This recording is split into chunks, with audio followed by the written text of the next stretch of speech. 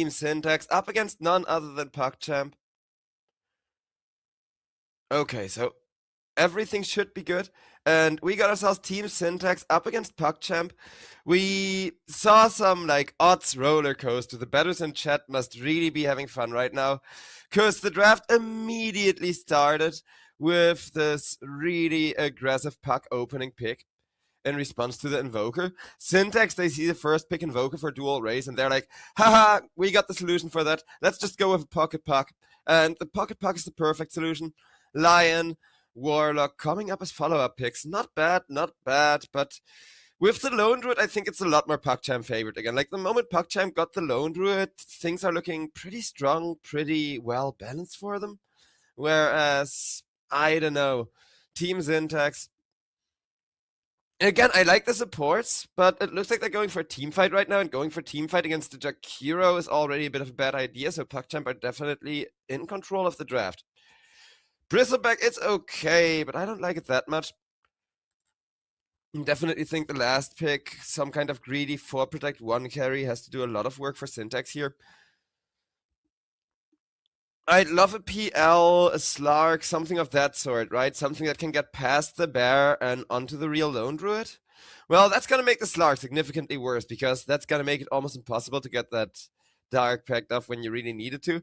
Trust me, I'm a big Slark enjoyer. I think he's really broken this patch, but sadly we never see Slark, because all the games that he looks really good, that he would be really broken, he instantly gets banned, and otherwise people just entirely forget about him. Poor Fishy. He's even in the Ringmaster Train lore, having like the coolest lore ever. He's not supposed to be on the train, and he just keeps breaking out and making things more difficult, so he keeps getting captured. I love Slark, such a cool hero. But yeah, against Lone Druid, you do want something like the Slark, but not the Slark, because now there's a Night Stalker countering any potential Slark shenanigans. Still something that gets on top of the Lone Druid, weakens him. I would genuinely not enjoy the Lifestealer. I know Lifestealer is a counter pick to the Bear, but I don't think dealing with the Bear is going to be your biggest issue when you have a Bristleback, when you have a Warlock. Like, the Bear is the one thing that I think Syntax have answered well. You can just take his armor to -10, Fatal Bonds him to the entire team, and hit the Bear. Like, they have an answer to that. They don't have an answer to the Lone Druid in the back that's just going to keep resummoning the Bears and keep saving his team from the Fatal Bonds that way. It's really kill the human, the real Bear, if you will. Because, funnily enough, Lone Druid, like, if you know, the ultimate is called True Form, and it is literally his true form, so Lone Druid is also just a really strong, really old bear that takes human shape in order to socialize and fit in with society, waiting for it to die out. Which is why he's the Lone Druid. Also why the only person in Dota that he actually has stuff in common with and that he actually agrees with is the Urza. Speaking of, Urza may be a decent solution, because Urza can kill the bear and it can kill the real druid in the back. Like, you're definitely going to get a blink dagger. You're definitely going to get your jump potential up and running to make sure that you can initiate safely. Because again, this Lone Druid bothers me so much, and PugChamp, I wonder what their follow-up pick is going to be, but they're good on cores. So I don't think they're going to rotate this Invoker into a support role, and yeah, it's going to be a Shadow Shaman last pick. Meh. It's not bad. There isn't that many stuns for the Shadow Shaman, but Shadow Shaman against Pug always suffers if the Pug is having a really good time. So if Pug is having a chill laning stage and gets to snowball, then the moment Shadow Shaman goes for an initiation, tries to hold somebody down or whatever, it's gonna be like, nope, silence.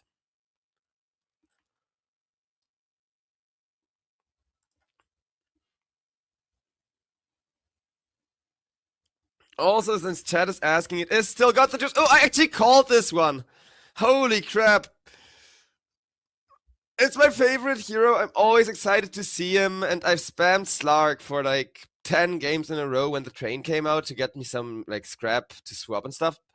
It's my favorite hero. It works excellently against Lone Druid. It's incredibly powerful, but again, the one thing I am genuinely worried about is the Slark's matchup into the Night Stalker. Krollgash really counters Laney, and Laney, I'm sure he knows. Like, okay, once Night Stalker has Blink Dagger, I'm just chill. And I think the idea is to commit a lot of pressure into this bottom lane during the first few levels to make sure that Laney can really snowball hard, can really go off. I'm definitely excited to be learning from the best as far as the Slark goes. Mid lane, though, I'm also gonna need to keep an eye out, because even though Invoker against Puck is one of those old school lanes where not too much is gonna be happening, 4 and 6 minutes, those support rotations are gonna be really big. Because with a Jakiro, with a Shadow Shaman, PogChamp's kill potential towards the mid lane is insane. Not just towards the mid lane, like if Gothic holds somebody down, Sunstrike is always gonna make short work of them. Exort Trizora. I do love Invoker and like him speaking that pretentious demon language. He's my favorite character, because if you're that smart, you get to be a little bit pretentious. Like in terms of character, because Slark again is my favorite hero. I play Slark. I don't play that much Invo. Because Invo, even if you hit your combos, at some point the enemy's gonna have answers like a BKB and whatever.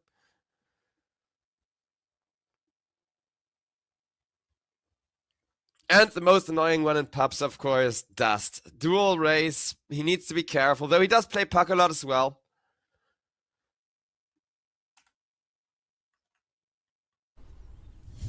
But let's not talk about Invoker win rate episode as he was showcased as MVP.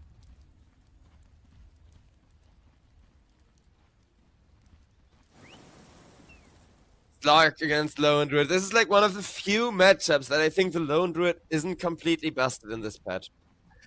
Because there's 3 or 4 good counters to the Lone Druid, you just never see them get through the draft because all of them are pretty overpowered.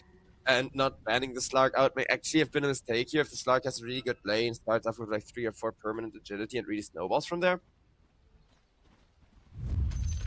But the rest of the draft is still a nice, well-rounded draft, right? I'm not saying that PogChamp aren't looking terrifying. I'm just saying Slark gives you a chance, like a real fighting chance against the Lone Druid, especially with the bear having attributes. It's such a good matchup. Because he'll still take, like, the debuff. He's still going to be kept down to 0 attributes, so he can't go negative, and that's not 0, but we're gonna see an attempt to go for first with the bear and the Shadow Shaman Bristleback. Yeah, this is what I mean. Exort Trione is just way too overpowered if there's a hold on to somebody. But speaking of hold on, Slark not gonna be done here. They want Gothic, and Gothic turning into that chicken, turning into a point of agility. Perfect positioning from Laney, making sure to go 1 permanent at least. Not worth the first blood, but I do think it's definitely a good look for the side of Team Syntax to show that they're not just gonna win, because both of these teams managed to beat Lynx yesterday in what was a really long, kind of rough gauntlet for Lynx.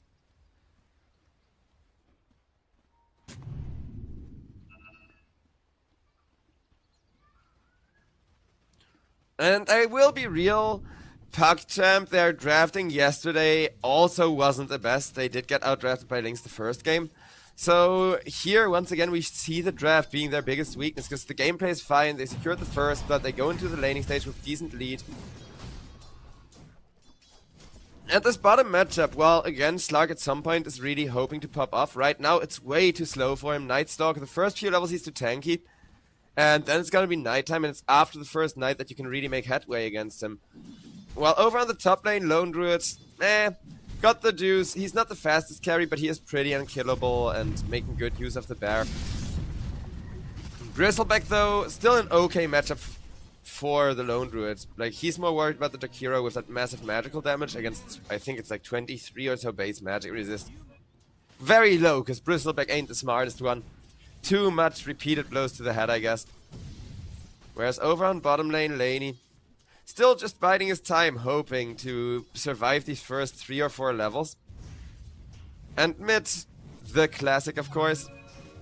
Puck against Invoker, it is definitely Puck favored, and they very deliberately picked Puck immediately as a response to this Invoker. But dual race, he's not here for the Puck, he's here for the Shadow Shaman.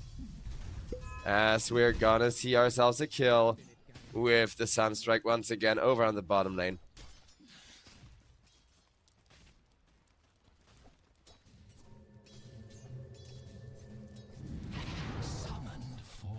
So yeah, Gothic, he just needs to hold people down, and that Sunstrike is gonna land beautifully. Hyuga, meanwhile, facing a lot of pressure from the Bristleback, who does get 1 more Quills off. Got the juice now low as well to the Lion. 1 more hit from the Lion, but nah, Fairy Fire's there. At least you wasted some money, I guess. But Got the Juice is the hero that you really need to get, because Slark is a momentum-based hero. He can make a comeback, yes, because around 20-30 minutes. It's not too late to just steal a lot of agility and make some money off of comeback kills and come back that way. But as you can see, Krollgash, he's leaning into his inherent tankiness, just getting 4 gauntlets of strength.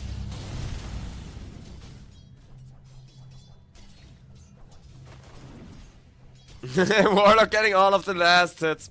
I mean, last hit secured, though I don't think Laney is happy about that. What he mostly needs right now is XP until he gets to level 6.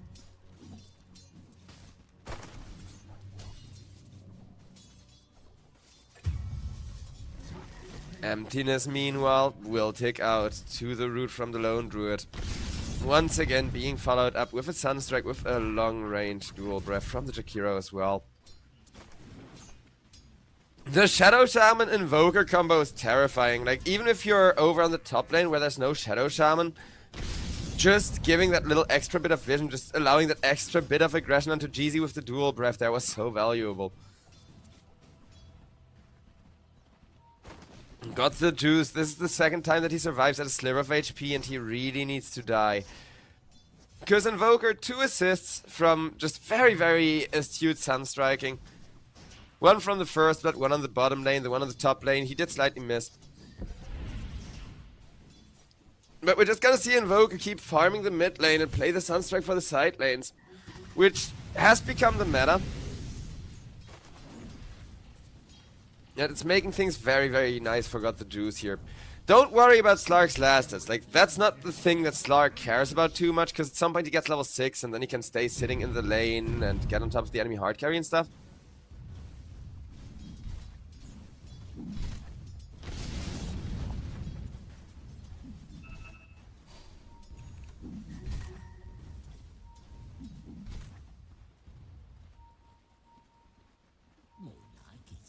Warlock is near the Twin Gate, trying to set something up.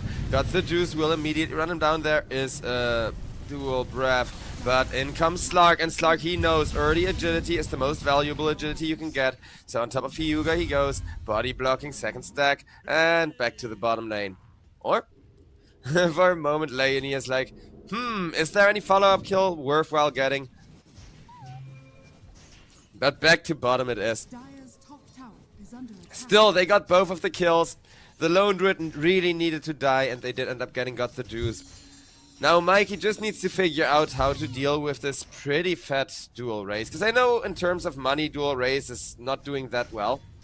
But in terms of XP, Invoker is supposed to be a decent bit further behind the puck. He's gonna have really good level 6, really good level 7 timing, if he's not stopped. Puck, meanwhile, like, he just is going to start ganking now that he has level 6, if they're not going to kill the Invoker instead.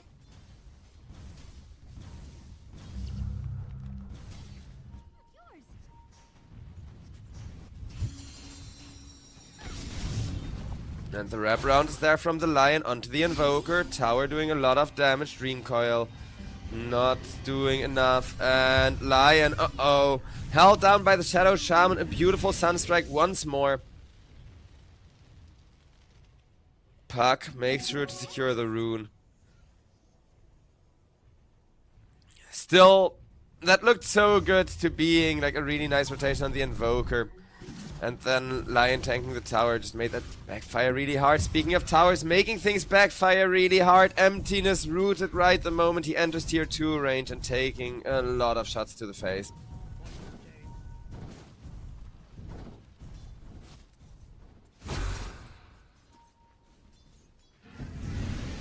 Hacks on the Jakiro as Jeezy needs to get himself away.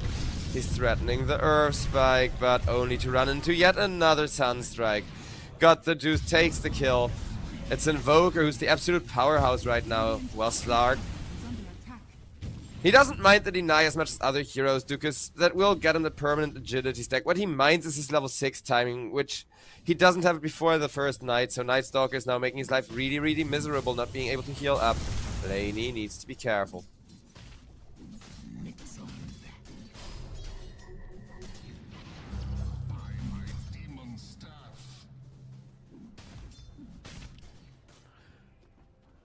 I mean, level 8 is pretty much the latest at which you want level 6 on the Slark.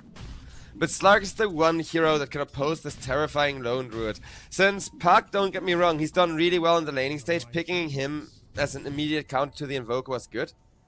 But Invoker, he's getting so many assists, he's getting so much XP, that Mikey just never is able to burst him. You simply don't have the damage against this dual race Invoker, looking to go for the Meteor Hammer to make himself incredibly tanky and already having the crowd to help with that. Warlock, meanwhile, wishes he had any kind of tankiness, but a beautiful Dream Coil may give Slark a fighting chance here, as he'll get himself on top of the Shadow Shaman. Puck doing a lot of work, but so is the Invoker. Another beautiful Sunstrike. As long as the Sunstrike keep hitting, PugChamp is gonna keep having an advantage just because of that. Mikey trying to chase down Hyuga, dodges the Ice Path, nicely done. Hyuga wants to teleport, Lion moving in, and they will burst him in time.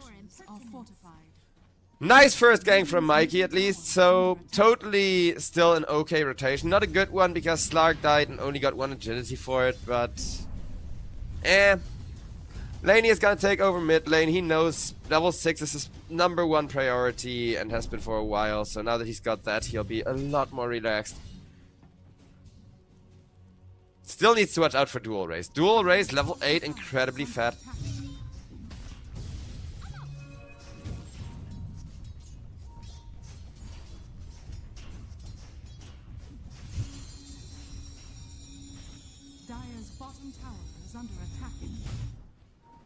Night Stalker low, but Puck decides not to dive him. It is still nighttime for 50 seconds after all.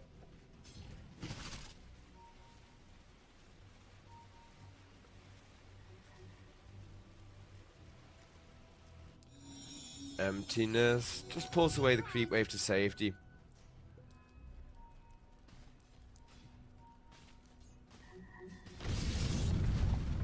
They're gonna try to go on the Night Stalker. Pounce misses.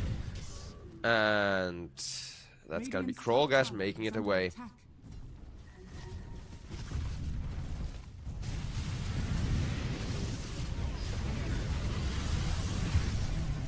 Bristleback taken down by Dual Race. Gothic is tanking a lot of tower shots for that one, and the supports will make sure to finish off that chicken.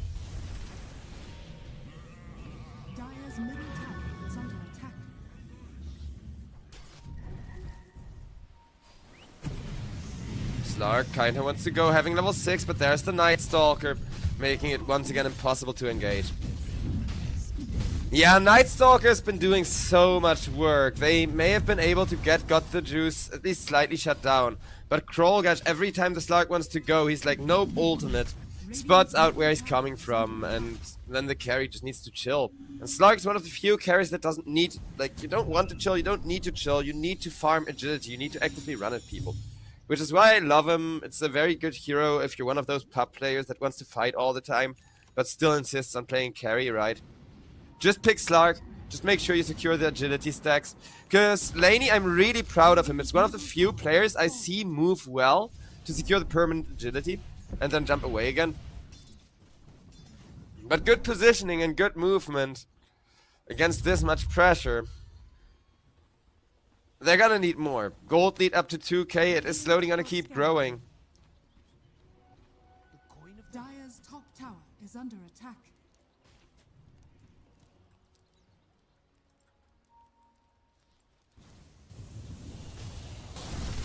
Radiant are scanning. Slark has an ultimate, but with Meteor Hammer and all of that AoE, he's still gonna get bursted.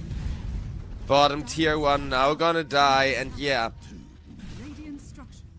Only a good Slark, if even his support is not having a good game, is not gonna be enough. As it's a 3k gold, but at least they do get the Lone Druid for that, so carry for carry trade is gonna keep the gold lead in check, it's gonna keep the tower advantage somewhat in check. Because do keep in mind, tower trades, they always favor the team that's ahead if there's no particular late game versus early game kind of matchup.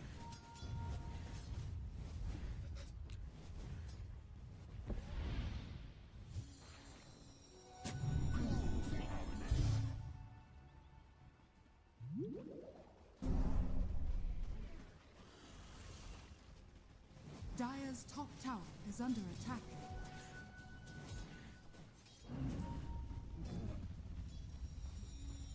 Minvo, he's trying to bait with like supports behind him, but nobody really dares to go for him.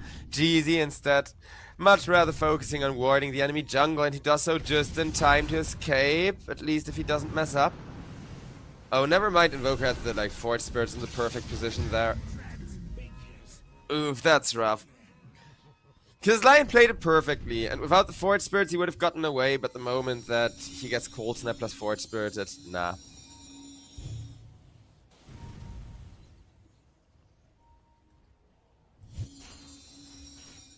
Mikey still having an okay game on the puck, but I'm not sure if okay is gonna cut it.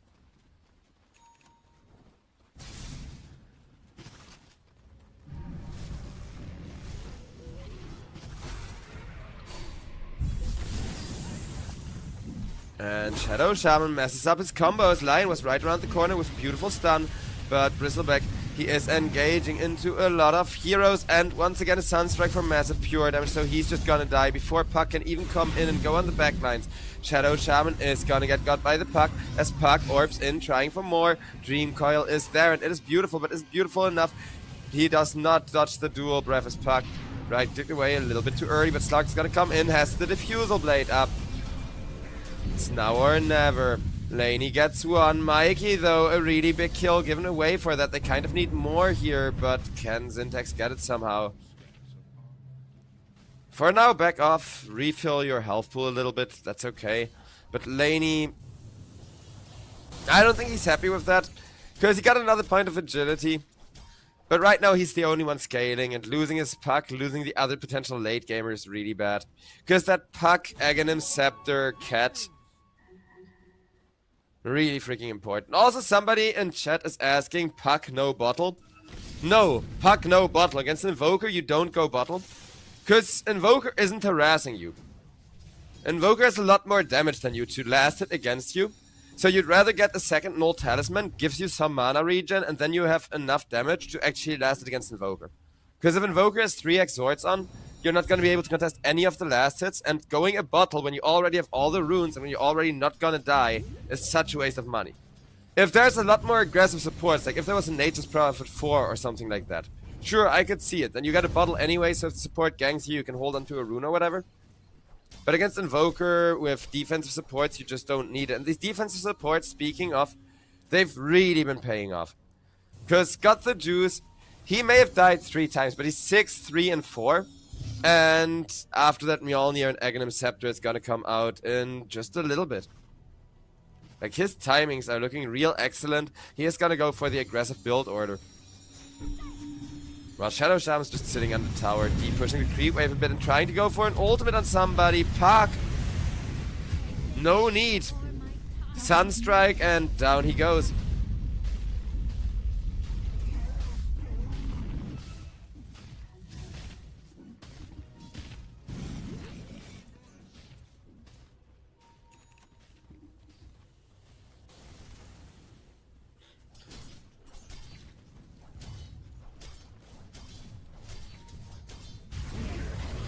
Slark.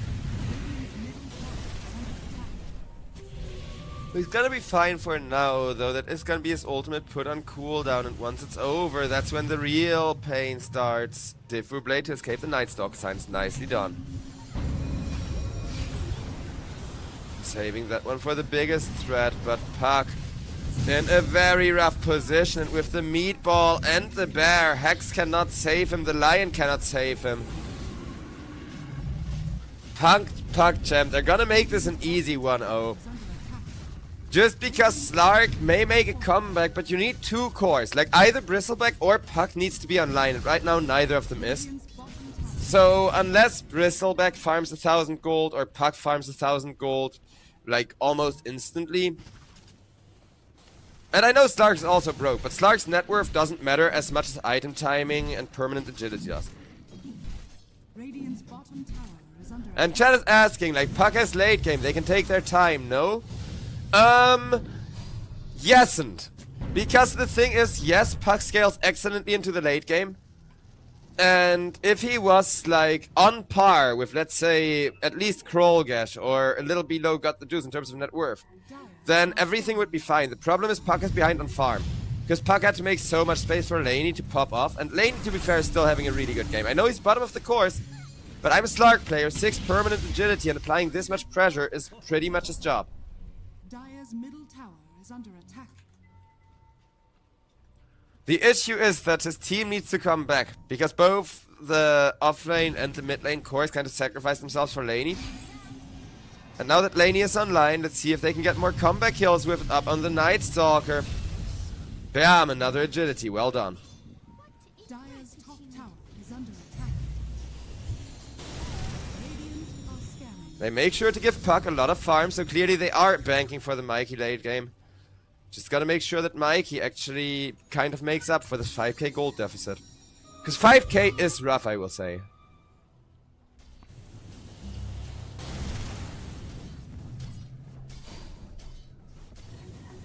Slark grabs the stack, rushes the early BKB. To be fair, it's not like Lone Druid at any stage of the game is gonna get an answer to that, right?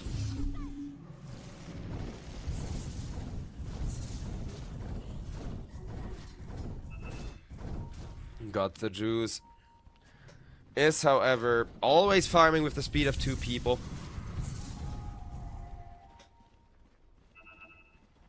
Once he's got that Aghanims completed. Night Stalker doing a good job de-warding, taking and keeping control of the map.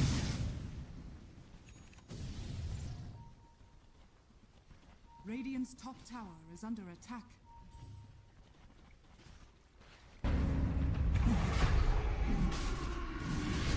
Radiant's top tower has fallen. Radiant are slain.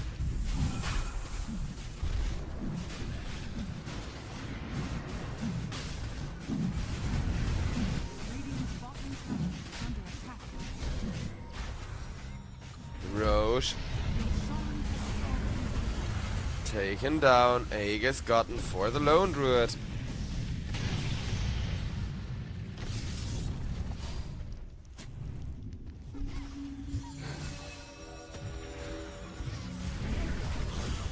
And though a bit of a rough spot for him, but Slark knows that he cannot jump straight into the bear. Bristleback held down Lion with a defensive stun. The meatball not doing that much. Oof, Lion fingered the wrong chicken. That sounds so wrong, but holy crap, that is gonna cost him this entire team fight. Well, not just that, but it did actually let the Shadow Shaman get one more spell out there. And if you use a big spell like that for the stack and then don't even get the stack, don't even prevent the support from casting anything else. Radiant structures are Oof. fortified. Dire structures are fortified.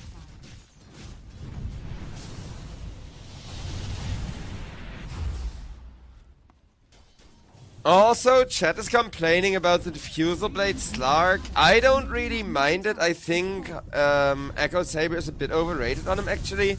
What I mind is the order, but I don't think that that was intended either way. Because Laney, usually you either go Diffusal Blade into something that gives you attack speed to make the Diffusal Blade really good for you, or you go BKB Echo Saber, so you have the Echo Saber to give you more health to get more value out of the BKB, right? Here he's kind of got a switch built halfway, because his lane was going really well. He started this game off extremely nicely. And as you can see now, it's going very rough.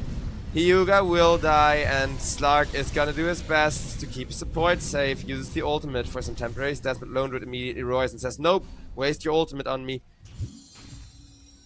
Mikey, dive to Jakiro. Can he get away for it? Looks like it, maybe.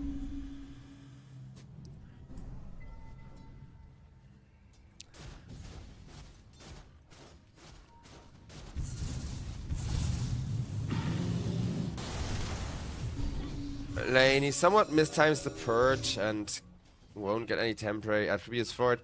Though temporary attributes is all that he's playing for right now, as it looks like Shadow Shaman drops. And yeah. That's definitely a Dota related issue if it's like instant drop and he pauses after being disconnected. Because if it's the player himself pausing, obviously nobody pressed F9. That's just Dota auto pass. BKB is finished for the Slark though, so this is gonna be the final now or never.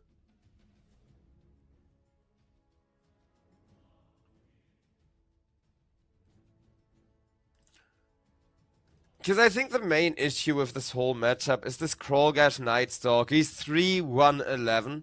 And if he's on top of the Slark, he forces Slark to run away and get out because he can't press Shadow Dance. If he's on top of the Puck, same thing. So there's two heroes that Nightstalk are hard counters, and not enough answers for him yet. I could see some Nightstalker answers, like, I don't know, even an Yules or an Atos or something would be good. Laney having a good time though. Oh, this makes it all worthwhile.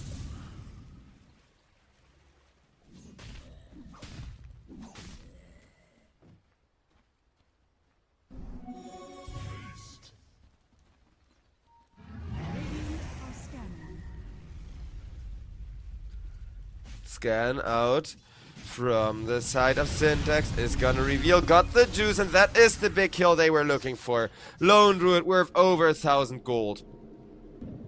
Keep in mind the bear is still alive. The bear is still gonna keep farming. That's not gonna change just by killing him off anymore. So technically this kill is just a little bit late to actually slow down his farming speed, but Slark getting permanent agility is really all that hero cares about.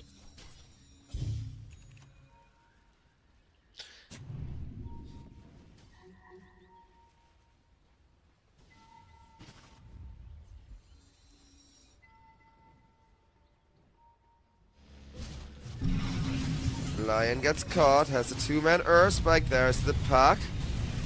They gotta take this careful, but with the Slark there, can they do something? I'm not so sure as Nightstalk, a beautiful silence. And that's what I mean. The Nightstalk's the issue. He hard counters Slark, he hard counters Puck, he forces both of these cores that were winning the team fight to immediately run away and still die while doing so.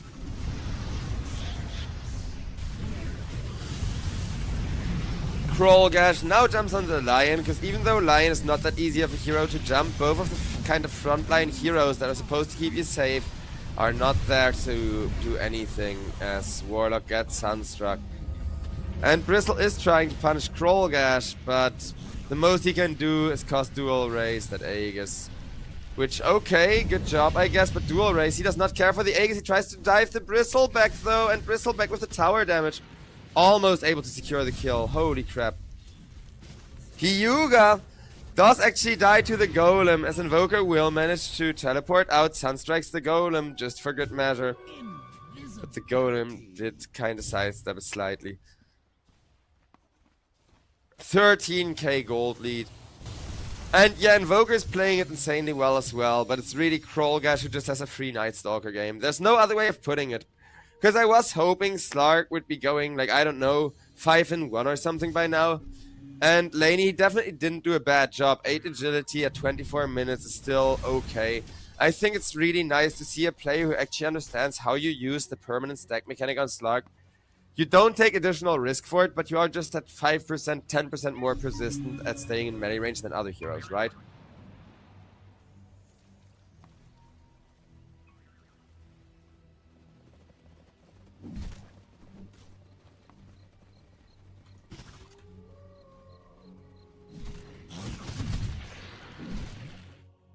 And another pause. I mean, I can check if there's any important items, because Bristle, he has that Halberd, and yeah, Halberd is good against Lone Druid, it's good against Nightstalker, but it's not gonna do enough when Invoker, Shadow Shaman are both online, and Lone Druid has 2 heroes to interrupt your ass with. Slark also kind of struggling in the gold net worth department, so... The one thing that is very interesting is that Puck is committing for an early BKB, and while this is definitely a BKB game, going for it this early just to deal with Nightstalker does kind of feel bad, and just goes to show how difficult Krollgash has been making Mikey's game.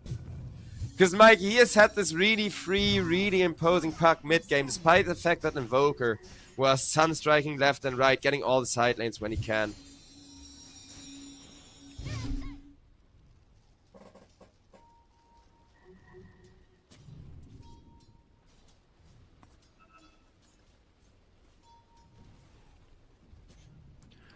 But I guess this game is all BKBs, because even Gothic on the Shadow Shaman got one queued up now.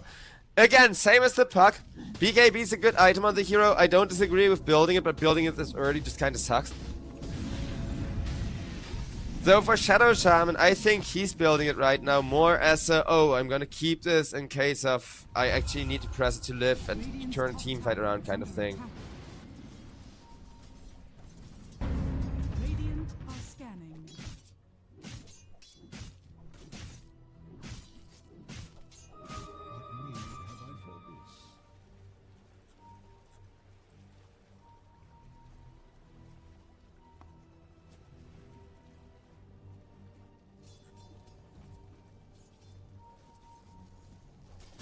And we're gonna see a catch attempted on the Invoker.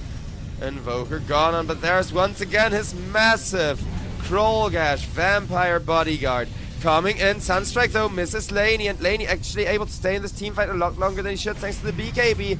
But that last burst of damage is only now gonna be brought in from the Puck, risking his life to do so. Hyuga traded for Stoic is something, but Slark needs to find that second go in, or else this fight is once again just gonna favor PugChamp way too much. It's kinda ironic that PugChamp are playing against Pug and still winning.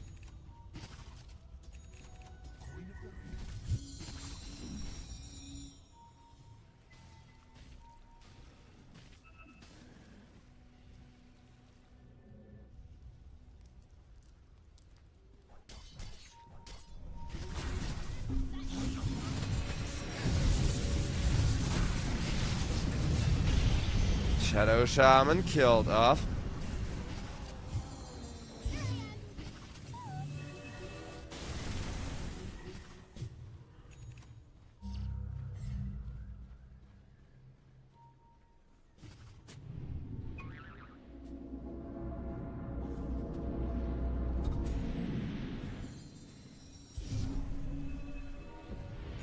Slark trying to be very aggressive, invading the dire half of the map.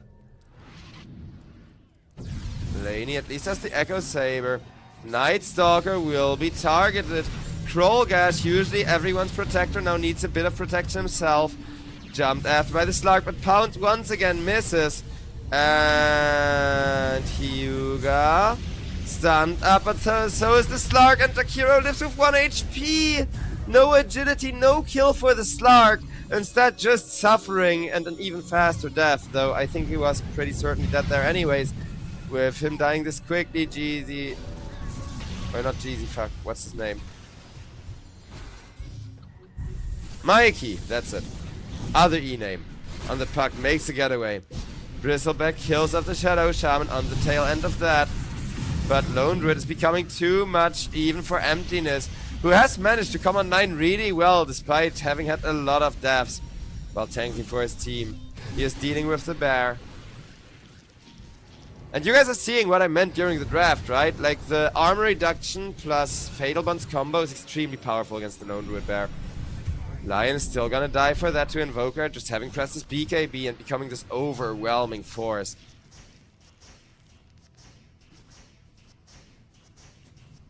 As Mikey's gonna finish off the remainder of the Shadow Shaman ultimate as best he can. Sheepstick would be huge. For now it's gonna be a Parasma though. Which, I mean, there is a lot of magical damage from the Lion and the Warlock that you can amplify, but on the other hand, I do think that Lockdown is currently the biggest need for Syntax. Slark, for that very purpose, is gonna go for an Aghanim Scepter. Aghanims, I definitely agree, usually want to build Aghanims before the BKB, not the other way around. Because you saw, right, Slark has been pressing his first BKB and he just had to run away the moment that his ultimate ended. Because he still doesn't have the health pool to really sustain himself during the 9-second BKB.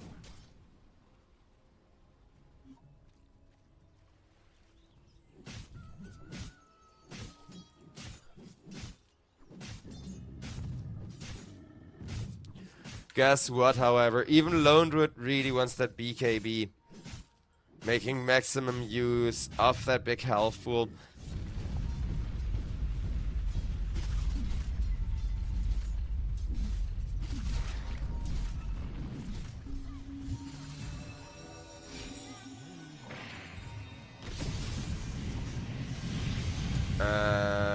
that's going to be Lion killed off. Krollgash on top of Puck though, and that's the big main target, because without the Puck, most of the damage in that team fight is gone. Gothic may have died, but everybody else is gonna be killed up, because they wasted all of their resources on Krollgash, who's barely even slowed by that.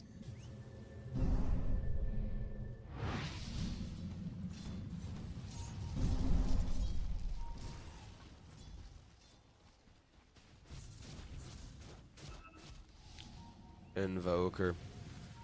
He is going for a sheep stick. Oh no, this game is just getting rougher every minute I look at it.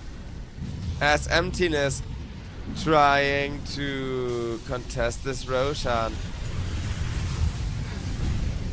BKB's out.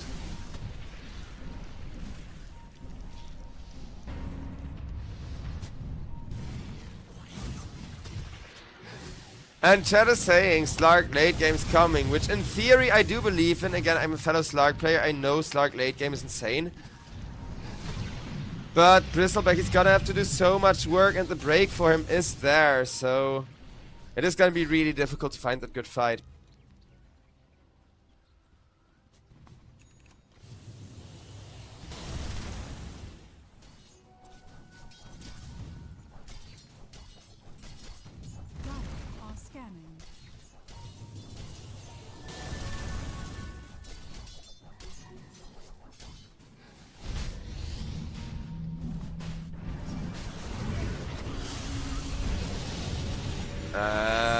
That's gonna be a nice finger on the Jakiro. This Roche fight is not gonna be so easy with the bear lurking around the corner, having an amplified damage rune, which is kinda hard to see with that Mjolnir, but I think that's the idea. PugChamp kinda trying to be tricky there.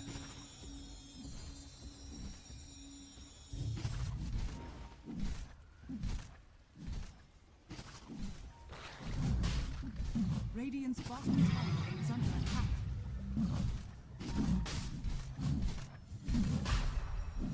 Bristleback slowly going through Roshan on his own.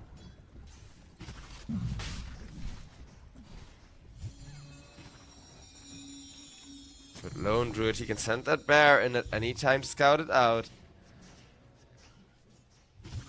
And at least we are gonna have final standoff, which is impressive enough given that they've been playing on the back foot for quite a while.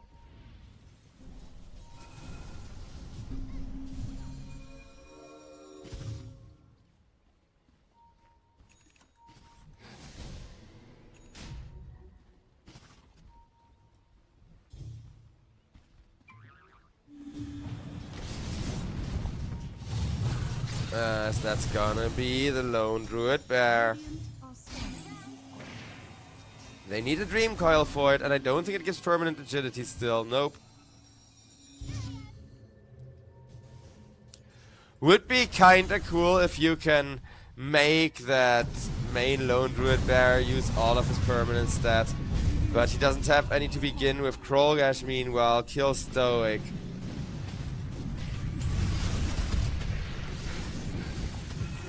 And not the juice, wants them to go for Bristleback with BKB. Bristleback's gonna be out. Jeezy, however, not so lucky.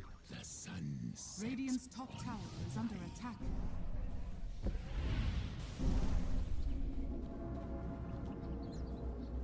Roche probably gonna be picked up mostly for free with this much damage online. And from here it's looking like it's gonna be death by 1,000 cuts.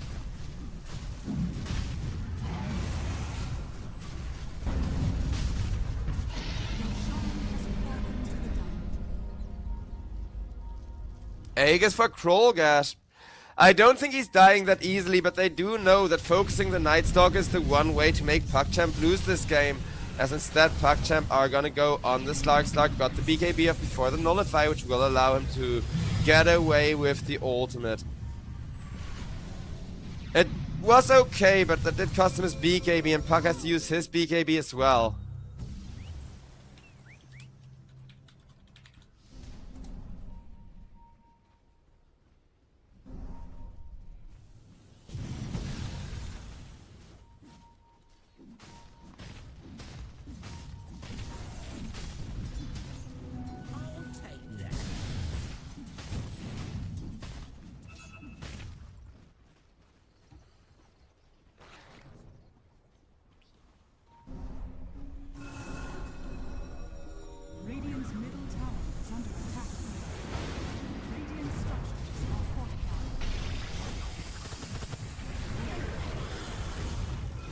There's the high ground push with the banner. Even the Shadow Shaman ultimate slapped down. Emptiness. Got the BKB, the last one currently available. But even that one's not doing anywhere near enough against the bear. As there's Krollgash. And just like in The Shining, he comes through the door and just axe murders people.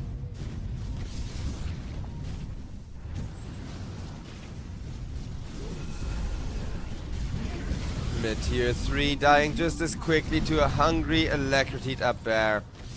They take down the range Rex, get the Medirex to half health as they try to end this game on the bottom lane where Stark almost got a good jump once again, but oh! Slark made sure to get the Shadow Shaman, though I don't think even with the puck buyback it can be enough because Mikey, that's his BKB used. He gets 2 people low health, but nobody has any health to follow up as even Slark needs a moment to reach, and Bristleback's gonna try now. With his own buyback. Is it gonna be enough? Yuga's probably gonna be caught, but what's Slark up to? What's the Slark doing? Oh no. Yeah, no, Slark from behind is rough. I've had games like this, I'm not even blaming the player too much. I think they weren't clear enough on their game plan. People are flaming his net worth or whatever, but I don't think it's a net worth issue. I think they weren't clear enough about their game plan. Because on an individual level, we kind of saw a bit of a flip-flop, right? They were like, oh, we're gonna go for this really big puck. Oh, Puck is having a crap game. We're gonna go for this really big Bristle. Oh, no, Bristleback just died twice in a row. Let's go for this really big puck again. And I feel like if they had a bit more of a straightforward plan, who's gonna build what and who's gonna be doing what in the team fights, maybe they could have done it. Because again, the Slark carry looks really good against everybody but the Night Stalk. But they can jump Krollgash, they can't kill him. And if you can't kill the hero that count as your hard carry, then you don't have a hard carry. I don't know what about Spirit Vessel or anything like that, right?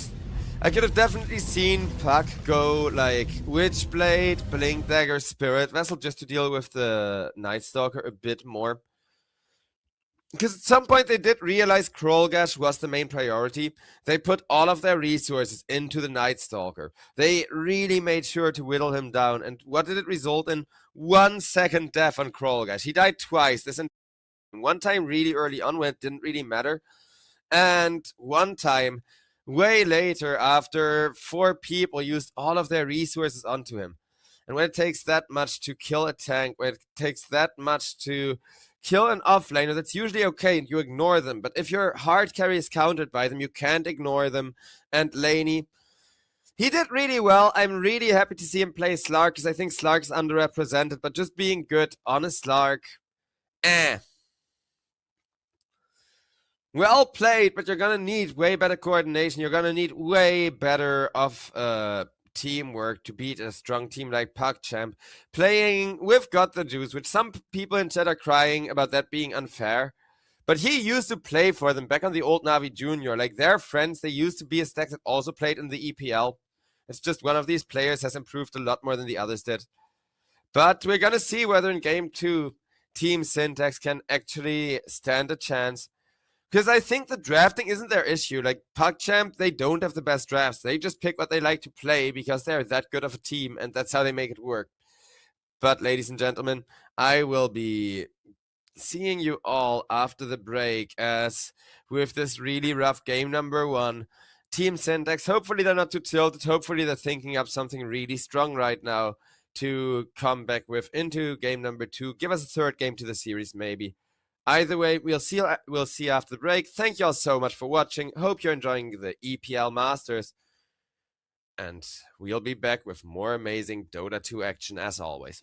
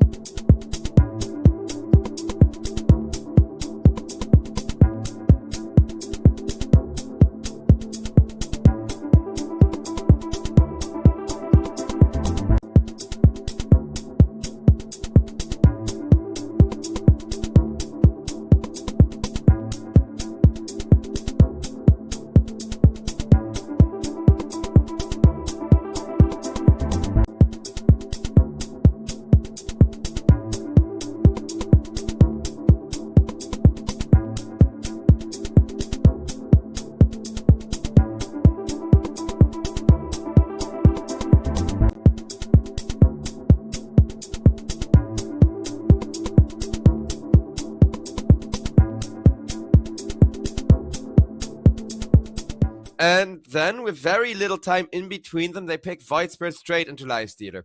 The 1-2 combo with the Infest Void Step, a really good amount of burst out of nowhere, a really good amount of massive freaking nuke damage. Whereas Syntax will immediately respond with a Huskar. Huskar not amazing against Lifestealer, but not super terrible.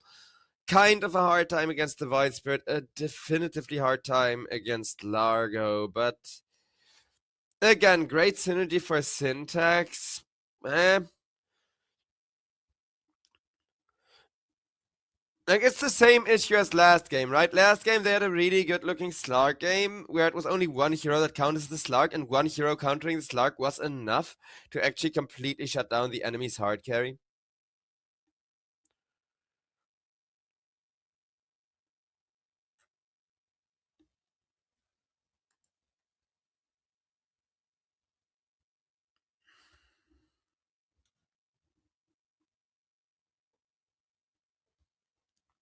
Viper banned out, so the biggest break for the Huskar is removed, and the other ban is gonna be a Sniper. I would have loved Sniper with the Lifestealer here. Sniper support, not something that you have in mind every day, but while Largo can be a support, I think Syntax may be a little bit certain that he is. Drow and Luna gonna get banned out. Meh.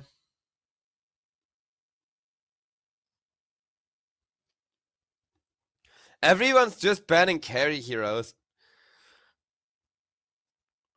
Theoretically, both teams do not need to pick any more cores, and yet everybody has banned carry heroes. So I think this game we're gonna play a lot more late game, a lot more greedy than the last. But let's see how Syntax wanna accomplish that.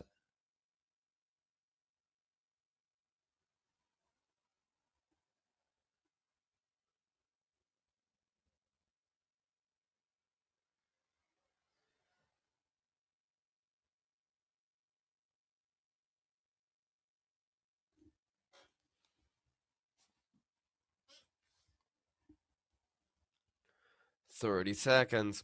Now we're back to a bit of a slow and kind of thinking stage of the draft, because they're asking themselves, where is this Largo gonna go, in fact? Against the Huskar, Largo core is kind of bad, because Largo core relies on keeping everybody in the team fights very long.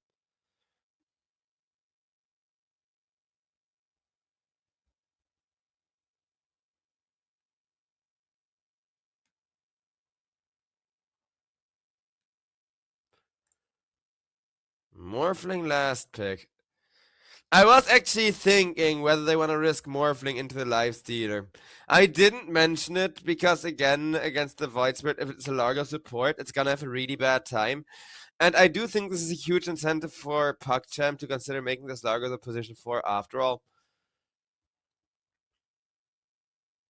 Yep, that's what I mean. I mean, it almost feels like the same situation as last game. There's a Morphling who's looking to have a really good game, and there's two heroes who just perfectly counter him. So it's a bit harder for Laney than that Slark game was, and that Slark game was already rough with how free of a game Krolgash was having. Mikey on the mid lane, really happy laning against the dual race Void Spirit, because of course Void Spirit is and a melee hero and really weak to magical damage ever since facets are no longer a thing. This Huskar loadout looks cool as hell though. Does anybody know like which box it's from or however I get one? Because I kind of want that chainsaw dagger, and like I think the burning shoulder thing replaces the immortal, but this definitely has a lot of potential. And right now it is candy work, so I've been trading for them treasure chests, getting some of the sets that I've been lacking for heroes, but mostly a lot of hero relic.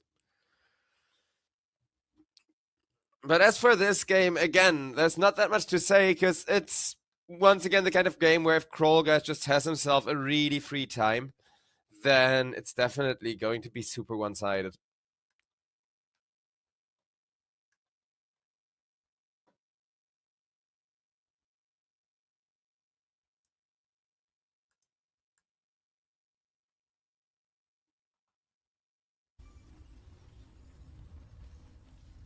Wow! Prepare for battle.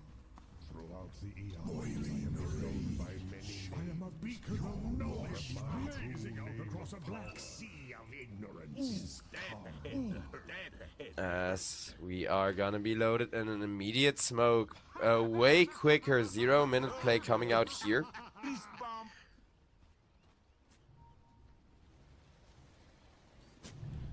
I do like it. If you already have a better level 1 first blood potential, then you may as well commit for it, and you may as well make sure it guarantees you value.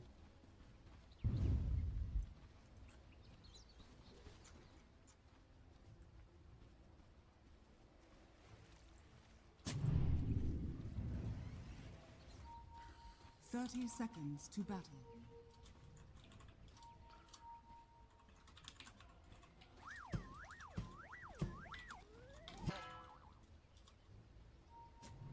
Good positioning, but both teams are gonna get some very aggressive vision in. And yeah, pings out. Gothic saw Huskar there. Let me tell everybody, hey guys, be careful. The battle begins. Speaking of careful, dual race, he's gonna need to be so careful this entire laning stage. Cause with the Invoker,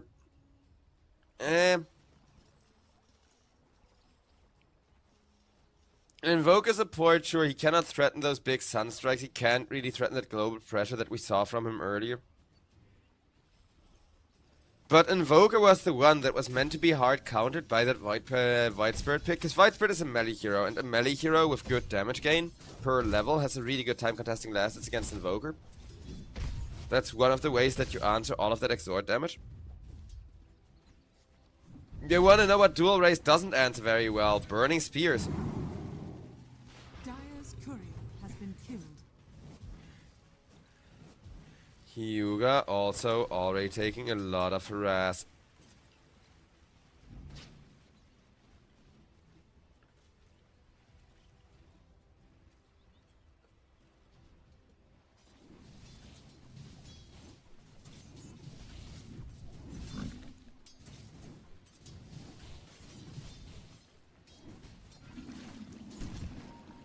Morph.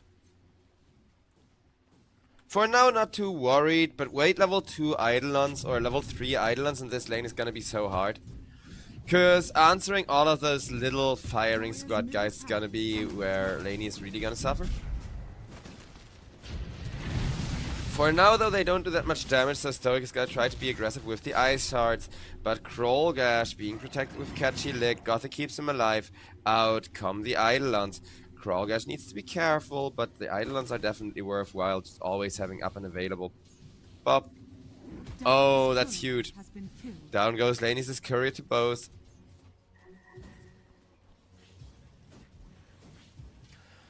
Already a very, very rough top lane. And over on bottom, at least Jeezy is gonna need some XP, because I'm not opposed to Invoker 4 position. I think it can be really good, but you definitely need to bide your time, and Axe can't harass lifesteal, as you just saw. You can harass his mana pool, I guess. But it's definitely not the worst matchup for the lifestealer. Even the pure damage isn't that big for a lifestealer, because he's gonna get a really big health pool. He's gonna heal a huge amount with every right click on the Axe.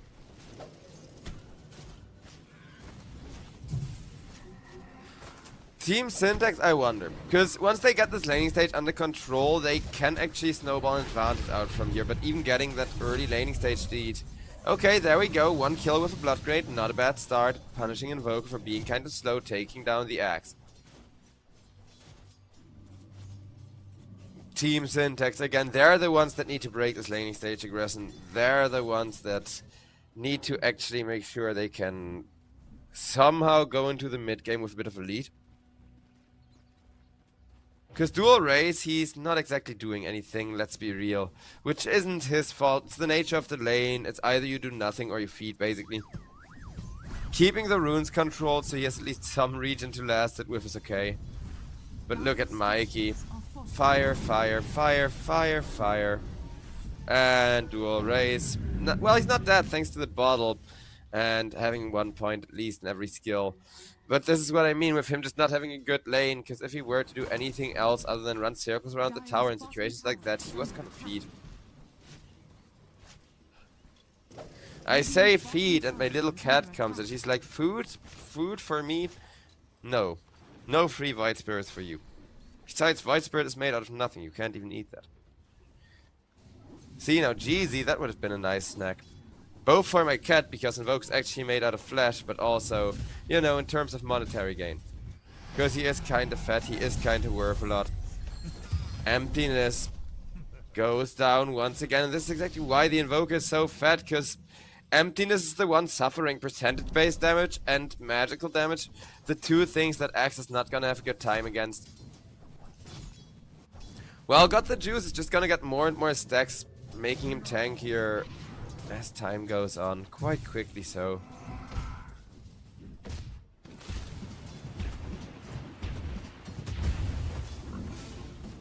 And Tusk.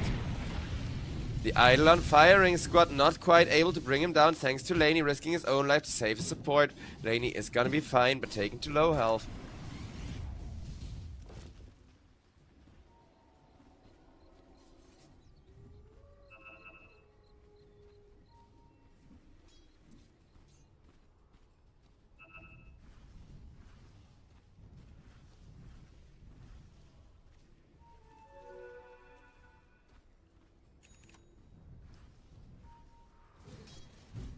Void Spirit still just barely sustaining himself off of that bottle. He's like a man in the desert, just scavenging for water to stay alive.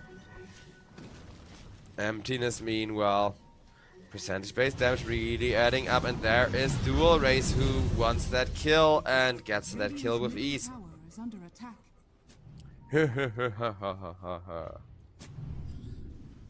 It is once again Emptiness. Actually, at this point, more or less the less valuable kill over on bottom lane. And yes, I know he has a lot more net worth than his Invoker. But the thing is, if you shut down the Axe, he's already not farming. He's already not worth a lot, right? Like, he needs to farm for a few minutes before he's worth gold again. Whereas Invoker, a lot of XP. Mikey will go down, the first massive return kill. Jeezy comes in to make sure Hyuga goes down. Stoic may or may not go down for that, but the supports, they're doing a lot of work. Ooh, battle of the lockdowns, but Stoic will come out ahead. Now has an Invis rune. PugChamp need to be careful. Out comes a very risky Ice Shard, but a beautiful chain stun with the Cold Snap, with the Snowball.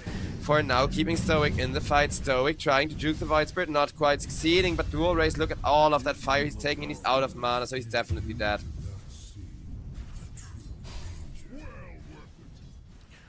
Mikey against Void Spirit, the one matchup that's doing the work this time around. And just like the Slark, it's having a good early game. Just like a Slark, the transition into the mid game is gonna be where either they're gonna fall off or make sure that they have themselves a game.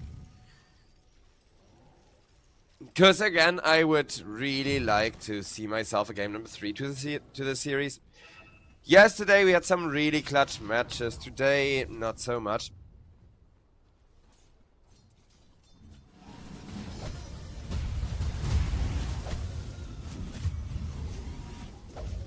Trollgash goes down. Stoic. Zoned away, but Dual Race just killed off the Huskar, and that one's massive. Void Spirit will tick out for that to Gothic as well as the Burning Spears.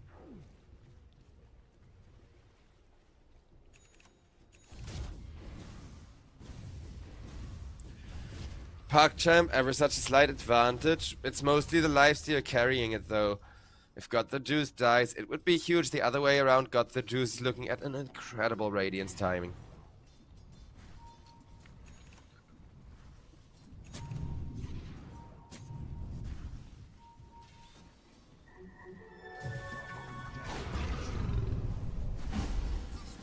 Ringmaster has a save, has a catchy lick to protect Gothic. Doing a solid job keeping him in the fight, even if that is most of his mana pool getting exhausted. Emptiness able to Once again, make some space, but once again at the cost of his life. But at least over on top lane, he will get Krollgash for that. So, Team Syntax, for the first time in this game, actually favored in terms of the gold lead. Win rate wise, it's still 50-50 though. It's still a very close, a very clutch kind of early game laning stage.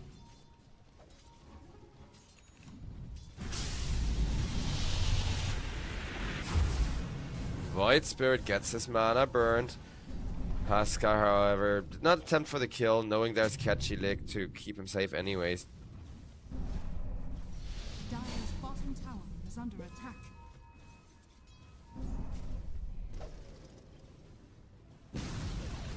Radiant's middle tower has fallen.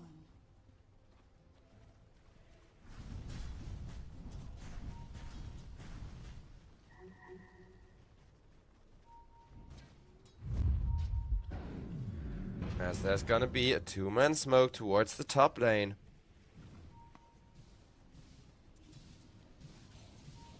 Radiant are scanning.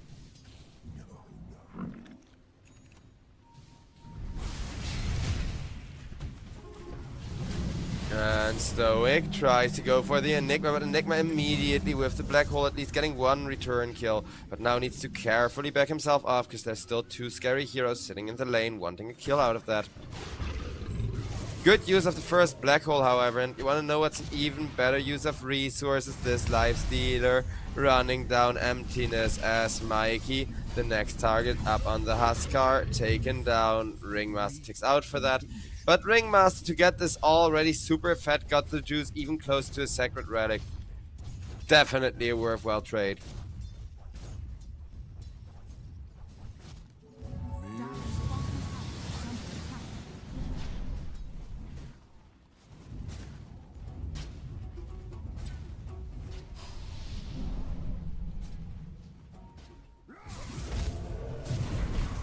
Lifestealer this time around caught with a lot of damage on the Walrus Punch. As got the juice, goes down.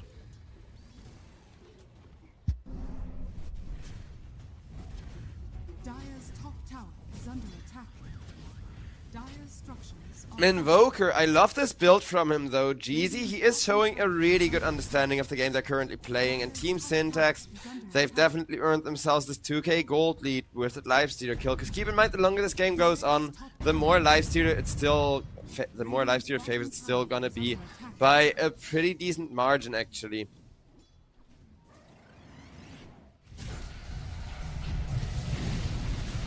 Lifestealer ran down and blown up by Emptiness with a lot of damage. Laney makes sure the bottom tier 1 is also just slowly getting whittled through.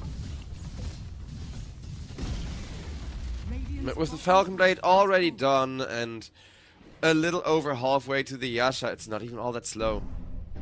Dire's top tower is under attack. Radiant structures are fortified. Regeneration.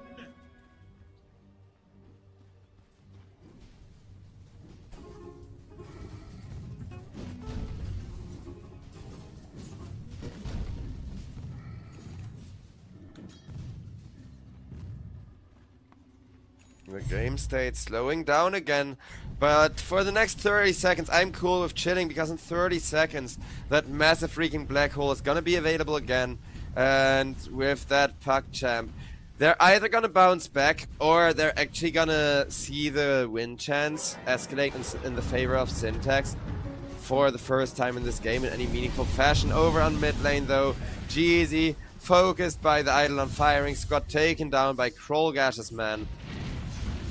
And Stoic the next one in a world of hurt with a lot of burst. Yeah, that'll do it. Dire's structures are fortified. Dual race, he's going 5 and 2 on a Void Spirit who's been, if I'm putting it nicely, suffering through this game, basically. Has fallen.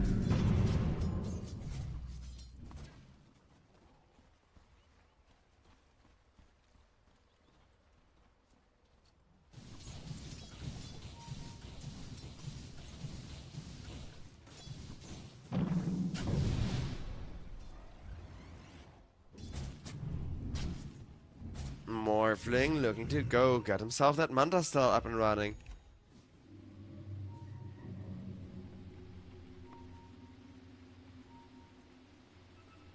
Radiant are scanning.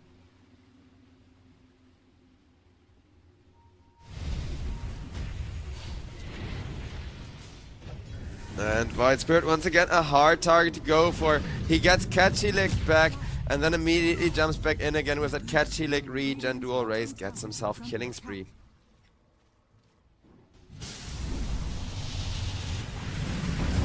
Enigma and his Royal Guard get focused down. Morphling in a bit of a predicament though as White Spirit comes in, has a Spirit Vessel already, and with that Spirit Vessel, Morph just gets absolutely destroyed. The gold lead is still there, it's still persisting because Huskar is making some money happen. But that's 2 big kills for just an Enigma.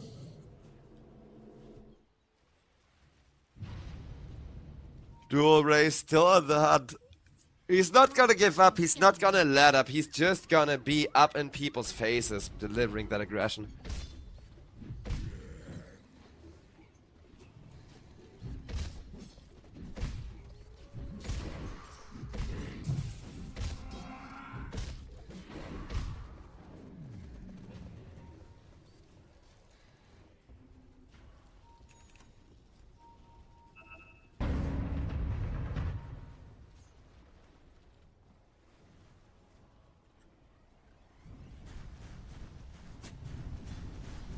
Team Syntax slowly losing most of their gold lead. Mikey is the one holding on to it.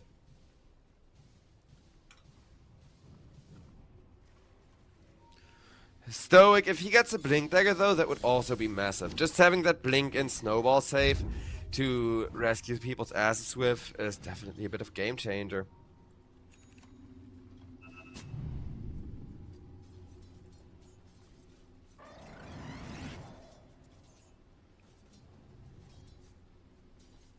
Over on top.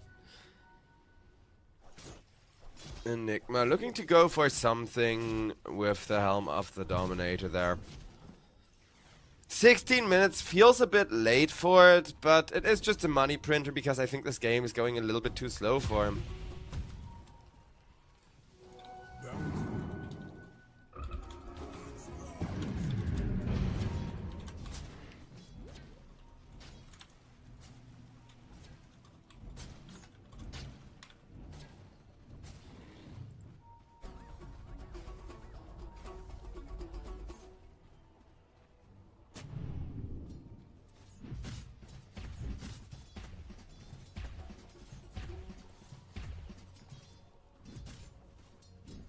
Huskar.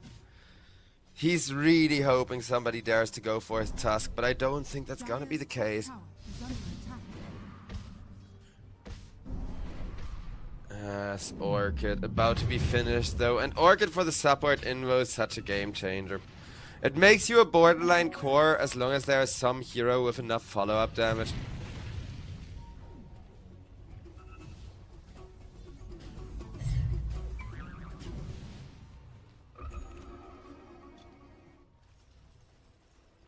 But after the laning stage when PugChamp are grouping up, Team Syntax, like this is the second game that in the like big group fights, 5v5 or 4v4, they're having so much worse of a time. And here we're gonna see that once again with the White Spirit beautifully setting up Jeezy to die to Got the Juice. Got the Juice, almost 200 feast stacks already, approaching the 20-minute mark and snowballing absolutely insane.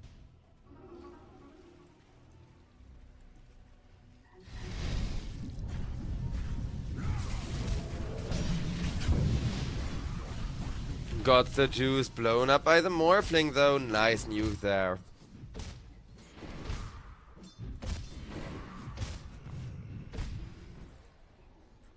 Dire are scanning. Radiant are scanning.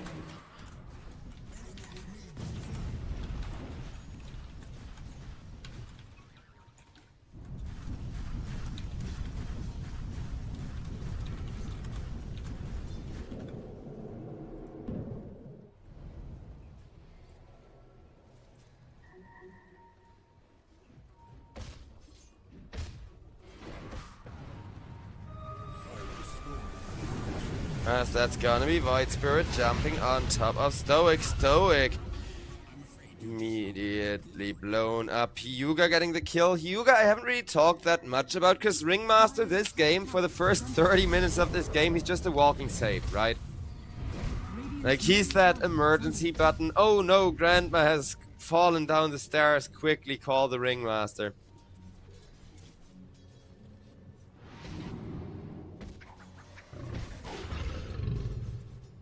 And it'll stay like that for a while longer. He's building defensive items too, so it's like the rescue worker that's being called when Grandma falls down the stairs again. Is just saving all of his paycheck to buy himself better equipment. But at some point we are going to see that pay off. At some point there is going to be Wheel of Wonder level 2, Wheel of Wonder level 3. A lot more of that AoE control and magical burst damage to keep a lid on these team fights. He just needs to get there. And, I mean, keeping people alive, I guess, is helpful with that. But Team Syntax posturing and positioning very aggressively.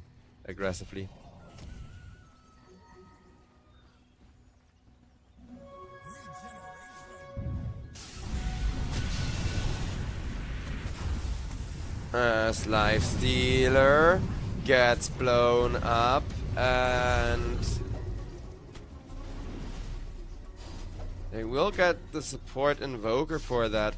So I guess it's gonna be a carry for both supports, as Stoic is also about to die. Hyuga definitely happy, getting some XP for his level 12 if he can catch Stoic. But dual race meanwhile died to the Huskar. Huskar definitely happy with a big return kill like that. Prolgash finishes off Stoic. Everyone is gonna retreat from the side of PugChamp for now. Radiant's bottom tower is under attack.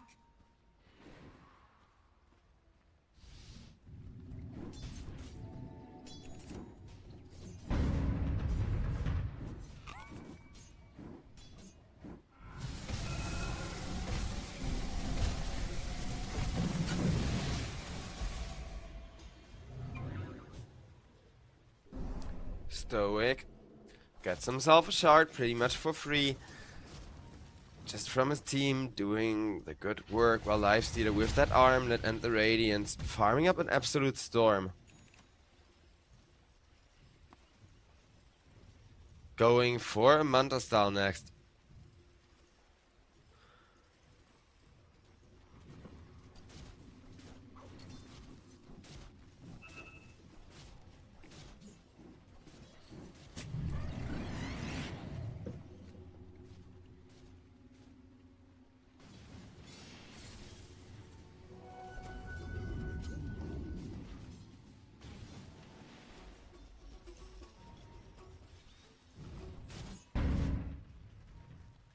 Dire's top tower is under attack. Dire's structures are fortified.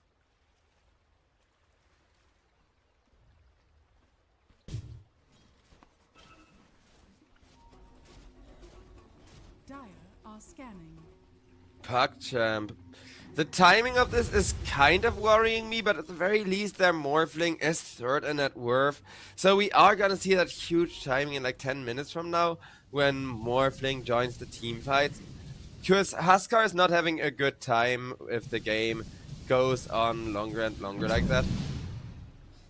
The longer this game kind of keeps snowballing, the longer this game kind of keeps going for the Huskar, the rougher it is gonna get.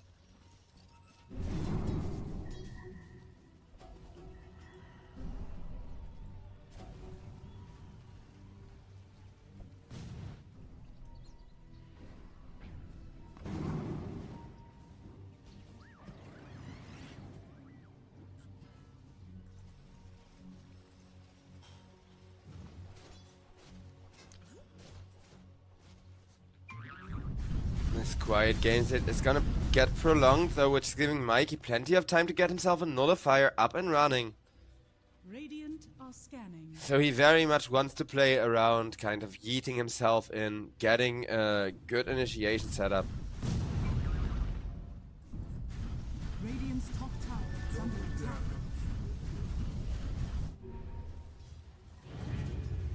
Dire's bottom tower is under attack.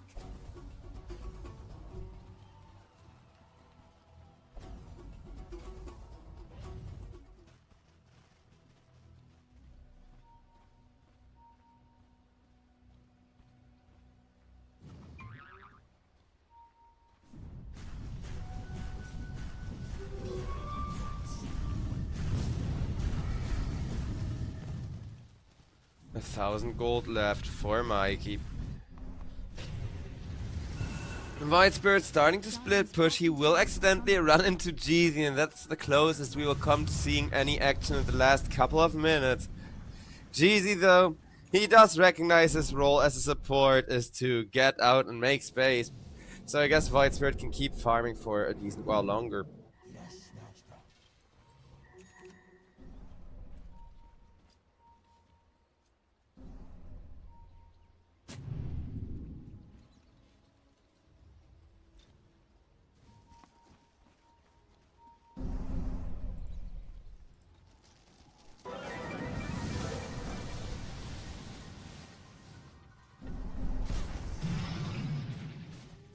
Radiant are scanning.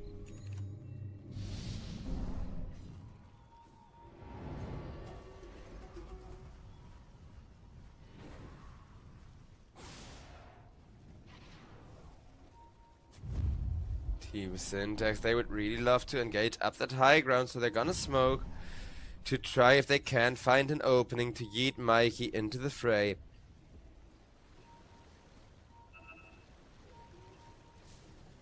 Just instantly give one or two of PugChamp's team members a bit of a spear lobotomy, but instead they're just gonna go for the Roshan, which is still gonna be huge if Syntax can get that safely.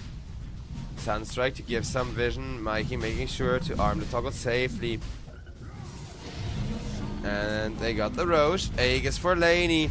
Laney, he's finally able to join team fights. Let's see how much damage this Morphling can do for now.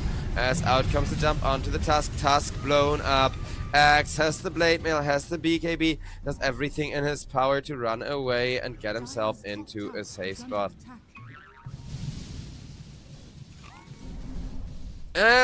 Not the cleanest of engages for the side of Team Syntax there, but with that Aegis they're gonna have another shot or two. It's not like this is gonna make any lasting impact compared to the last couple of carry kills, compared to this Huskar actually having been able to farm for the last couple of minutes.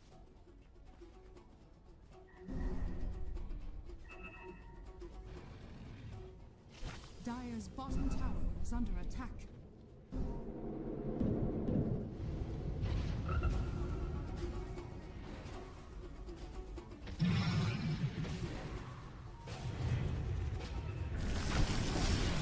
As that's gonna be Emptiness chased after taking half of himself's magic damage almost instantly from Void Spirit's burst. But it's the Life Stealer that's really hurting with that Radiance. Huskar, he does not have an Aegis, so the moment that they see him, they're just gonna drop the one-man black hole, instead kiting the Morphling around. He is Alacrity up, but even with the Alacrity against 3 heroes without magic immunity, he's gonna go down the first time. Morphling. They do have to be careful of him, because with the Butterfly and the Manta Style, he is an absolute beast. However, Laney, he too needs to care, because that was a lot of burst damage, and there was an excellent use of the black hole.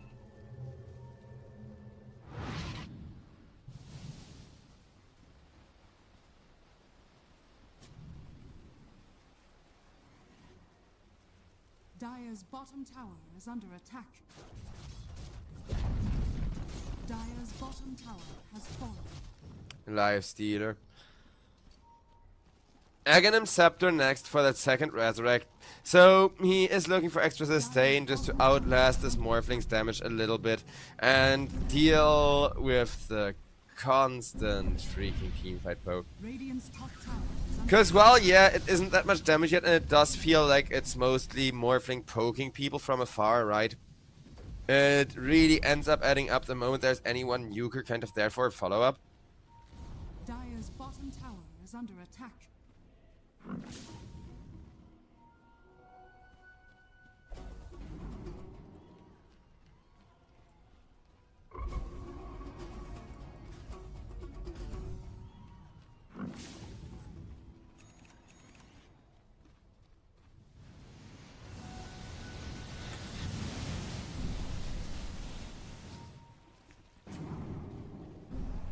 Four-man smoke. And it will immediately land on the Ringmaster. Ringmaster shotgun down by the Morphling. As Stoic sets up onto Krollgash's creep just to take that one out. No money printer for you, they say. Krollgash, he's still doing well, but definitely not having as good of a game as he did last time.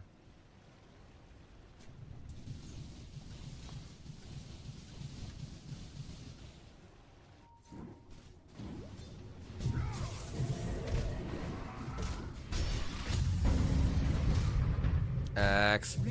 Nothing he can really do against the BKB teleport out, but a forced BKB is not bad either. That is wasted time and money from the side of PugChamp. Enigma, he's not really wasting time right now, because it's like 10 seconds on the black hole, and that's what he's really waiting for, so... Dire's top tower is under attack. Radiant's middle tower has fallen. Radiant's bottom tower is under attack. Radiant structures are fortified.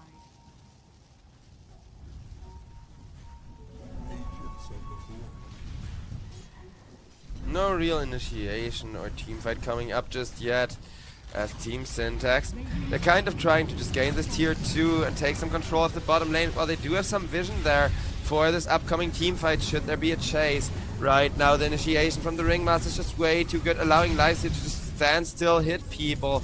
But Ringmaster may have had a good ultimate, Void Spirit did not. One man Black Hole once again committed on the Huskar. Huskar almost dead. One more hit from the Lycia is gonna do it. A lot of damage taken out from Team Syntax, and Morphling too low to rejoin the team fight. That's gonna give HYDRA a double kill, and the good Ringmaster ultimate is finally gonna pay off. Got the juice. He does of course really love himself those very long, very extended kind of team fights.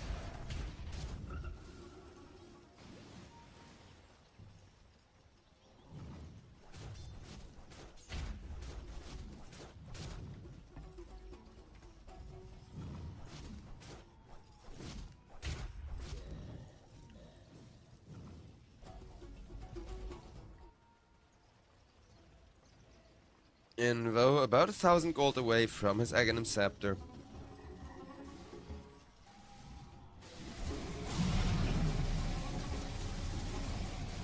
And a Tormentor also going the way of PugChamp. PugChamp, who are gonna have a really strong late game, are going to continue getting themselves that gold advantage.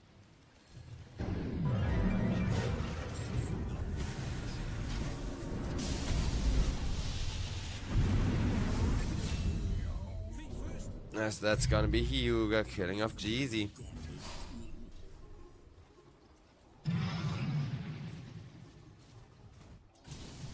Radiant's top tower is under attack. PugChamp up to a 3k gold lead.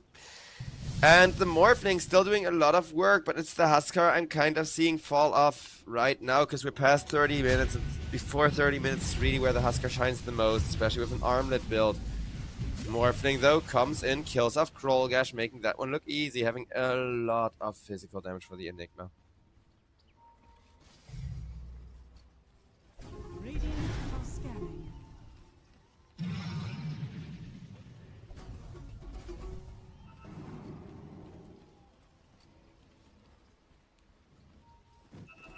Ringmaster and Largo wanna catch somebody with dual race.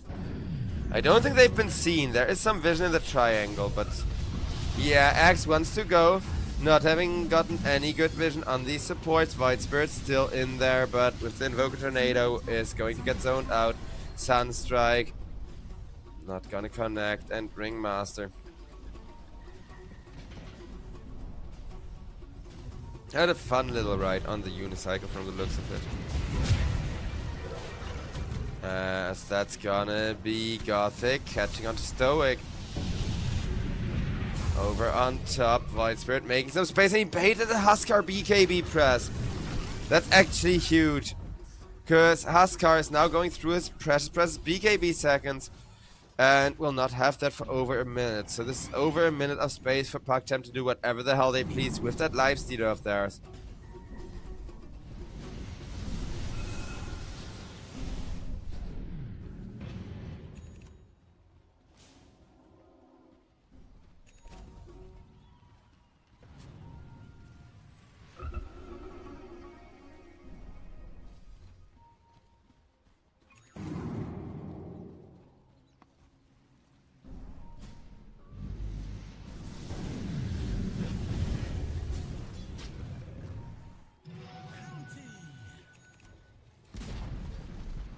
Dire's top tower has fallen.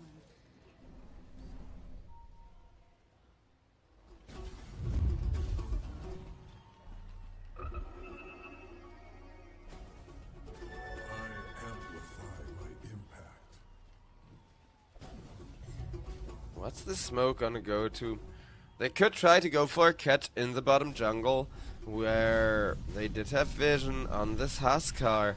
Huskar, though, does have an invoker behind him. Dun dun dun dun dun dun. As Void Spirit with the amplified damage rune catches onto Mikey. Mikey taken down so quickly, it's not even funny anymore. 80-second respawn timer. Yeah, see what I mean? I like Huskar, and it's a really fun and really strong hero. But he only does something before 30 minutes or after 60, really, as a hero. Like, 30 to 60 minutes is just such an awkward timing for him, and that's a whole half an hour where the hero just isn't quite at his strongest. And because of that, instead this Roshan comes into the pit, and the moment that he enters the summer house, everybody's gonna be there like, oh, this is your vacation house? No, it's our house, but thanks for giving us an Aegis and some cheese to really enjoy our vacation with. But in come the teleports, they are scanned out, so everybody gets into defensive positions right as Stoic comes in. And Stoic, he will stop making a lot of time and space. Out comes a massive black hole. Stoic will get catchy licked as the black hole, doing a lot of work. We're gonna see Axe now held down with the Wheel of Wonder. Dual Race delivers the nuke down to finish the job. Instant buyback force from the Tusk. Tusk wants to get more from that. Out comes the snowball, but look at that damage on the Morphling. Morphling, he's just not long for this world. Laney is going to go down. Stoic is gonna go down. PugChamp up to a 10k gold lead right now. Oh no, that was ridiculous. And guess what? Right back into the Roche pit they go, finishing what they started. Sunstrike is there to try and steal the Roche, but it's way too soon.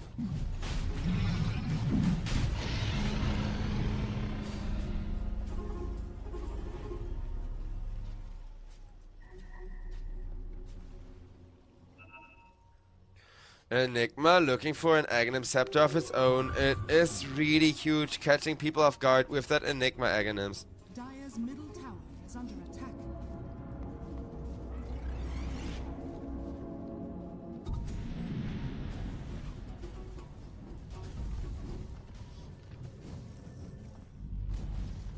Dire's middle tower has fallen.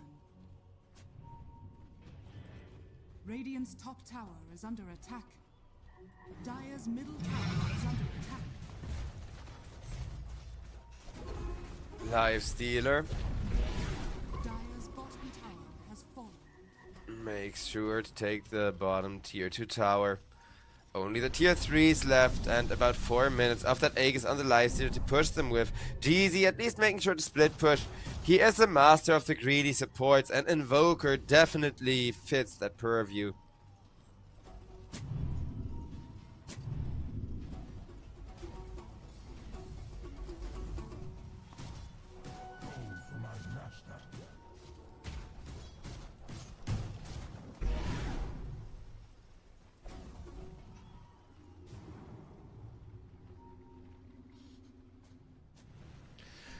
I'm kinda afraid that this may actually already be over. Like, Laney is the one person that I still see doing a lot of work, but this feels so familiar to that Slark game. Though this time around, I think everybody was very concise about their game plan. This time around, everybody actually knew what they wanted to do and how they wanted to accomplish it from Team Syntax.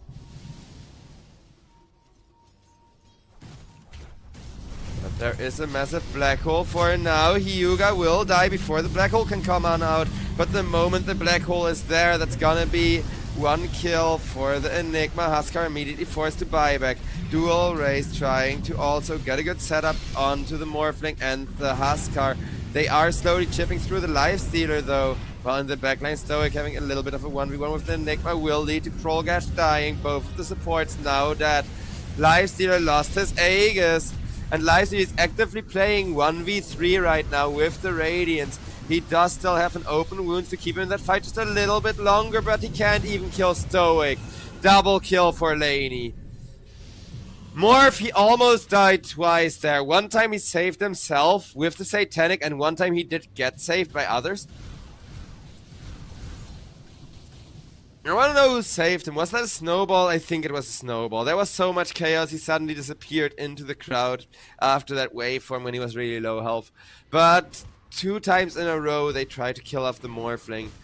2 times they almost get him. Both times Laney survives thanks to lucky crits, thanks to good Satanic activations there.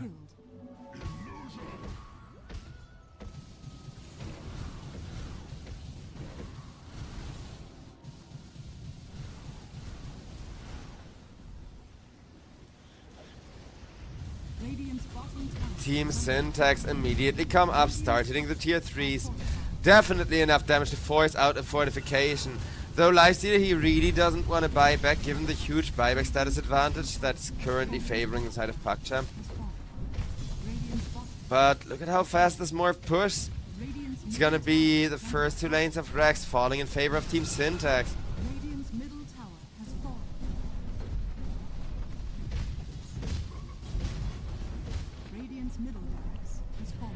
And now PugChamp, they're gonna have to end this soon. Before now, they were not worried at all.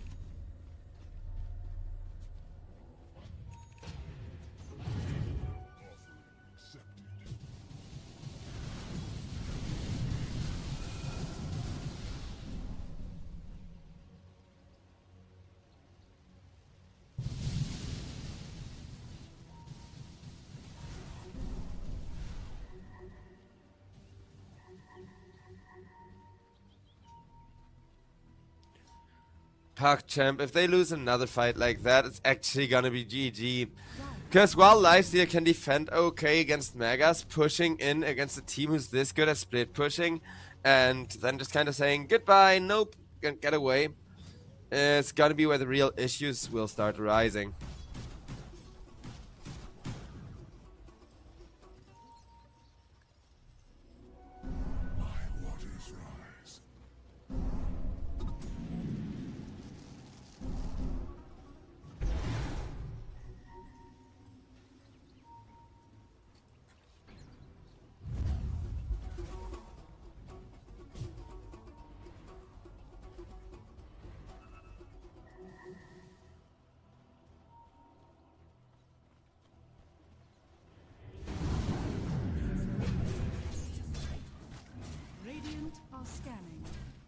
Void Spirit committed for that full magical burst build. Ethereal Blade is the next item up for him. Great lifesaver against the Morphling, not just for him of course, but for other people as well, as Dual Race will be able to just E-Blade his own allies whenever the Morphling goes on them. For now though, he wants to deliver a bit of a taxi passenger. Gets the Lifestealer on top of the Tusk. Tusk goes for a defensive snowball, immediately trying to turn that fight around. But that's gonna be a dead Tusk if nothing else. Just a support, but still a good support pickoff, because I don't think anyone expected them that big in the backlines.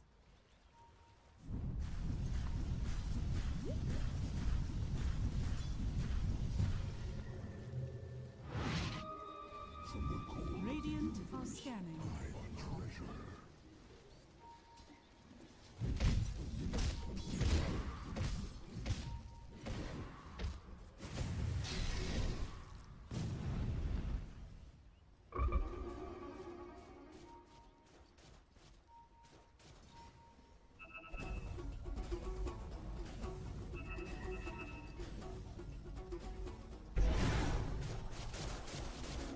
Radiant's courier has been killed. Triangle taken over by PugChamp. PugChamp, that is a scary amount of control that they can now exert on 2 lanes basically for free.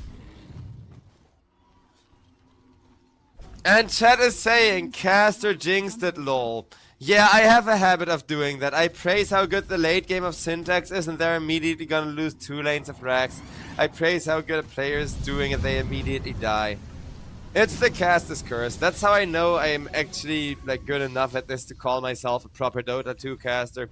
Not because of quality or whatever, but because the caster's curse is afflicting me, right?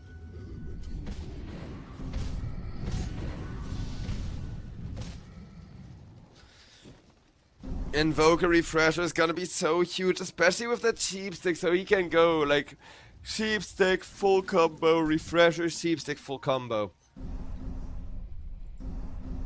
And twice the everything.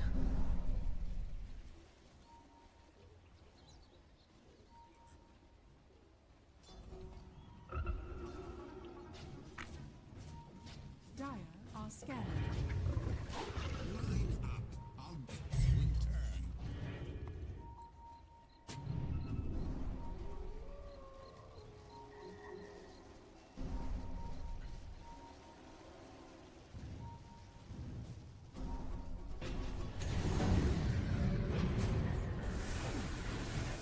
Lifestealer is looking for that infest, but with Mikey having BK beat out, they're not gonna go pull the trigger on that. Instead, they want a one-man black hole. They didn't really aim for the tusk there, of course, but Morphling was just a little bit too fast with the waveform.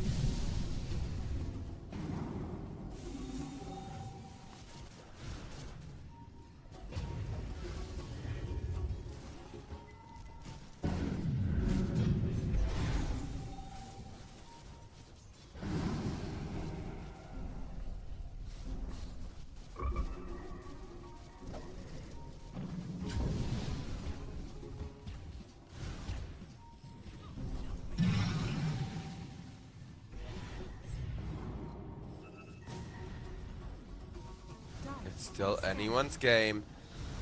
PugChamp, they're not too worried about the creeps is pushing in. That's just extra health for Lifestealer. But it is really annoying that they have to play so much on their half of the map now and aren't able to pressure this Dire base.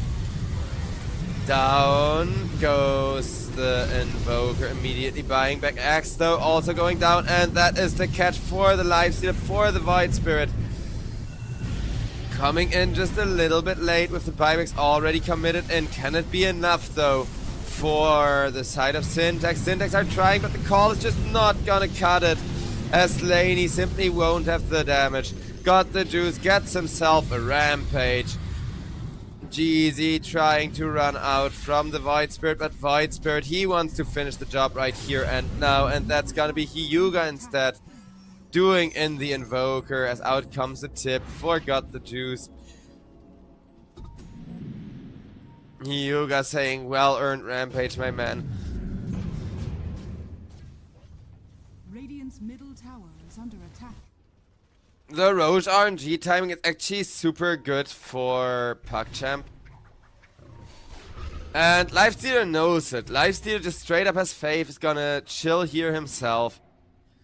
If he knew how short this Roche respawn was, then I think Got the Juice would be even happier. But there it is.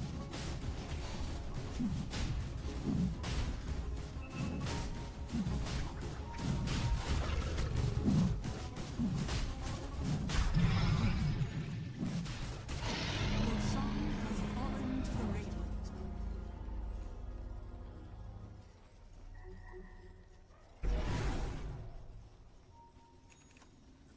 5 minutes of immortal lifesteal when he didn't even need that Aegis to make his first rampage happen here.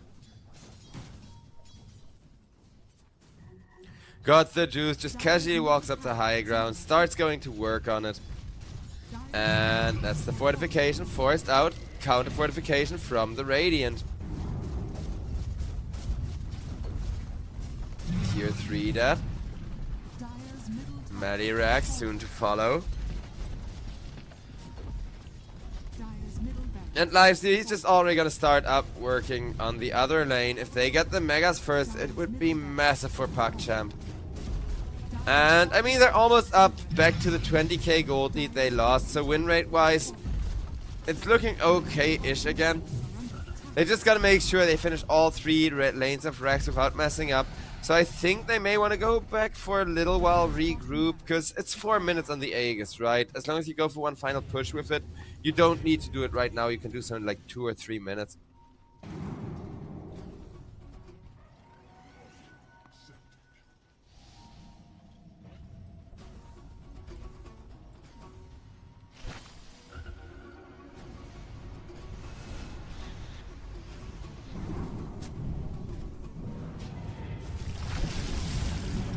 as that's going to almost be Stoic caught. But instead, we are gonna see a massive Midnight Pulse from the Enigma, but not enough to protect the Ringmaster, as Invoker will just walk through it, getting low health in the process. Everybody's kinda low health from the side of Team Syntax, but without a good catch. They're still in position to grab more, and that more is gonna be Krollgash. Lifestealer, though, has Catch sitting behind him, really wants more kills, got the juice, gets himself a Stoic Tusk. Has the Aegis, but they need to protect Void Spirit, and the Catchy Lick cannot do it. That's Void Spirit down for 100 seconds, and immediately the Largo will follow, because without the Void Spirit there for the catch. That Frog, he's pretty chunky, right? He's not a fully land animal either, so he can be a bit fat.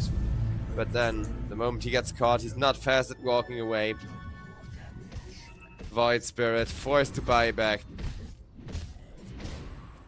And the Dire Push is only coming into the space slowly, but Lifestealer with 2 lives should by all means be able to defend these Rexes. The question is what's gonna happen after, cause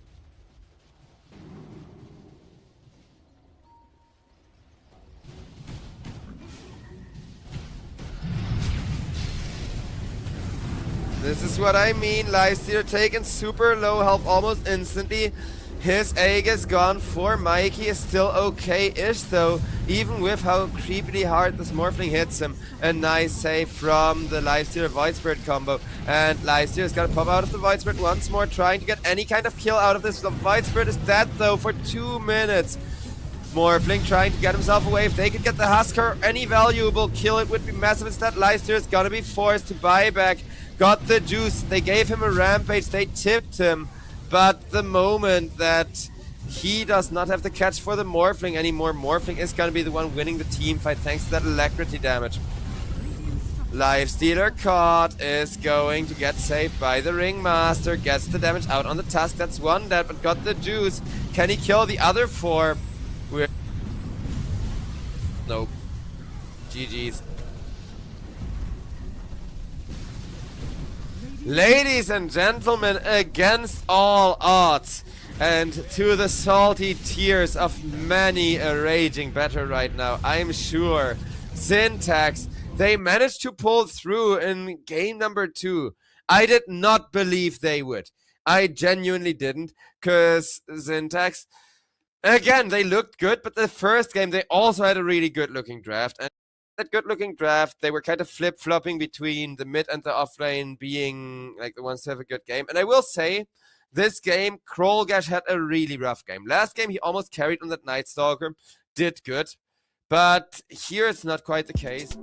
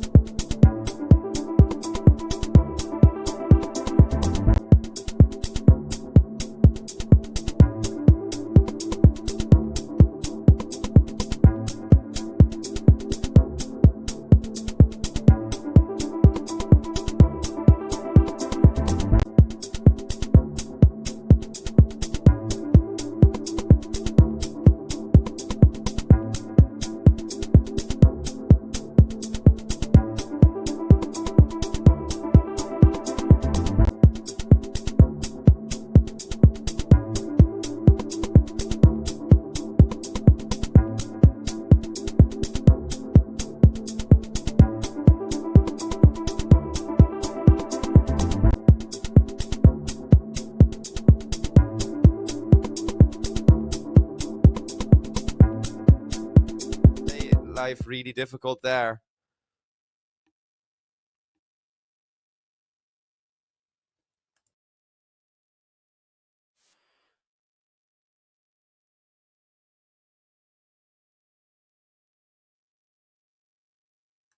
As for this draft, though, I don't know. I like Team Syntax once again putting a lot of thought into how to set up this Invoker, and they choose to go with a Doom and an Axe. So I do think it's more likely to be a mid lane Invoker here. PugChamp, they do have a solution if they want to put this Tiny mid. They don't have to. Tiny makes for an okay carry as well. Not the greatest, not the worst carry. But they have options, and that's what makes the Tiny so good here, giving them this like 50-50 kind of, oh, we can do either one in the draft, right?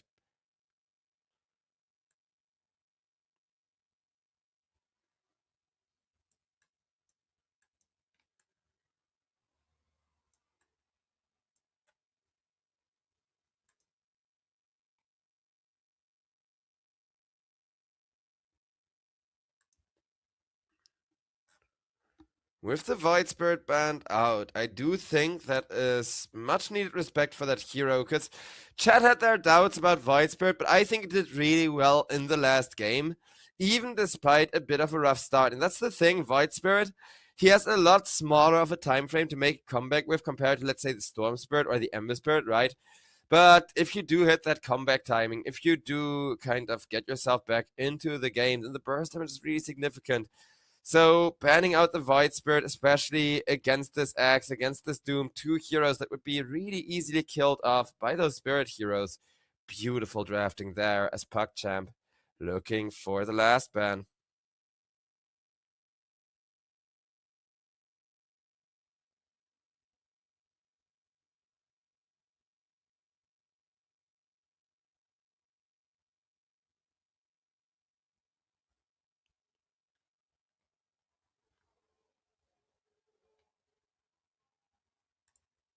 Well, Syntax,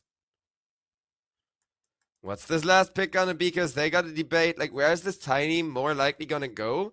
And even if you know where this Tiny is more likely to go, that's still not a guarantee that the Tiny will actually be there, right? So it's gonna be a Snapfire last pick. Answers the Tiny, answers the Centaur. Very weak to the Centaur ultimates, though. So Snapfire is not going to be able to solo carry team fights with those really big Mortimer's Kisses. Something that we're actually kind of used to seeing from her a lot of the time. Which is why, even though I don't mind this last pick, I still don't think it's the greatest. Like, straight up. This is a lot more proper of a last pick, I will say. Because PugChamp, they were not sure on what to do with this mid lane. They wait till they're absolutely 100% certain who the enemy mid laner is, because this is almost certainly a one-position Doom now with the Snapfire revealed. And using the information that it's a one-position Doom, they immediately counterpick the Snapfire, go for a really good mid laner, and give God the juice that Tiny carry. You can see the reluctance in Team Syntax to lock their heroes, but Laney will eventually be like, okay, I'm going to take the Doom there.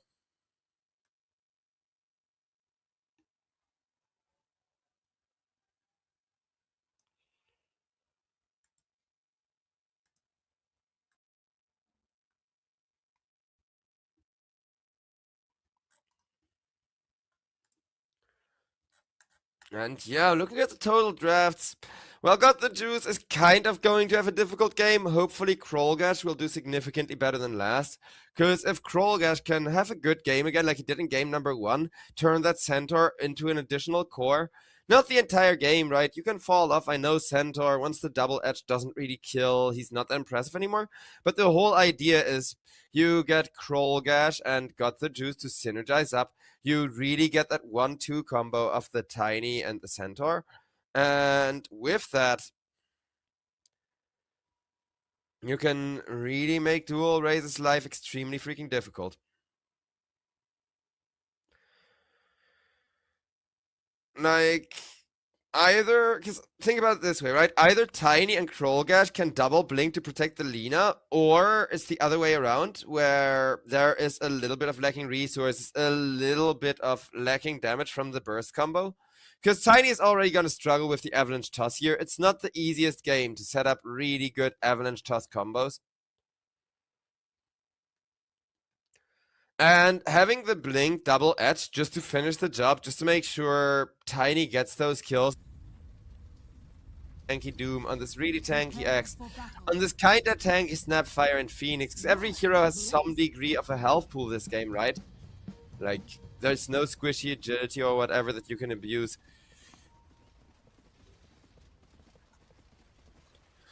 Yeah, I don't know, the one-shot range of Tiny is the weakness of this PugChamp draft. Because if they have a follow-up in the form of Krollgash being really fat, it'll work. If they have the ability to, you know, Laguna Blade after Tiny Avalanche tosses somebody to finish the job that way, that'll cut it.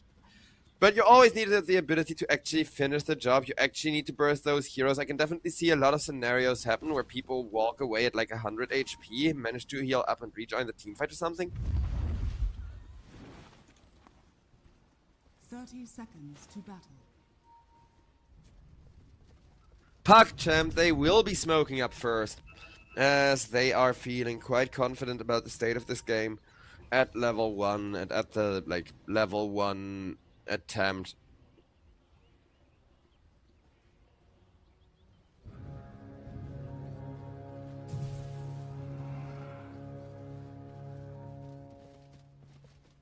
The battle begins. Who wants cookies? Well, too bad.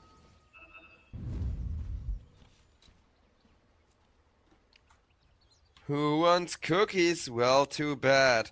No first blood being produced, a little bit of favorable vision for PugChamp, as they do have a really offensive mid ward and a defensive one in their own Radiant center jungle.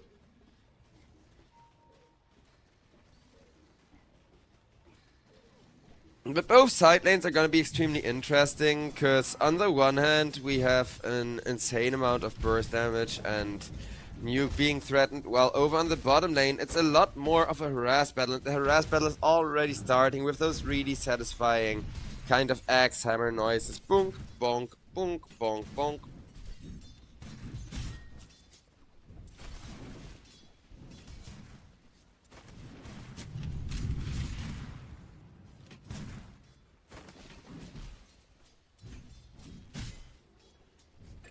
Gothic stuck poking back and forth with the Snapfire, but it's gonna be over on bottom lane where Hyuga, he tried to run down the Phoenix, went for a blood grenade, but against the Dying Light you can never really pull that off. Dying Light, just one of the most powerful passives, especially if you consider it on a support like Phoenix, who's not supposed to have damage potential, let alone a lot of it.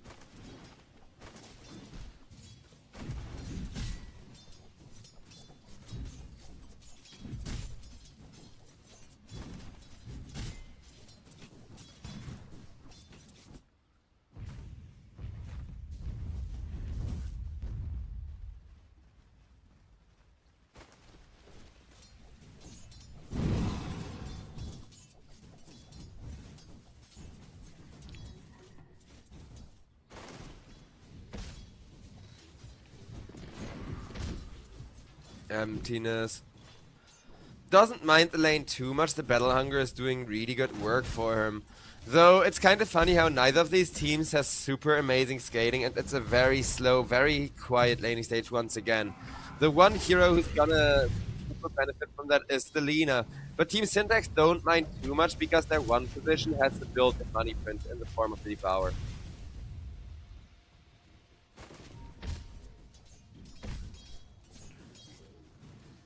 For Tiny it kind of sucks though. Tiny likes being aggressive with the early avalanches, with the early tosses.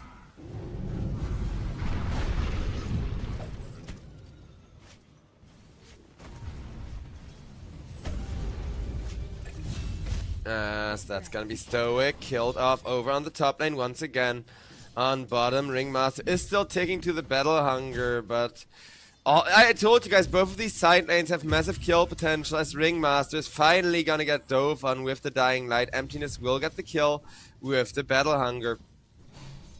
Got the Juice, not so susceptible to being killed, but Team Syntax opening up with a lot of aggression and a lot of momentum already swinging their way here. Dire's structures are fortified.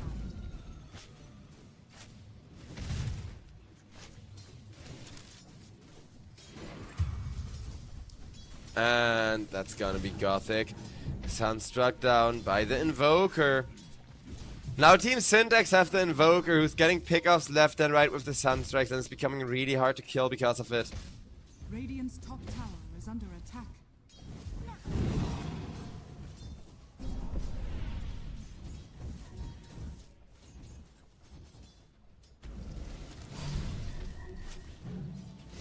GZ once again wants to be aggressive on the Phoenix, has the Icarus dive, but it will take him a while to get out. Hyuga still got latched onto with all of that damage over time. Phoenix, is he gonna deny himself? Well, either way, X gets the valuable kill onto, got the juice this time around, cancels Hyuga's healing salve. Emptiness needs to be careful against the damage over time. The Sunstrike off the mark, but Team Syntax still at 4 for 1 as long as they don't lose Emptiness due to some kind of mistake being made by the X here.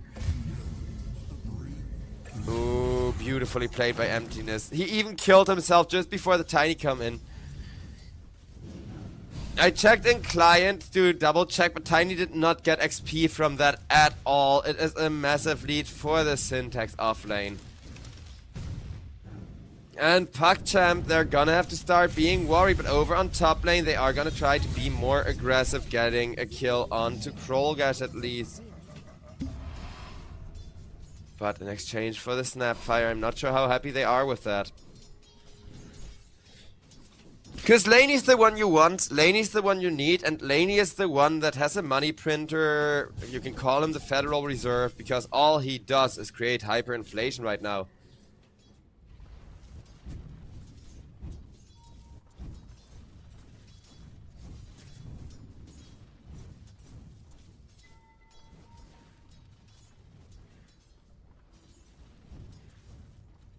As for the mid, not a lot of pressure. Again, Dual Race really benefits from a quiet and a chill laning stage, and he did get vision on that Snapfire, even though there is a really aggressive ward that continuously keeps Dual Race spotted out, but they do finally get that vision on him as Hyuga crashes with the Unicycle into Stoic, trying to set up a kill, and Lina is there delivering the massive damage.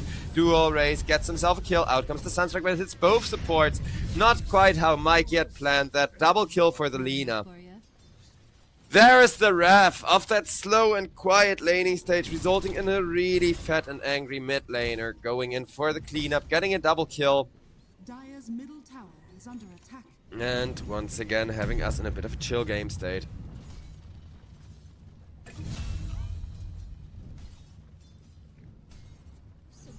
Radiant's bottom tower is under attack.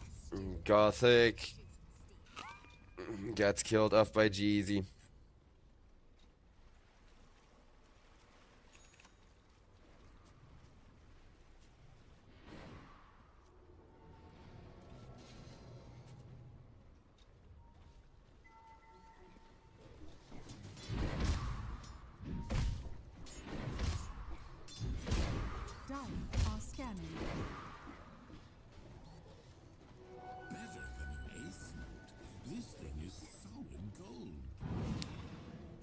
Hyuga roaming over to the mid lane again, would very much like to set up a play onto Mikey. Getting this Lina even more online. Now it's Mikey who needs to be careful and trying not to get ganked. While on top, good catch with the cookie, with the Doom ultimate immediately being dropped on the Centaur. Run, horseman, run, but it's not gonna be enough no matter what they do. A deny may have been possible, but either way he is guaranteed to die there. Laney preventing the deny from happening, really happy with the amount of money he gets. And Axe, so annoying, he doesn't even care much about the tower anymore, just runs at the Tiny.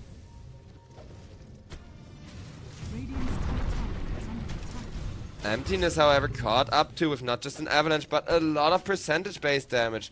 The nightmare of all of those big right-click tanks, as that's gonna be got the juice killing of Emptiness and a Phoenix egg.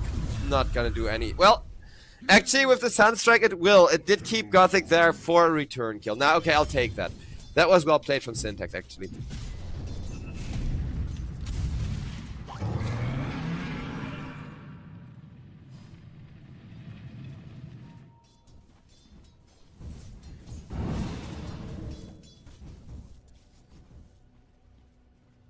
The network fleet is largely close, but this dual race Lina needs to be shut down, and the supports are in position to try and do just that, as dual race gets the ultimate out, does not have any follow-up damage for Stoic, and they can't even kill the Stoic support. As that's gonna be a 2-0, Mikey denying his own tower, making sure the gold lead is gonna favor Syntax for a while longer at least. Now, Tiny's mid-game timing, it should still be okay. Lina, meh. That Lina death is actually gonna be really impactful. Because keep in mind, it's extremely important to have those teleport boots up on the Lina as early as possible. To get level 12, to farm until you have level 12, and then from level 12 onwards, you can kind of start snowballing. Radiant are scanning.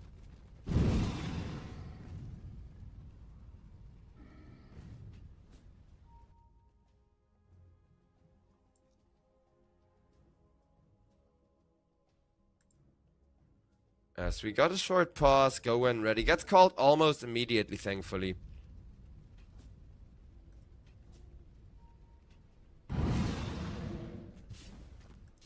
Dire's top tower is under attack.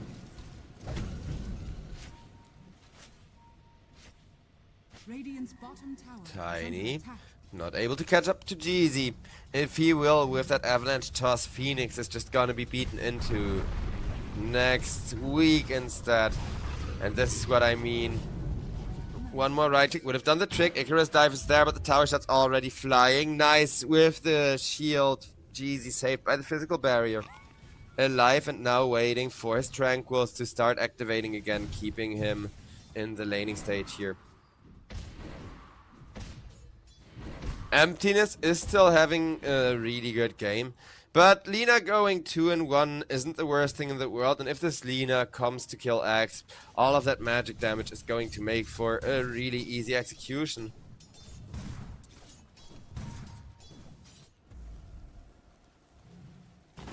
Radiant's bottom tower is under attack. Dire's top tower is under attack. Dire's structures are fortified. Got the juice.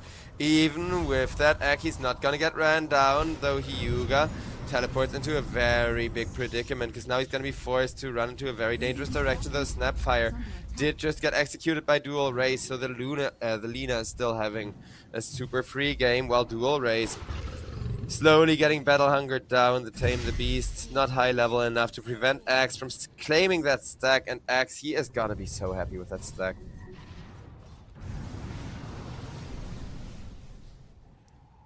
Lina also not tornadoed onto. Dire's top tower is under attack.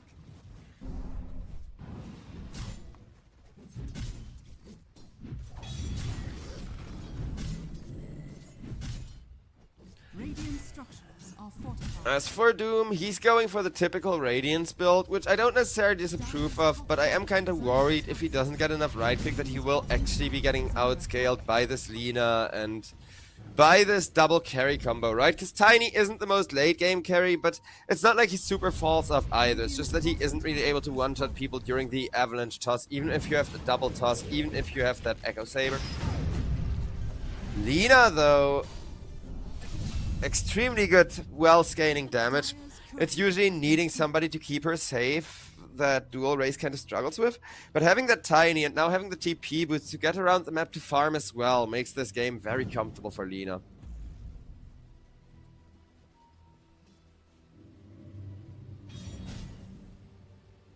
What have we here?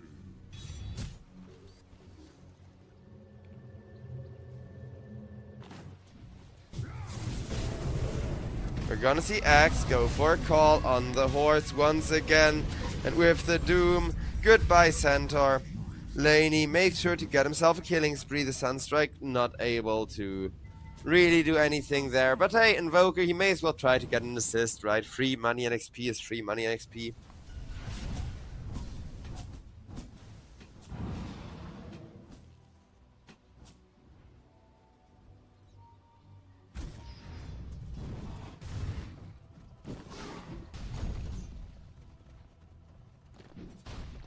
Tiny obviously going for the Blink Dagger, no surprises there whatsoever.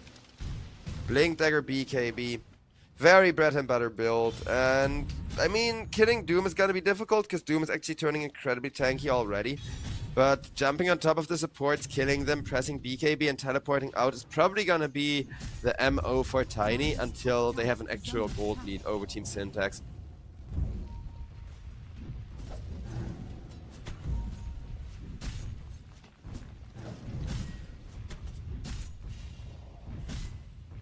Phoenix gets chased after over in the top jungle by PugChamp, but he will get away. The tower, however, will not.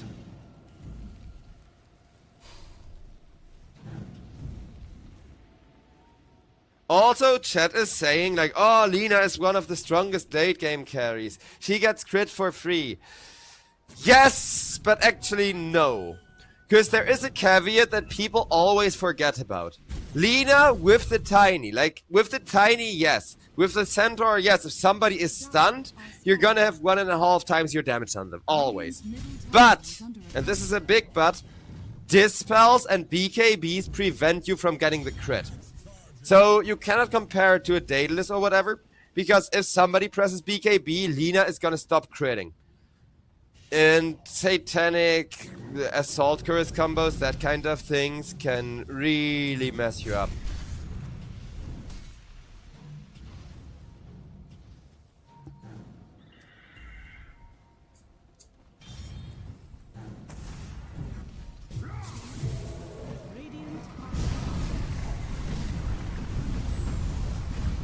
Ooh.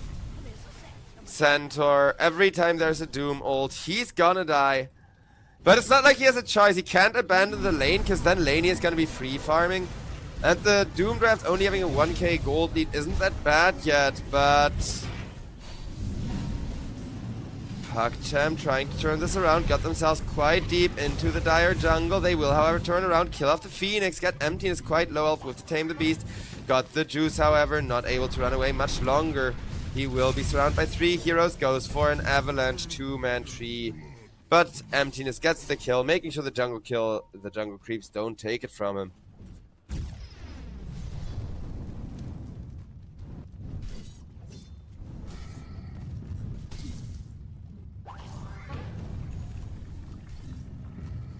Doom with the Radiance though, farming up extremely fast.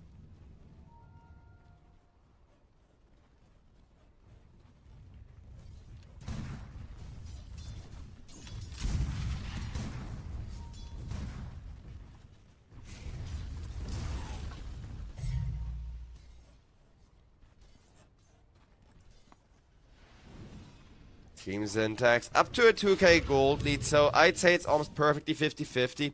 Because that's about the amount of gold that Laney has been printing with the Devour. But with the Radiance being there, Devour is gonna stop being such a factor, and Radiance and the timing of whether he can use it or not are gonna become a lot more important.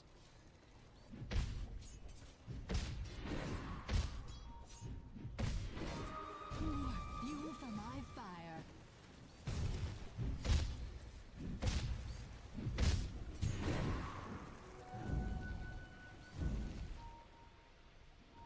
Dire's middle tower is under attack. Tiny. Dire are scanning.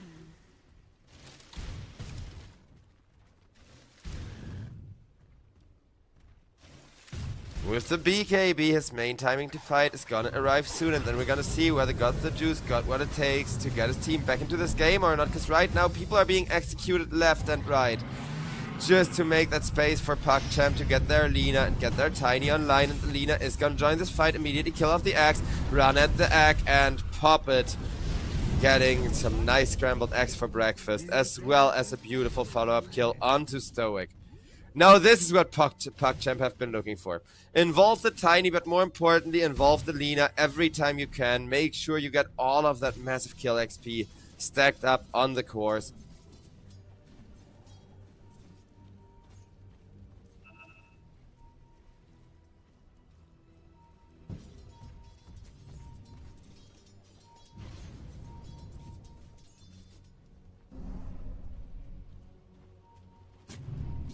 Hyuga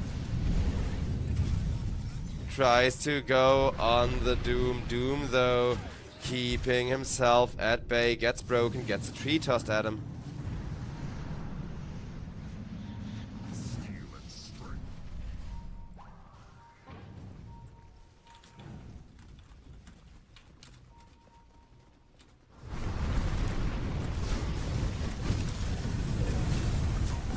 Mikey, the first one to go. The Mortimer's kisses are still flying as the Tiny they really want. Laney, though, gets a Doom, but immediately dies for it.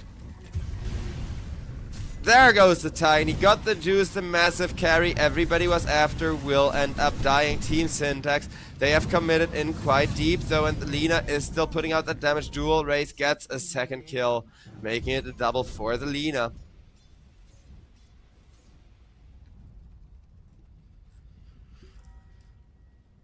Yeah, now PugChamp actually a decent bit favored winning this game, because while they only have 1000 gold lead, Laney is a super snowbally, super momentum based carry who prints a lot of money, and you gotta factor that printed artificial money in on the gold lead.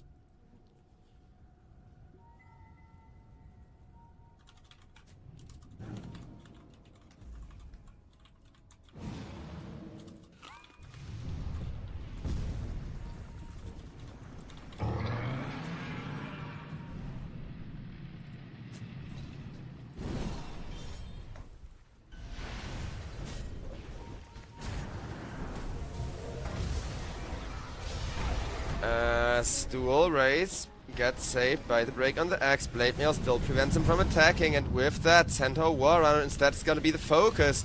Nice turnaround attempt onto the Snapfire, but Snapfire is going to get healed up last second before the Grandma can take out to the Spirit Vessel. Instead, Gothic is going to get gone on. It's going to get shot with the shotgun. Shotgun's very effective for hunting squirrels, as Team Syntax get themselves that gold lead back in their favor and will immediately try to make it bigger by going for this Tormentor with their entire team. Great team coordination, everybody listening to the shots, that is how it should be.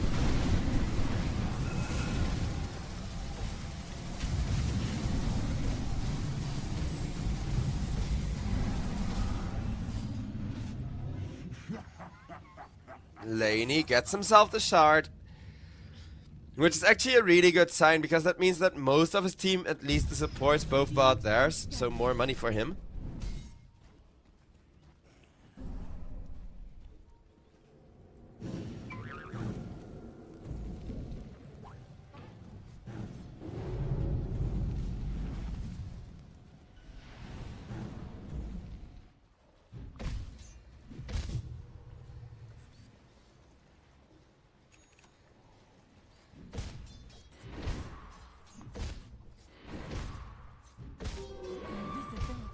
Axe farming it up.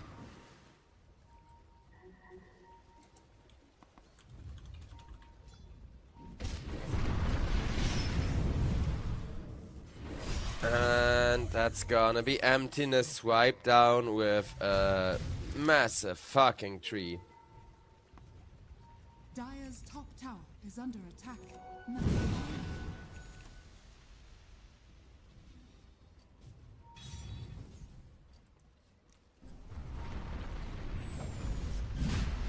The Sunstrike is gonna scout out what's going on, but this Roshan, it is gonna die pretty quickly if they full commit to it. They won't for now.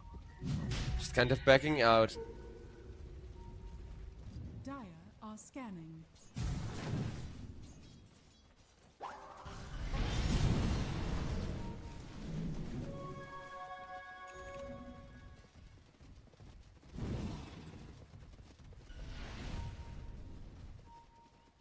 Dire's top tower is under attack. Radiant's middle tower is under attack. Centaur Warrunner gonna get his mana burned, but it's no full commit yet. They need this mid wave to push on in first. And there's the axe getting a call onto Hoodwink. Hoodwink immediately gets saved. But the dragon, he's hungry for Squirrel, and the last kiss is gonna miss, so Gothic's still alive. Phoenix comes in to finish the job. Gothic, though, saved with a beautiful Lotus Orb, immediately pressed in response. Mid tier 1 is slowly gonna get chewed through by those Forge Spirits, by the Invoker, opening up the map a bit more for Syntax, though, and Syntax Let's see if they can take advantage of this Radiant jungle now being opened up.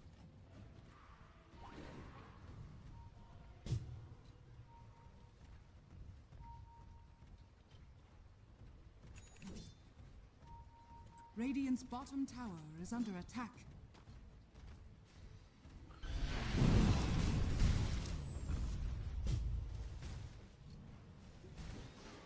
Because Team Syntax, this gold lead, it's enough to give them a slight edge in the win percentage, but it's not massive yet. Lina is still too big of an obstacle, and it's like 60-40 right now according to the like Gaben graph in real time. But depending on if Lina dies or not in the next team fight, those odds are definitely gonna shift. Dual race, he is 7-1 right now, but Doom does have an ultimate up. And if he can use it to somehow shut down this Lina, keep her from flash farming so freaking much, it would be beautiful. But also, chat, see what I mean about like the crits on Lina not being that good, because almost everybody builds her on magical damage as the priority.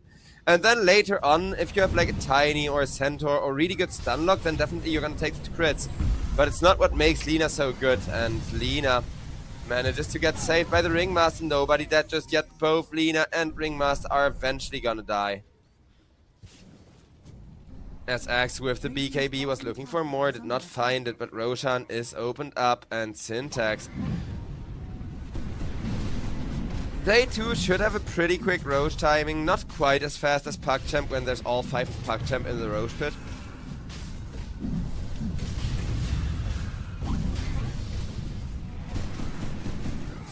And that's gonna be Roche trying to go for a walk to his other house, but the Cold Snap is there, the Battle Hunger is there, and even Mortimer's Kisses to put out the maximum damage on they can, and with the Radiance and the Doom damage over time, they are eventually gonna get Roche. Give Invoker that Aegis.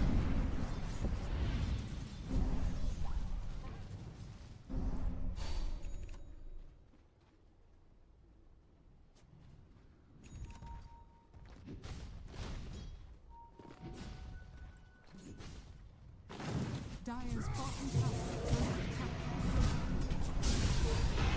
And a nice little execution. It is just Gothic on the support. But PugChamp not being able to get themselves a good amount of vision there is gonna make things a decent bit harder.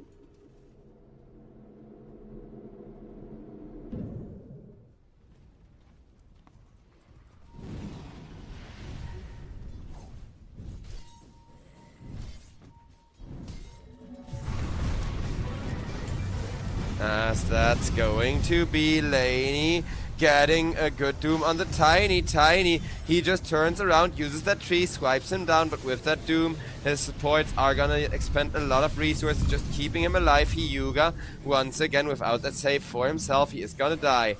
But Tiny, still trying to make it out of there with the Blink Dagger in the tree lines. He should be able to teleport, and he will. Under attack. Team Syntax, they came so close to getting the big prize there, but didn't quite get it.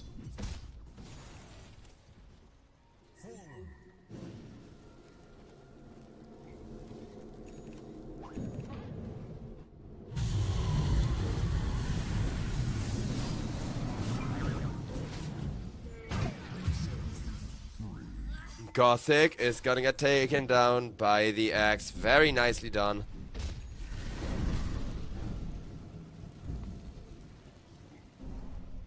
Radiant are scanning.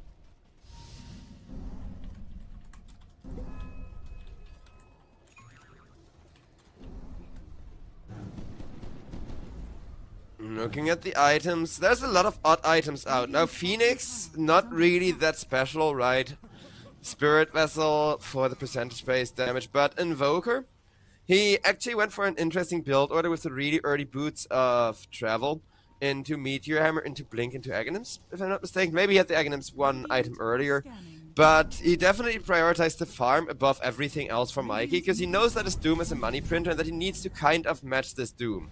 Doom is really rich, having a BKB, having the Echo Saber, having the Radiance. Blink Dagger, a decent item. What I think he really needs is the Aghanim Scepter, just for what the Tiny did in that last team fight, right? Like, right now putting Doom on one hero, if it's one of the tankier heroes, it isn't quite gonna do enough.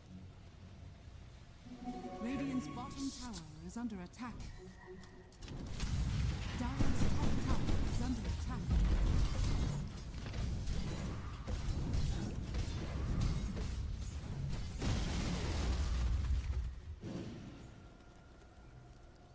Hot mountains. Radiant's middle tower is under attack.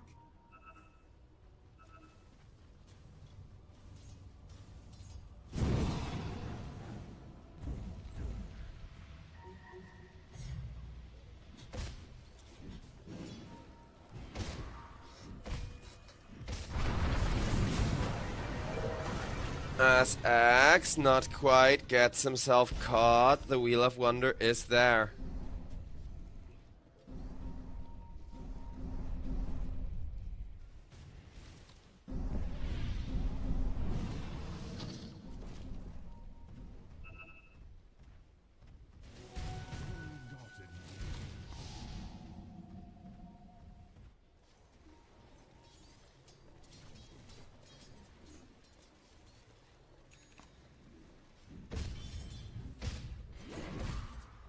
Interesting build from the Axe as well.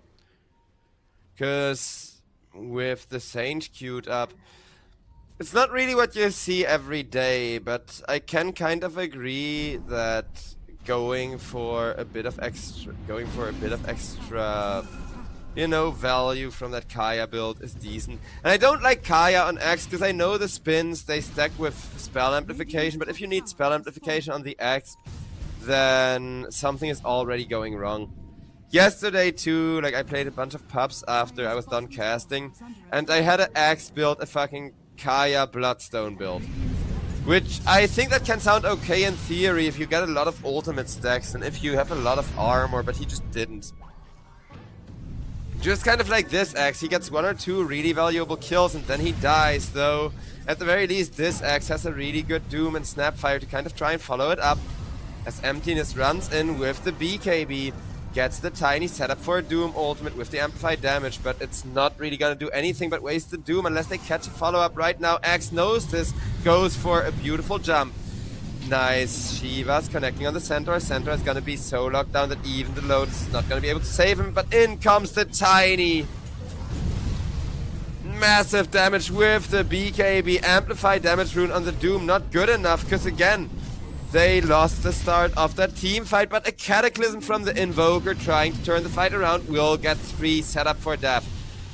Got the juice, locked in a corner, about to get all of his mana burned away, can no longer cast. Axe comes in, finishes the job. Snapfire not quite ticking out.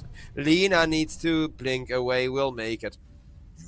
Still Team Syntax, they win another team fight, even if it once again costs them this big piggy bank of a hard carry, giving all of that big gold away.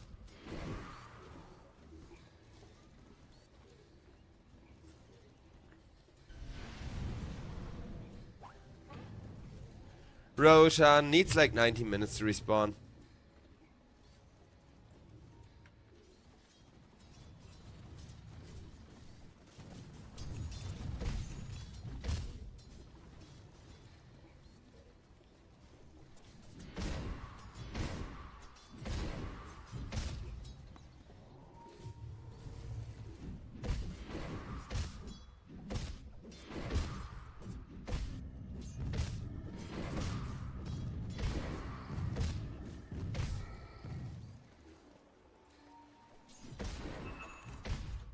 Again, the game is gonna quiet down. Keep in mind, chat, even with an 11k gold lead, even with a 15k gold lead in favor of Syntax, every time the game slows down, every time we're kind of in this chill game state, it is ever so slightly going to favor this Lina once more, getting up her items, really making sure she comes up and running.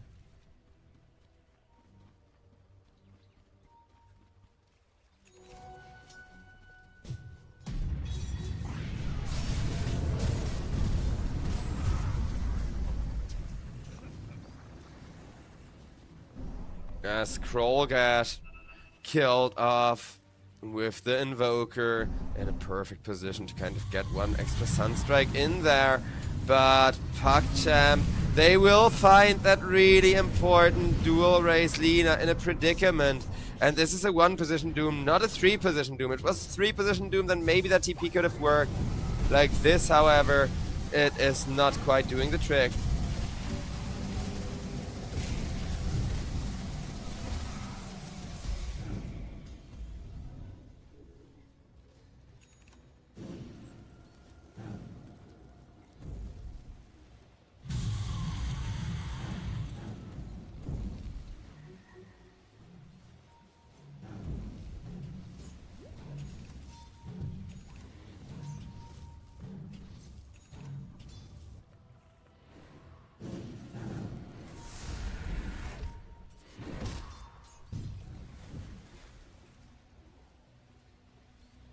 Radiant's top tower is under attack.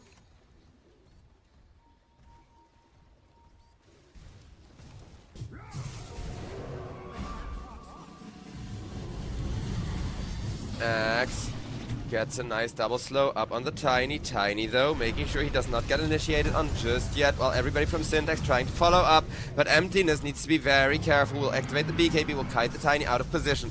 But being this low means he's gotta retreat, he's gotta heal up. Doom, meanwhile, looks for a counter initiation anyways. Forces Centaur to BKB. Centaur is just gonna walk back in response, though.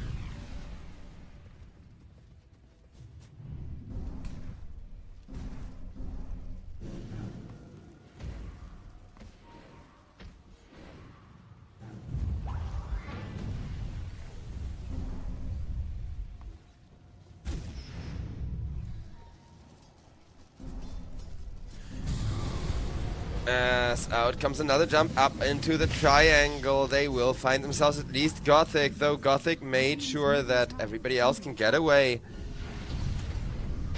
Doom still trying to run down the Lina, though. Dual race, you are in danger, good sir. Axe gets another call going on the Lina. Lina taking out that double battle hunger, but will be able to get back. Tiny, meanwhile, trying to cut the creep wave on top, has been spotted, which is why everybody's running upwards. But they don't know that God the Juice is still lurking there. That Silver Edge actually allowed him to fake a getaway.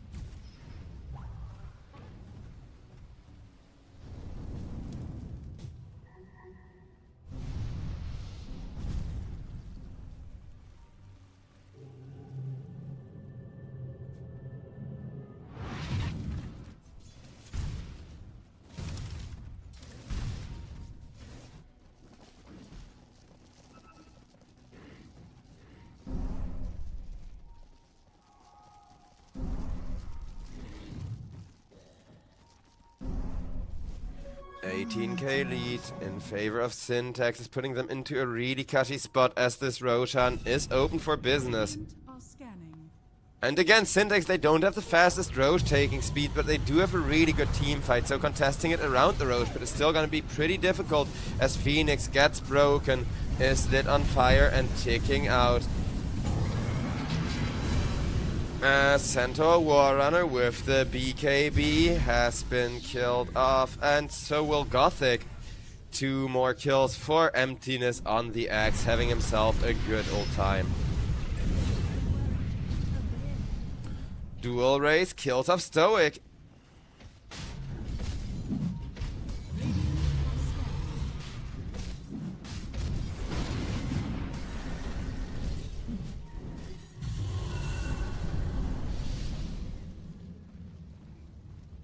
Roche contested but not getting taken down.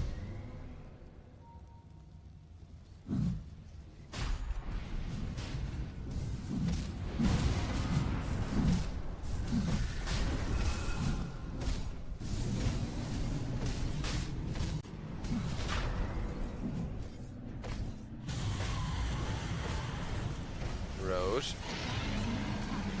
Eventually he is finally gonna get taken down, and that Aegis is going to go in the pocket of Laney on that carry Doom, of course.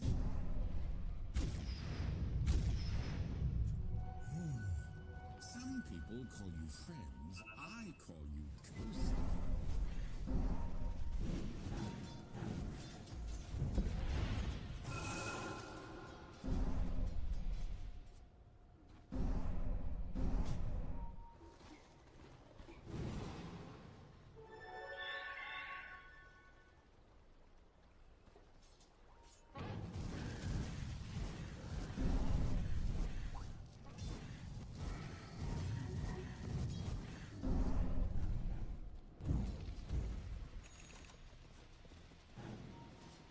PugChamp with the Aegis up on the Doom. It is scary, but venturing out of the base to at least push out these lanes will buy them some very valuable time. Making sure that they can get a little bit more work in here.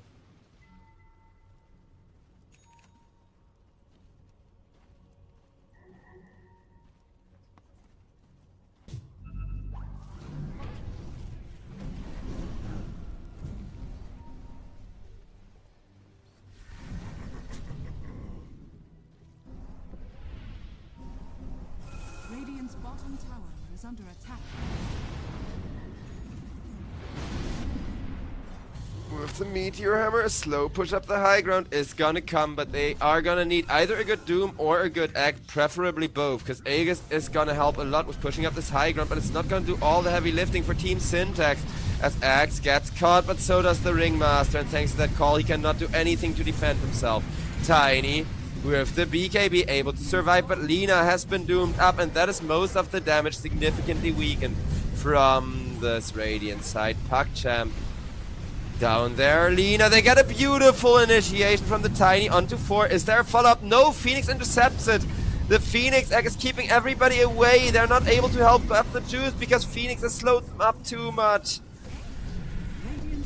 Oh, that could have been the perfect turnaround that PugChamp were looking for so hard, and GZ is just like, nah, you know what? If I'm not gonna play a greedy semi-carry, then I'm at least gonna ruin your turnaround. Just straight up Icarus flight onto 3 with the Shiva's guard on, so they're slowed, and Tiny just dies while Phoenix is tanking 3 with his ultimate. Beautifully done. Truly a really masterful play there, because now PugChamp no longer have the resources to actually defend their base and are just gonna watch these objectives fall, as it's pretty good from Team Syntax to immediately go tier 4. They do recognize just how early this draft needs to end. And we're already 40 minutes in the game, so even with an almost 30k gold lead, they're not gonna keep scaling forever, and ending the game right here, right now seems like the way to go. As Snapfire gives a yeehaw! And Axe with the call, still fishing in the base, but Lina will get caught, and even in the fountain she dies. Because again, this draft was really good, this draft was really strong, but it was really good and really strong because Lina has a good Tiny setup and a really strong beefy carry to sit in front of her and kind of do the tanking. The moment that you don't have that tank, Lina dies instantly, Ringmaster dies instantly, Hoodwink dies instantly to the Doom, as I'm like almost 100% certain that's the GG disconnect, yeah. Oof, because keep in mind, these are the play-ins, so if you lose right now, you're not gonna be making it into the group stages, let alone the playoffs or finals. This is the Masters. There's a total of 70 series playing for $100,000 US. But it looks like it's gonna be Syntax who are gonna remain having a shot at it, and that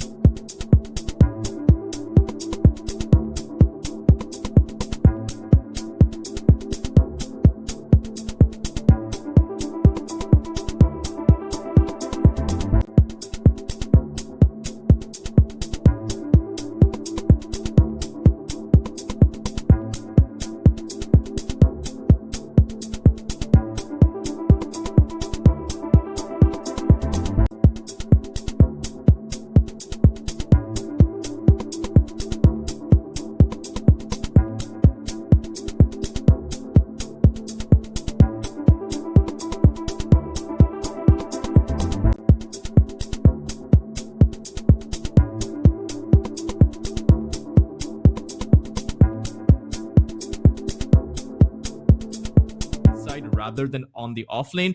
But then again, Stormstormer on the mid lane, when you think of Stormstormer, you think of heroes like the Invoker that made him famous. You think of heroes like the Spirit heroes. So it's going to be interesting to see what he actually chooses to go for. Whether it's the mid lane Pango or if he's going to be playing the mid lane Snapfire. It's certainly going to be a bit of a question in my mind. It may just be a bit of a question in Spirit Academy's mind, but let's actually see. Team Lynx, with that last ban, they have to take out, I would say, another support, but they don't actually expect this Lina to be a carry because they've banned out the Lifestealer.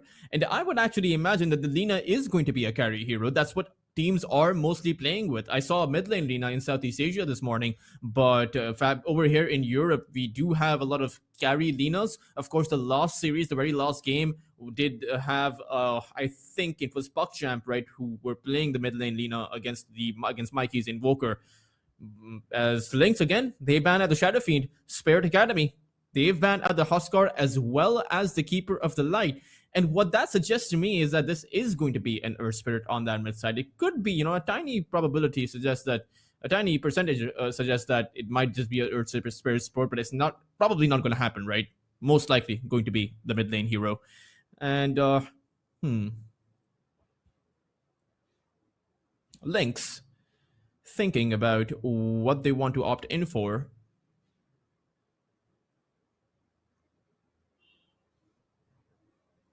They have most of their lineups set out. It's just a question of where the Spangolier is going to play. And it's going to be the Centaur War Runner, so it will be a mid lane Pango. And the Snapfire is then going to go towards the position 4. And typically, the Snapfire, Centaur, Hoodwink Centaur, those are the classical combinations that you like to play with. Hoofstomp into the Mortimers, very easy setup. Or even the Bramble Maze into the Snapfire's Mortimers. Lynx have an absurd amount of magical damage coming in at the back of their 2 supports, even with the Bedlam. So this is Spirit Academy possibly have to go for the Pipe of Insight. Darkseer, thankfully or luckily, is a natural pipe builder, is a natural aura builder, or at least a natural aura carrier. But Spirit Academy, now that they see the Centaur and that Lynx are prepared for a Lina carry, because you can't exactly win the lane against a Centaur in the lane, you have that Retaliate passive, which means that the Lina will just take in damage every time she sends out a right click. But Spirit Academy, you can switch things up. I would actually imagine a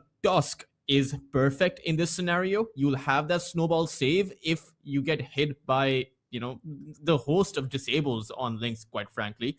And you have the tag team to melt the Centaur with, melt the Tiny with. You need that tag team to be able to dish out the necessary damage. And the fact of the matter is, you have a Lina, which means that you have a pretty fast attack speed coming in at the back of that Fiery Soul. So just pick up a Tusk, use the Lina, take out the Centaur or the Tiny. But no, it is in fact going to be a Swen that comes out. So Spirit Academy, they're going to be playing with a support Earth Spirit. I did not think I would actually see this, because 86, he does play the Earth Spirit, but they decided to switch it up. They decided that it's not worth it to play the Earth Spirit in this scenario. Now it's going to be a mid lane Lina, a carry Swen, and a support Earth Spirit.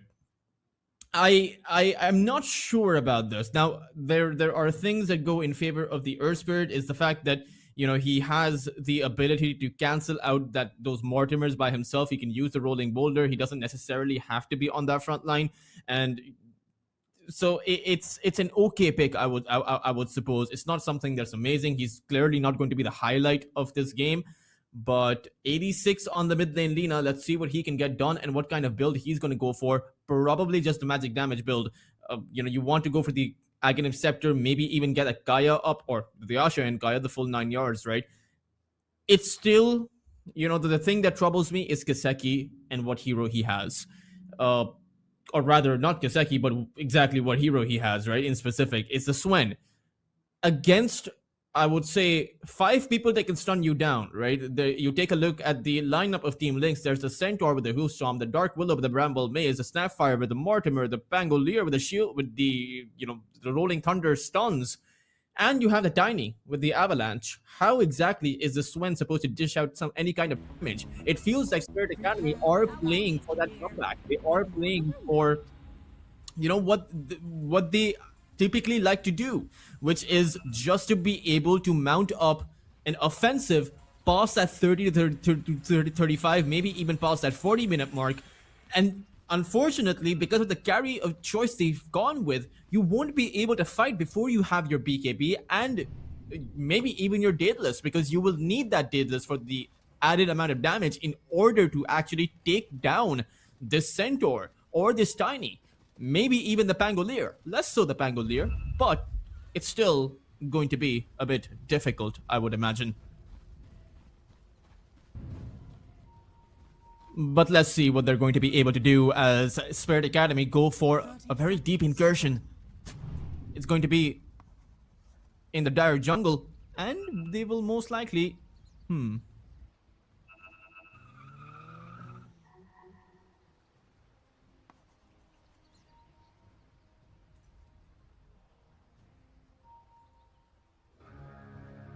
Let's see. They're waiting for someone to show their face so they can take him down, but Igris is going to be a bit careful and will not actually fall for it. It will just be 2 and 2 bounty runes each, and neither side is going to have that kind of a head start that perhaps they would have wanted. It's Kiseki's just gonna farm here, right? I mean, there's nothing really too surprising about any of this. Oh, nice route coming in by Salian, but again, no real follow-up. Cubify is probably the easier target, but then again, there is no easy target. Cubify has the Shadow Realm, and the Centaur has just an absurd amount of HP. So I don't think Lynx should fall on this offlane. In fact, they might just be able to pressure Salian quite a bit. Even the Swen can be pressured, because he may have a lot of HP, but I think the Centaur trades evenly against the Swen, as Cubify takes in quite a bit of damage. Bell Grenade thrown out as well, and Cubify, he may have just made a big mistake. He will take in a lot of right clicks at the back of Grutz, dropping down that sentry ward. As a 2-man Hoofstomp comes out, another Shadow Realm hit is going to be on its way. Salian might just draw, or rather, might just give up first blood. Cubify, despite of the earlier possible disposition, he is still able to draw first blood. Very nicely done by Lynx, and that 2-man Hoofstomp goes a long way. HYDRA also in a bit of trouble. Cracker might just be able to get this kill. One last right click and he finds a solo kill on HYDRA. Spirit Academy, this is not the way that you want to start this game. Lynx are just... That is not a solo kill I would expect. Earth Spirit has so much HP available. He starts off at about 764 with just the 2 branches and a circlet. And the Snapfire, sure, you have a lot of HP there too, but at that level 1 mark, he only had that cookie. And somehow just used that and his right clicks to be able to take down 760 HP. That had to be a mistake by Spirit Academy. Just a very greedy, I would say. No, or rather, despite the greed of the Snapfire, right? We saw the position. I think the Earth Spirit lost most of its HP trying to skip the wave, or rather, pull the wave way too far back. As even towards that bot lane, we see Kiseki learning the word, or rather, learning the meaning of the word struggle. 5 last hits on this Swen. Sure, Vladik doesn't have too many of his own, but it's not a good look for this Swen. You've also lost your Oracle. Meanwhile, top lane once again, HYDRA forced to just hug that backline because you can't approach this lane. This tiny plus Snapfire lane, which has 2 stuns, plenty of damage. HYDRA is... And this is why I thought that the Earth Spirit pick would have been shaky. Like, they knew what they were going to be playing into. They knew that this was at the very least going to be a tiny. Maybe there's some flex potential, or well, of course, there's some flex potential available with the Snapfire. He could have gone mid, but then you would have had another strong position 5. And what would you have done then? It does feel a bit rough, especially since Kiseki just doesn't have control of his lane. 8 lost hits up for the Swen. And keep in mind, he's playing with a Quelling Blade. Or rather, yeah, he has a Quelling Blade. He has around 83 damage, right? He has the same amount of damage as the Centaur does, yet somehow he doesn't have the lost hits to show for it. Mid lane is quite the task. 86 playing against Stormstormer, a former TI player. By the way, Stormstormer holds the record for the longest game in TI history. Entity versus RNG. He played against TI champions, mind you, or rather TI finalists. Cracker will go in towards Batchuk. HYDRA can't really help his Darkseer as Batchuk will fall, and HYDRA trying to find a trade onto Cracker will be able to get it done, but Igris may just be able to take down the Earth Spirit. He is trying to chase in after him. Rolling Boulder is available from HYDRA though, so at the very least he will be able to back away. But again, when you talk about trades, it's an offlaner for a position 5, and that's simply very worth it for Lynx.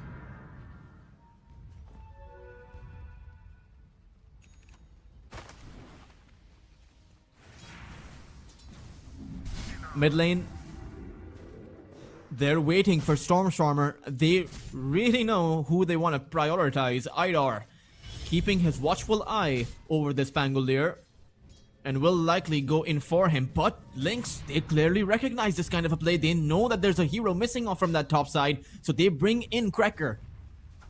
And if you want to take down Stormstormer, you need to have a better plan in mind.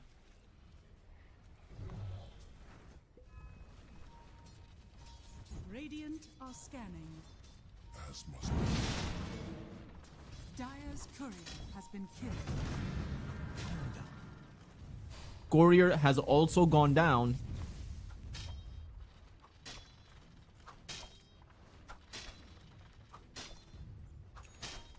Dire are scanning. We see Stormstormer in the camp there. Cracker, again, just rotating, but he is wasting away a lot of time. He doesn't have the experience right now. The Lina is very far away for any kind of a move to be made. Power Rune is probably going to be a struggle for both of these two teams as HYDRA secures it. Stormstormer, silence down, cannot go for his Rolling Thunder, but will be able to get it off. Scatterblast slow applied on the Lina. Stormstormer will or should be able to get that kill, but not before Cracker dies. Cubify will pick up that kill on 86, but Stormstormer may have just forfeited his life over here. He is being healed, ironically, by Salian, and that might just be the way that he gets out. HYDRA will not be able to get that kill, and in the end, Spirit Academy, they will lose 2 for the 1 hero they were able to find.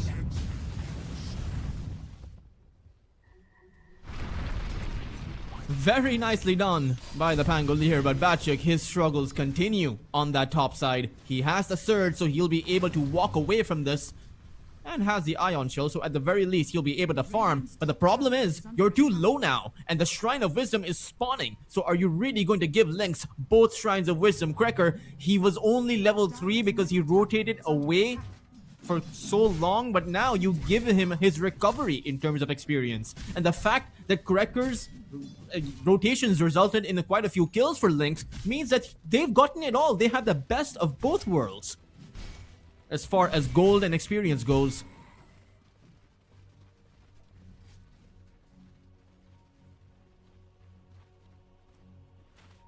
So we'll see.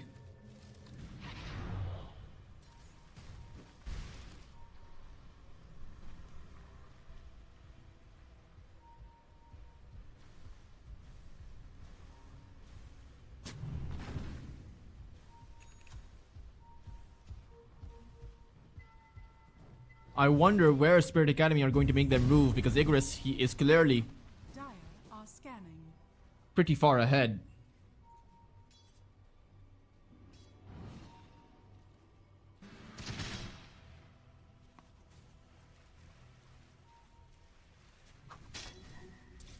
Stormstormer going for the Diffusal Blade as expected. Wouldn't be a bad game for the Maze Slayer as well against the Earth Spirit and of course the Lina. But right now he isn't going for it. Igris will apply the Avalanche. Cookie will actually land at the edge of it, but can they get this kill? Batchuk is going to be able to run back. As HYDRA, he goes in. There is action happening elsewhere around the map as Vladik has already gone down. That puts pressure on Lynx to be able to get something done over here as HYDRA is a few right clicks away. This time the Cookie will not land. and Igris and Cracker will just have to walk back in shame. But Stormstormer, he will come in as a difference maker, takes out Backchick, makes sure that Cillian will go down, and Cracker, he tried to go in on towards HYDRA, but HYDRA will roll away. But, I mean, it's okay. Lynx have gotten 2 kills. Now, when you consider the fact that they also lost 1 hero on that bot side, it's not as effective of a trade, right? It's essentially an offlaner for an offlaner. That's completely even, but then you take out an additional support. So that's the only real value gained from that entire rotation. And the Rolling Thunder is down. The Stampede is down. So, you know, Lynx in not that bad of a position. Sure, the Wall of Replica was also used, and the Laguna Blade was used, but the Laguna is going to come off of cooldown in about 7 seconds.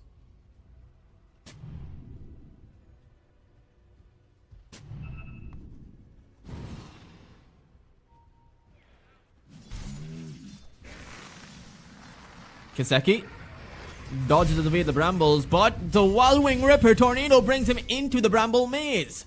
Very nicely done by Vladik. It's not really going to result in anything, but that was pretty impressive to see.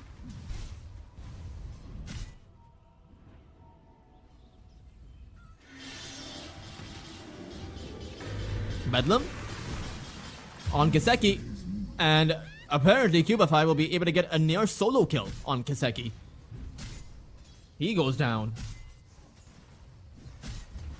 Radiant's bottom tower is under attack.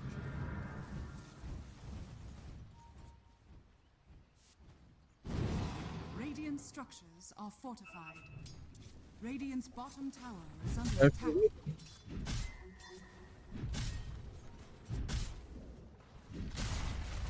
Radiant's 8-3 right now, not the biggest of advantages in terms of the net worth they've been able to gather, but they're slowly building up to their power spikes. Stormstormer has the Rolling Thunder again, will have the Diffusal Blade. Vladik has the Hum of the Dominator, so he can essentially apply a lot of pressure on that bot side, but so can Batchick, right? Batchick didn't really go for, or rather, he has the Dominator himself, but I don't see his creep nearby. Okay, he has an Alpha Wolf. Not exactly the most potent of utility-based creeps. I mean, it helps to farm, and it helps to dish out some decent amount of damage, but it's not going to pressure the lane at all. And you need to pressure Lynx. They are able to make those rotations because they don't feel threatened. And it's hard to threaten the Tiny. I'll agree with you. He's a rock. He doesn't feel anything. Radiant's middle tower is under attack. Radiant structures are fortified. Mid lane, Lina has the shield rune, but that's been dissipated. That's been taken away. Most of it anyway. Diffusal Blade is at the ready, and Lynx, it's only a matter of time before they are able to breach through with these multiple angles that they're looking at. Or multiple ways they're probing. There goes the cookie. Curse Crown applied on 86. He has already taken in so much damage, and Stormstormer will go in for the final kill. Cubify will be able to get that one done. HYDRA now stuck in between of 4 heroes. There is no way he gets out of that position. Lynx will acquire 2 very simple kills. They did bring in 5 entire heroes for it, or rather just the 4, while Igris continues to farm. But it seems like the action just is not going to stop anytime soon. Batchick needs to be a bit careful. Cracker has the Mortimers, and you also have the Bedlam and the Terrorize available from the Willow. Stampede is up too, so there are several ultimates at the ready. Meanwhile, Spirit Academy do have that Wall of Replica. They do have the Lina with the Laguna Blade. Well, I mean, they have the Lina again now, but they could potentially look for something of their own. Ion Shell is on HYDRA, so Igris takes in quite a bit of damage. Double Ion Shell on him. And there goes the Avalanche Toss. In fact, Igris will just be able to turn it around, and HYDRA is the one that's going to die. That was not too clean for the Tiny, or rather for HYDRA. And it really feels like, with the way that they've itemized 86, you see he has the Boots of Travel. Now, I'm not criticizing the fact that it's a good item on the Lina. I'm just suggesting that the situation they find themselves in, this item is not going to help them overcome that. You need to be able to make moves, but instead of you making moves, you're the one who is getting moved upon. force a hug to the tier 2 tower. No control of the jungle whatsoever. The Darkseer's free farming towards that top side. Sure, he has 6,700 net worth. He's keeping up to par with the Centaur, but you need more. You need to use your Laguna. And this is the problem of the draft. You've picked a Swen, you've picked a Darkseer. Those two will be playing passive for a while. And it's not as if Kiseki will be able to fight just as soon as he has his Echo Saber. He still needs his Blink Dagger, he still needs his BKB, he still needs his Daedalus, he still needs so many more items before he's finally online, compared to a Tiny who will fight you as soon as he has his own Echo Saber and Blink Dagger up. It really feels like a rough time. Kiseki, one hit on the Centaur and that might just end up being his demise. HYDRA tries to step in to help out his Scary as Kiseki activates his God Strength. False Promise also dropped down on top of him, but he's gonna get stunned down left and right and center. Kiseki has gone down. 86, who came in to try and help, will fall down as well. And Spirit Academy, they just have to get back. They just have to tug tails and run. There is nothing that they can do in those teamfight scenarios. When that teamfight builds up the way that it does for Lynx, you know, when they're able to get off just a free Rolling Thunder, a free Hoof Stomp, a free Mortimer, a free Bramble Maze, like they can use their spells completely freely, and Spirit Academy try to counter that. You have to break the chain. You have to break the sequence. You have to go in while the Lynx are building up to, you know, how they operationalize their team fight. But you can't go in at the very end when they have gotten everything off and expect to have a good outcome. I was afraid of this scenario for Spirit Academy. It really feels like they haven't been able to achieve any of their win conditions. Their tier 2 tower is being lost at the 16-minute mark, guys. It's just not looking good, because they haven't been able to apply any pressure towards that top side tier 1 of Lynx. You have a Darkseer, but you're not able to push, or even... Radiant are scanning. Feels bad, man. I suppose. Dire's top tower is under attack.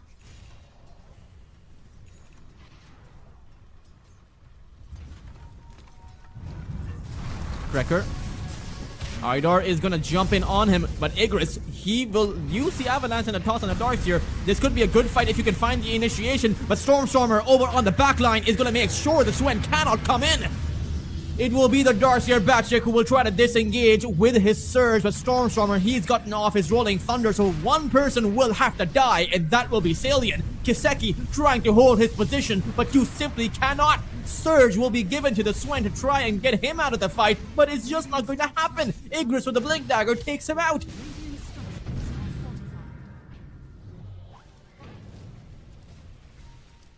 Tier 1 tower over on the top lane. That was a tier 1 tower that Spirit Academy were looking at.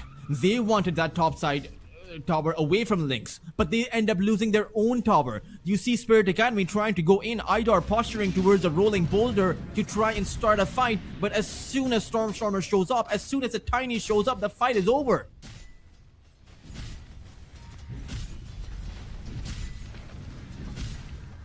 As the tier 2 tower over on the top lane will fall as well. 17 minutes in, guys. Like, you would imagine this is the late game, but no. Or even the mid game. You would imagine this is past that 20-minute mark at the very least. Right? Am I crazy? Or is this just an absurd amount of tempo coming in by Lynx?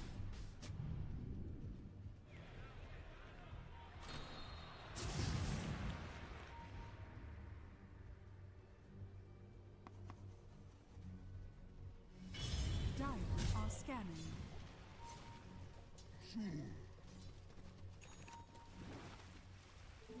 Illusion.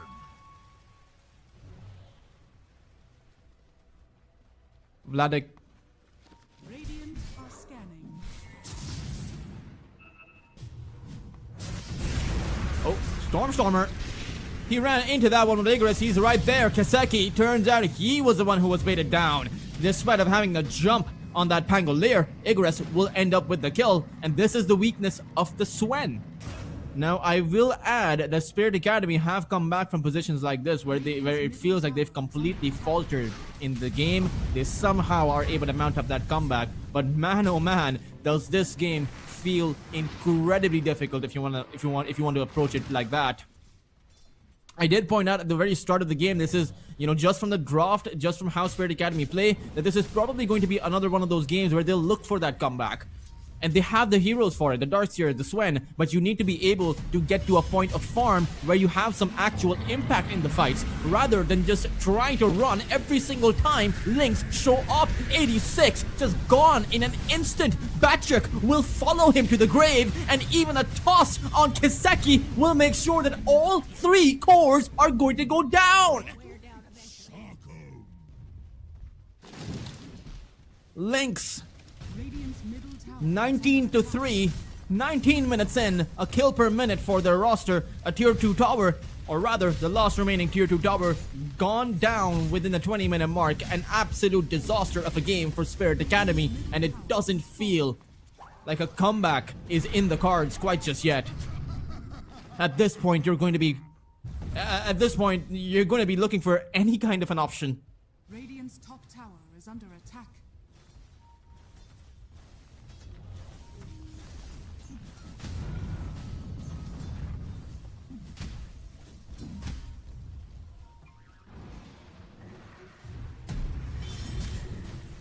Vladik sees HYDRA as Kiseki. Does he really want to go in here? He has the God Strength, sure, but he doesn't have a BKB. And Vladik, he's just going to turn around, start charging at Kiseki instead. Batchuk, anyone he can charge in on, because he realizes that he's near unkillable here. Igris goes in with the Avalanche, and Kiseki, he just takes in too much damage. Has to get back, or rather, to the other side of that small gate there.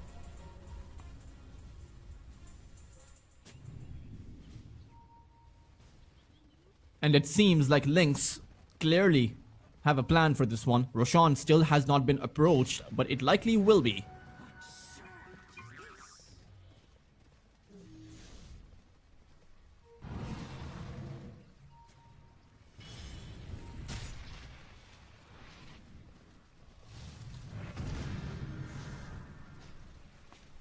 Radiant's top tower is under attack.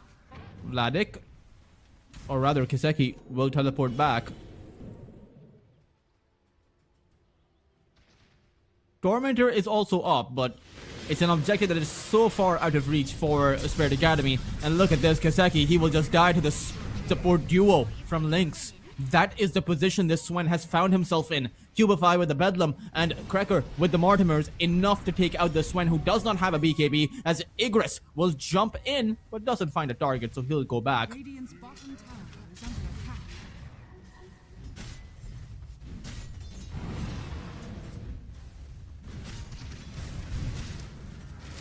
Lynx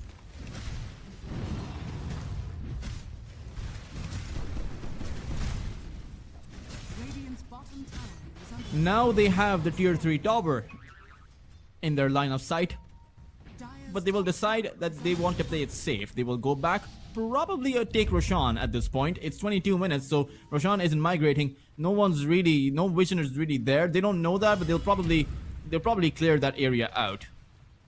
Oh, Spirit Academy clearly want to fight. HYDRA, though, he's been tossed in, so the fight has already started off wrong. It's going to be the death of the Earth Spirit first. The Snapfire looking for someone, isn't able to find anyone. And Spirit Academy, clearly they're trying to approach Lynx, but as soon as they do, it just goes horribly wrong. Like they can't even...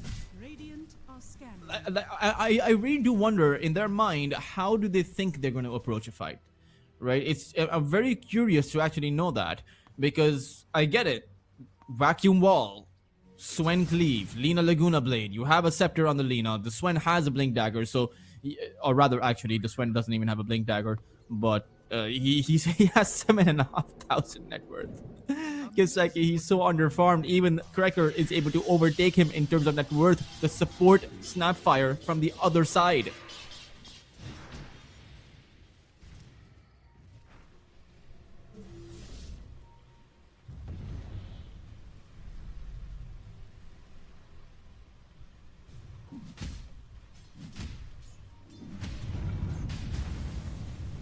Lynx. I wonder why they're taking their sweet time going for Roshan. Are they afraid of the vacuum wall? That's the only explanation that I can think of. Otherwise, you could just go Roshan, take the Aegis, go high ground.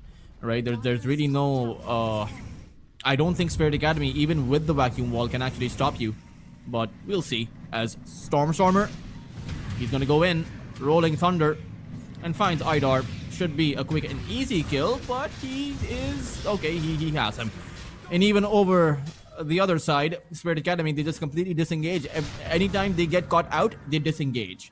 And they're trying to play together. You can tell they are four-manning these rotations, but doesn't matter because Lynx are clearly not going to be afraid of you.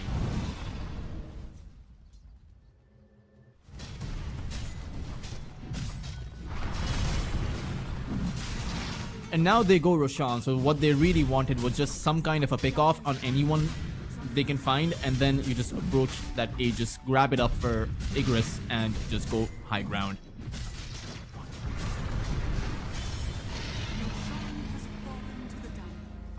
And that should be the way that they take this, or approach this. Harpoon, Shadowblade, and almost Silver Edge. Igris, I mean, he'll probably have the Silver Edge as soon as he takes out this Ancient Camp, or maybe we'll need the Creep Wave. But regardless, he'll have it. A very farmed up Tiny. Oh no. Oh.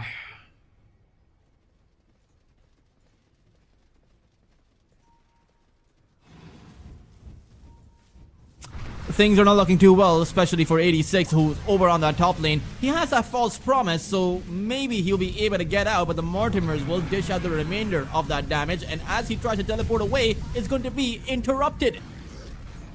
Vladik will use that Hoof Stomp as HYDRA. He also gets spotted out on the side. 3-27 on that kill feed. Lynx clearly a cut above Spirit Academy. They will now approach at a high ground knowing that there is no way that Spirit Academy can defend.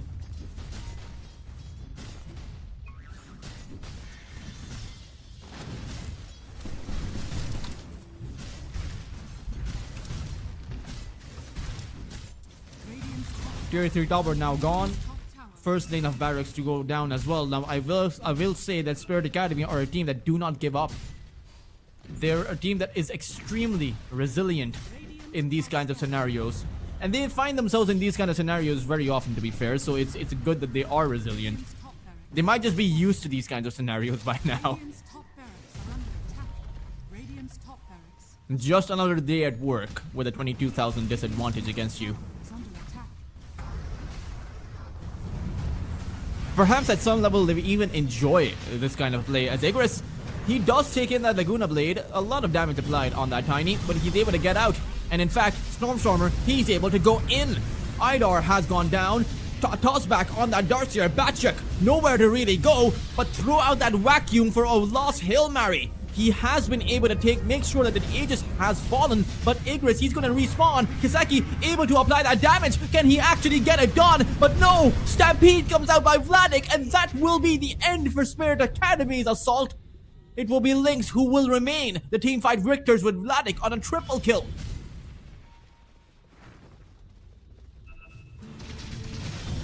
And unfortunately, 86, he's gonna fall down as well. Lynx will be able to acquire an entire team wipe, and Spirit Academy will just tap out. Lynx coming up with the first game win in this best of 3.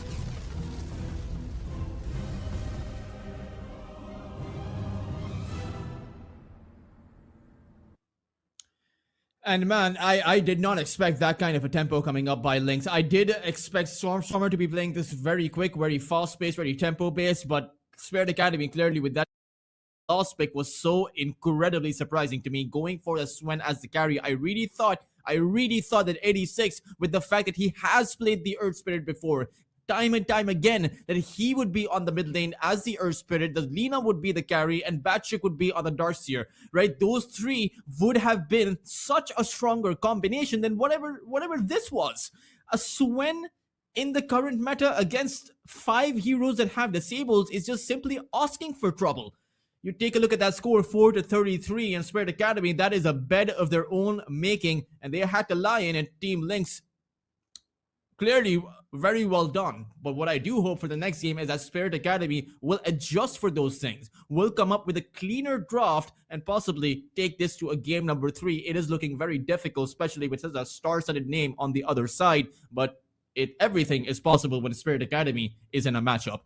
Of course, guys, there's a very long day ahead of us for the EPL. Masters will be heading to a short break before we return to this series. Can Spirit Academy stay in this, or will Lynx just run them over? Stay tuned, and we'll be right back.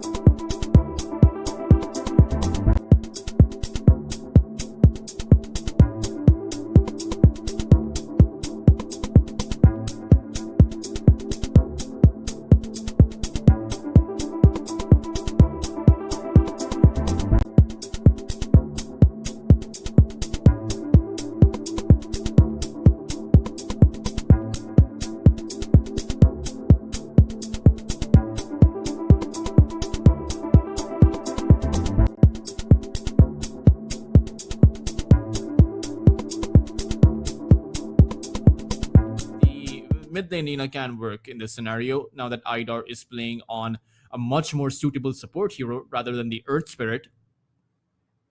But let's see. Last man, as Lynx have clearly done their homework, they have banned out the, they banned out the Kunkka. Spirit Academy played the Kunkka yesterday and did give quite a fight to Team Gens, to Parker, Russell, Noob, and the rest of their team. Lynx have to pick up, or rather have to reveal where the Snapfire is going to go, and will most likely going to be going for an offlane. No, it is going to be the Stormstormer Earth Spirit. I am so excited for this one. Oh man, looking at Stormstormer's Earth Spirit back in the good old days of Team Alvilus, when he was playing with Zibe, Eki, and the likes, Smiling Knight as well. He had a pretty good run. He had a phenomenal time. The top 6 at a tier 1 LAN is no joke for especially as a mid laner. You want to make those plays. I think that his experience at Avulus enabling him to make those risky kind of plays is showing in Team Lynx, where he's the one who's constantly going in. He's the one who's starting those team fights. He's coming in with those rotations and constantly just keeping Spirit Academy on their toes. As Batchik will go for a Timber Saw, it is a pretty good hero against the Tiny. You have that attribute steal, or rather just that attribute loss on the Tiny strength. You have pure damage, so you can cut through that Tiny as well as that Earth Spirit and maybe even that Snapfire relatively easily. And this time, it will be Kaseki on the carry Lina, and they'll be playing with a mid lane Batrider. And it does mean that Stormstormer is going to have a difficult time. As good as he is, he's probably the best player on the server. It's still going to be risky playing a mid lane or a melee hero into a ranged hero, and that too a Batrider, one of the best heroes to shut down any melee hero with. So it's definitely going to be an uphill task. One thing I will add though is that the Earth Spirit can also use his Rolling Boulder to get away if he's in a precarious position. So the Flame Trail, the Flame Break, if the Flame Break is on cooldown, then the Earth Spirit just gets out. So I would imagine that the Batrider holds on to his Flame Break, doesn't actually use it until that roll up animation is there, just so that you can secure the kill if there is a possibility for that. But it is a pretty good lineup, and I can't wait to see what Spirit Academy are going to be able to do now that they are in a comfortable position, rather than playing in a very awkward lineup last game. So we'll see exactly how they plan on going about that.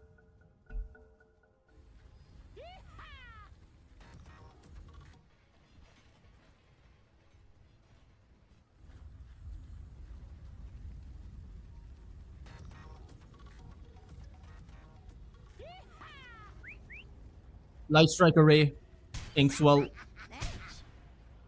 2 stuns available for Spirit Academy, compared to, I think, quite a few stuns from Lynx. Again, it's 5 heroes with individual stuns available, so Lynx clearly are not going to be lacking any control. And it's going to be, this is a tough question, right? Because last time I also wondered where they're going to be coming in for the damage output, where they're going to be coming in for just the, I would say, how they plan on being able to disable or just cut through Lynx's HP. This time around, they have the Timber Saw as well as a carry Lina, which goes a really long way. But it's still going to be hard.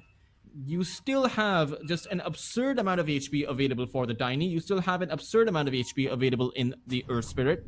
And a lot of HP available for the Snapfire too. Let's not forget, the Snapfire is a really tanky hero. Life just got interesting.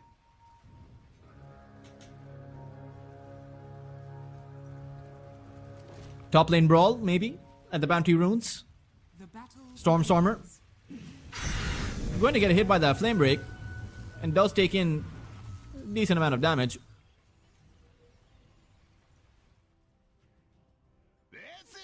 Stormstormer needs a second.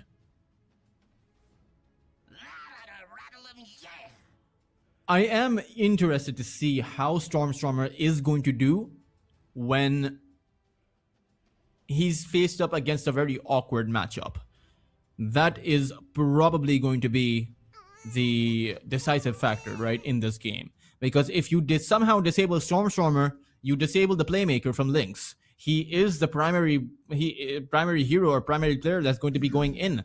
Sure, you have the clockwork with the hook shot. Sure, eventually you'll have that blink dagger on that tiny or the shadow blade, either one or both.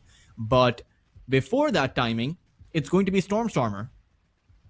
And even if the clockwork wanted to go in with a hook shot, there might be a situation where the clockwork is not going to be as reliable of an initiator because there's a lot of damage for the clockwork available at the very least. Sure, he's a strength hero, but Spirit Academy's ability to burst one person down is definitely there, right? Laguna, Timber saw damage, Batrider, you can burst at the very least one person.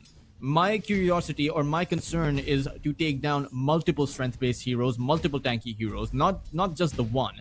As mid lane, already a brawl starting, 86 and Stormstormer, both at about half HP. Don't burn your fingers.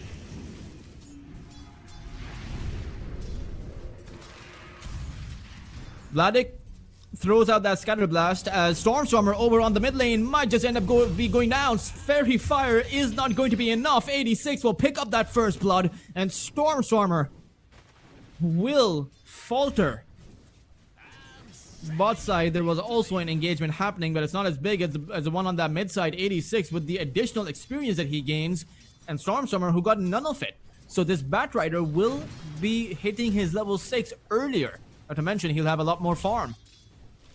Stormstormer will be able to come back into the lane with a full bottle, so effectively the items are pretty much the same for both the Batrider as well as the Earth Spirit, but that I have a feeling that's not going to be the only one of the kills that we see coming out from the Batrider. There can be rotations. What happens when an Inkswell is placed down on the Batrider and he's flying out towards you? Topside, Lynx, again, Cracker. He is going to fall at the back of that very Inkswell that I was talking about, and Lynx trying to contest against Cillian, but look how deep Kiseki and Cillian are able to play. Pushing back Vladik as well as Cubify at the back of that tombstone, which is going to get taken out at the very least. So Cubify will get half of a kill in terms of gold, 125 at this stage. But another concerning aspect is that even in this game, Kiseki doesn't have too many lost hits. This was a similar state to the Swen. He only has about 5. Sure, he has 4 denies.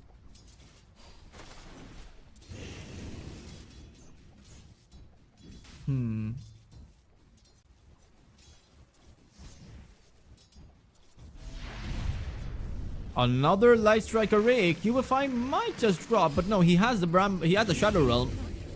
Oh, he had the Shadow Realm. I will correct myself, or rather, Cillian will correct me on that point. Just a simple decay takes out the Willow. As Spirit Academy have ended up with 3 entire kills. And it is very surprising how Stormstormer is able to maintain his CS. 14 lost hits. He even has more than 86 right now. The fact that he gave away first blood will mean that 86 is going to be ahead. But if you're able to maintain an equilibrium in terms of lost hits, then I would actually say that you're in a pretty good position. All you really need is that Spirit Vessel, if you're going for that, to be able to make some moves around the map. And Earth Spirit isn't exactly a hero that is, you know, expected to stick around in the lane too much. He isn't someone that requires an absurd amount of farm. He just wants to make plays. Left, right, and center. That's what Stormstormer did on the Pangolier, and I would say that the Pangolier is a greedier hero in terms of the items that he would want in a game. You know, Pangolier wants a Diffusal, he wants the Blink Dagger, he wants the Aghanim Scepter, he wants the Octarine Core, he maybe even a Refresher at some point, or a Maze Slayer. You know, all of those items in you know, not in a particular order. But the Earth Spirit, sure enough, you want those items, but not at the cost of making plays, right? You build up that vessel and it's time to go. You farm more through kills, or rather, actually, in Dota, no longer do you farm more through kills than CS. CS is probably the majority of your farm anyway in any kind of a game, but I would say the percentage of gold that you get from kills is higher on the Earth Spirit, in an ideal scenario. Levels will make the difference though, as Vladik does get back, doesn't have too much mana on him, so won't be able to make a counterplay on Cillian, especially with Kiseki right next to the Undying. Curse Crown is going to be applied by Cubify, and it is going to stun down Salian. 350 HP available. The Scatter Blast is going to take out most of it, and Vladik will be able to get that grab. Kiseki wasn't able to help out, and was too far away for the Lotus pool either. As well, actually.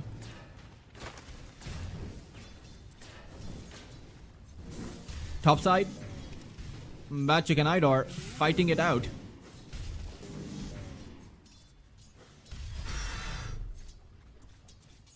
As Batchik goes back,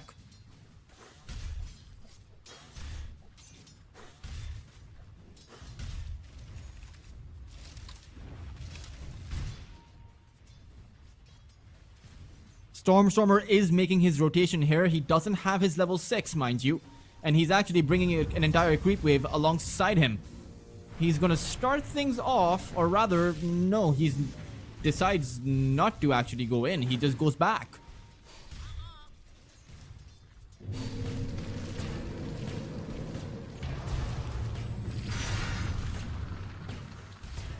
Make that initiation, he's just attempting disengage and will be able to do so. I apologize, my screen lagged quite a bit there.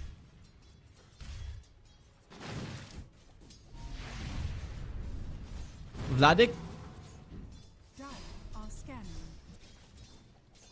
again, very low HP, and Kiseki being a Lina with so much attack range compared to a Snapfire with very limited attack range is possibly the reason why Vladik isn't able to find his farm. 6 minutes in, it's the Tiny at the very top of the net worth chart, Igris, and Kiseki, or rather 86, is at the second place position, but Stormstormer isn't too far behind. Considering how his lane started off for him, I would actually say Stormstormer is in a very good position. Kiseki is in a very awkward position, as Vladik will throw in the cookie, uses that Shredder to take out the Lina. Salian needs to be able to get this return kill and should be able to find it, has that decay. So all he really needs to do is drop with that one down. Oh, the jukes! The jukes! Vladik, is he gonna get away? Salian will finally find that decay and take him out. That looked really hairy. That looked, for a second there, I was about to lose what little hair I had left on my head.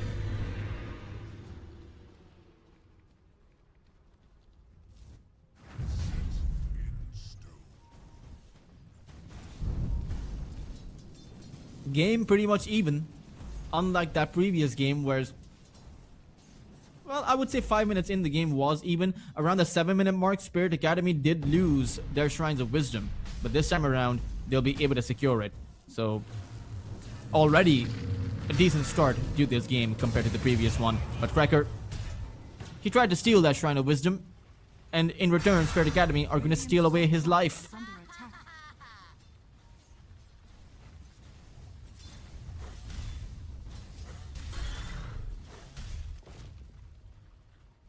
Batchik is at the very top of the net worth chart, and I actually think this game is going very evenly. It is still surprising how Kiseki doesn't have any kind of farm. He has 24 CS on the Lina. As over on that bot side, it's going to be an initiation on that Willow, but Stormstormer is going to look to intercept, and that will result in Kiseki going down instead. Is under attack. Not looking too good when you have a Lina with about 25 CS, or rather 24, he didn't get another CS. 24 CS, who's also gone down to a move which Spirit Academy started, right? Lynx just responded. But this is a pretty good move. 86 drops down that lasso, but where is the follow-up coming in? Idar, no Inkswell available, has very little mana, uses the magic stick to give that Inkswell to 86, who stuns up that Willow and is able to find the kill. Not the ideal one considering they wanted Stormstormer, but a kill nonetheless. And you should be willing to take anything Dire's top tower is under attack. that you get at this point. Just make sure that you can consistently apply some kind of pressure, some kind of tempo, because as soon as you let up, it will be Lynx who will be coming in for you. Vladik doesn't have his level 6 right now. He is slightly behind in terms of experience. Who took... I mean, they did take their own Shrine of Wisdom, so I'm surprised that Vladik doesn't have his level 6. Considering he has a kill and 2 assists. But he has hit his 6 now. right? Cubify almost has his Bedlam online too. As soon as both of those two spells are online, or rather even right now, all you really need is a set of stun. All you really need is Stormstormer to go in, smash his boulder against someone, slow them down or stun them up, or the Avalanche coming in from Igris, and the Mortimers to follow, right? You only need one of the two sets of combinations that I just mentioned. And I think they're going to look to do that. A Stormstormer, he's thinking exactly that. He wants to make a play. It's only going to be towards Salient, but turns out they might not commit the Mortimers for it. Vladik, he's still keeping his distance to make sure that he can if they need it. But in the end, they will just give a blast to the face of Salient and take out the Undying. Now, it's not the biggest kill in the world because he has a Ceaseless Dirge. Sure, you gain about 400 gold at the back of that, but he will be right back. You can't apply pressure at the back of an Undying kill. That is the problem. So you need an additional kill here. They are hunting. Okay, Salient, he is right back. We can pretend he never died. We'll pretend that this is the first time he's gonna die. Salient, no, cornered up right now, trying to walk up those stairs. Did drop down that tombstone, but unfortunately, there's no follow-up. There's no one coming to help him. No salvation other than just being sent 6 feet under. As Cracker finds that kill.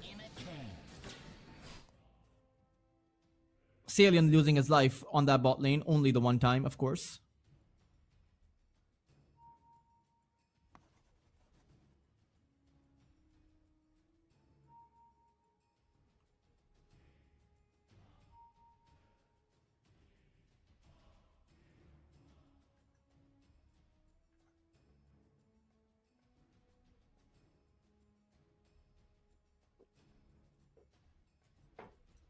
Mid side. The vessel has almost been built up. At the same time, it is a bit concerning how Batchik is just completely uncontested. He has the Kaya, has the Ogre Axe. This is going to be a 12 to 13 minute Sanj and Kaya up for a Timber Saw. And you can't have that kind of a position, because that makes it out to be a very risky position for Team Lynx. Someone could die very easily from the Chakram, or rather just a host of spells that the Timbersaw has. And I don't see any kind of protection against it in this game. Maybe someone is going to build up to a 4-staff eventually, but for the moment, Tiny is going to be vulnerable, Earth Spirit Stormstormer is going to be vulnerable, Vladik's going to be vulnerable.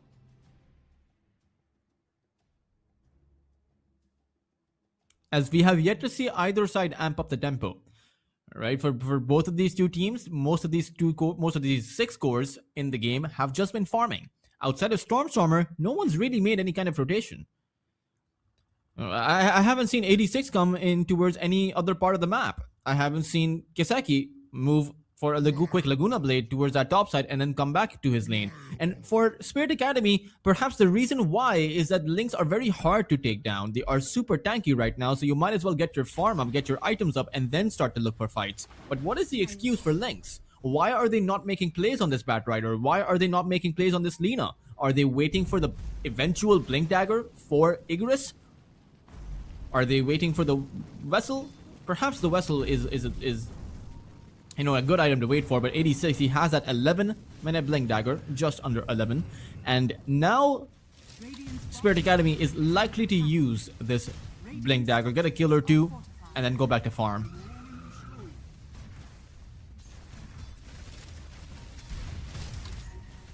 '86 having revealed his Blink Dagger, but I don't think that's going to change anything. However, Mortimers are going to be sent out by Vladik to provide some backline support. Cubify has almost taken down HYDRA and should be able to find that kill. No, he'll let Stormstormer pick up HYDRA as he gets about 226 gold, but Batchik has taken down the tower. 86, he'll go in for a lasso play. There's no Mortimer coming up, and the cookie, it was used on the Willow instead of Stormstormer. 86 will be able to pick up yet another kill on that flashy mid laner, and in fact, will even find Cubify. Willow got baited in by that Grimstroke, as they did see the Blink Dagger. Right, that was a bit of a mistake, a big mistake.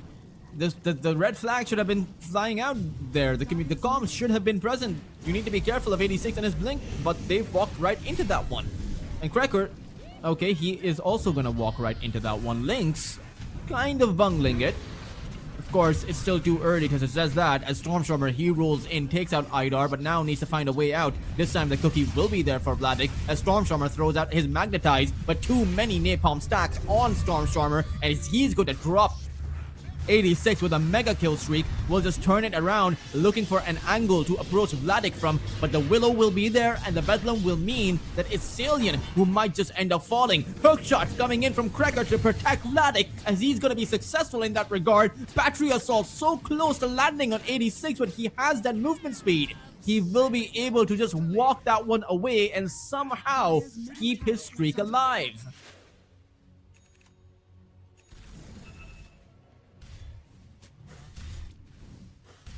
Batchik. No hook shot. So there's, I mean, it's okay. A Willow and a Clockwork. Side by side, staring down the barrel of a Timber Saw, 2300 HP, Sanj and Kaya, and they're posturing as if they can do anything to him. Right? It's interesting. But at the very least, Batchik doesn't know who else is there. Right? Batchik doesn't know that it's just two supports staring at him. All he saw was a rocket flare, and he has to go back because he doesn't know that you know, it's just a two. It could be the entire lineup waiting for him. So it's better to play. It's better to be safe than sorry. Dire are scanning.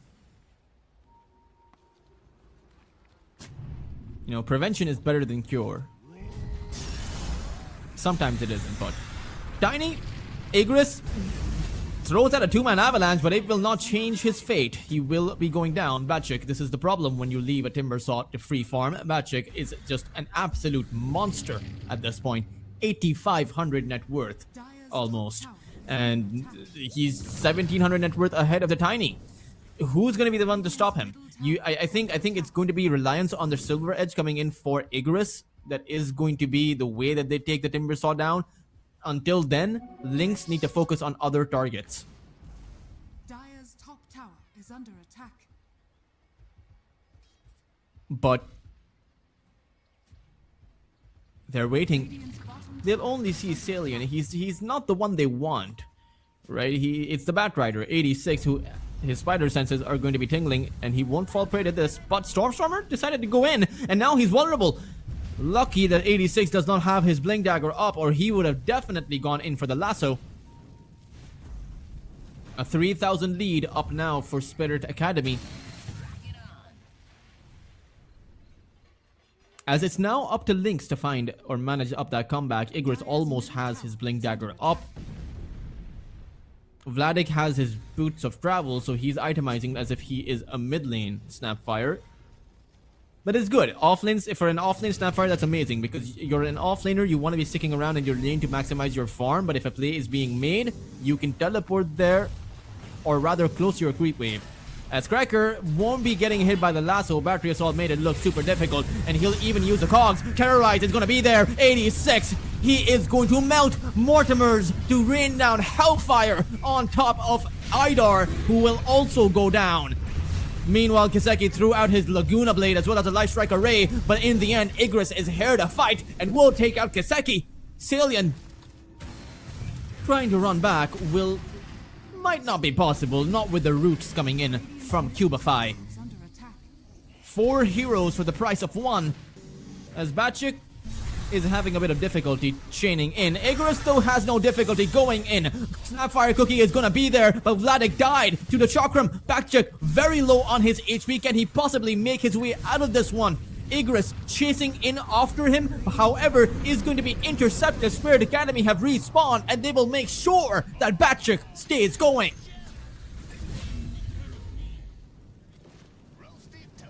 A double kill for 86 as soon as he respawned. Very flashy, but overextensions coming in by Lynx. They saw... Oh, overextensions indeed. Stormstormer, he just respawned, and he's gonna take quite a bit of damage. Perhaps he won't lose his life as he has the illusion rune if things get too difficult. But needs to be a bit careful right now. And for Lynx, they got very greedy trying to take out that Timber Saw. They already had 4 heroes down. They only lost their mid laner. That was a good enough exchange, but they saw a vulnerable Timber and they thought they had enough. And it did seem like it might have been enough if that cookie actually landed instead of the Snapfire going down before he could do anything. Stormstormer gets lassoed in. Grimstroke has the ultimate. Idar has planted down the silence too, but it's worn off. However, Stormstormer will still fall. Lynx are trying to brute force their way through to win some of these team fights, and it's not working out. Even if they take out Idar right now, I fear that Lynx are still going to die after the fact.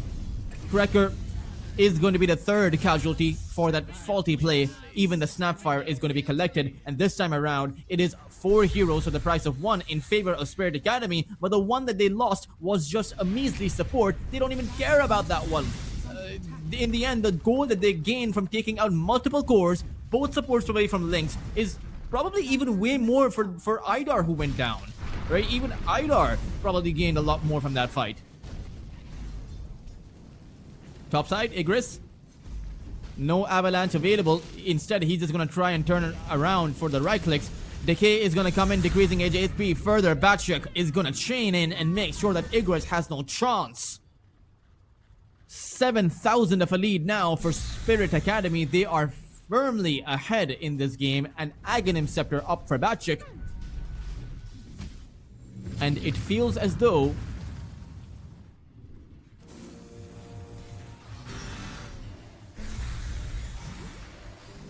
Batshik. Radiant's bottom tower is under attack. Careful. Or rather, actually, I kind of think that Batshik is kind of unkillable. Like, how do you kill him? He's he has the Aghanim Scepter, and 3 of your heroes are melee, so you're only going to pull into his shield. You know, his armor, his reactive armor. So I mean, we'll see. We'll see. At the end of the day, you really need a break mechanism. Igris is farming up for that, but this is now a 4,000 advantage between, or rather a 4,000 net worth discrepancy between Batshik and the Batrider, who or Batshik and Igris, right? The Timber and the Tiny. And so the situation is becoming a bit desperate for Lynx. This offlane Snapfire has not been working out for them. Eventually it will, right? Eventually you will have meaningful impact outside of your Mortimers. Right now you're just not able to fight close quarters. Are scanning.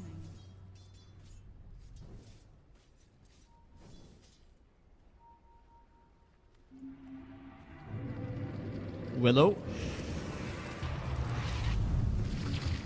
not able to make his way out. Inkswell is going to disable that, and a very simple kill on Cubify. 22 to 13. Lynx need to be okay. Never mind. 86. He'll grab up Stormstormer, who has nowhere to go. This Earth Spirit will just drop down that Magnetize before falling down. Make sure that at the very least, Spirit Academy takes some damage so they can't pursue further into Lynx territory. But I fear that they will. And perhaps that Lynx should be afraid of that as well. But no, they're actually just going to plant down some vision, knowing that Stormstormer is down for about 30 seconds, and the fact that the Magnetize has been used. So even if he somehow manages to buy back and come back here, he won't do anything. So they'll just go Roshan. They'll take it out. No troubles there.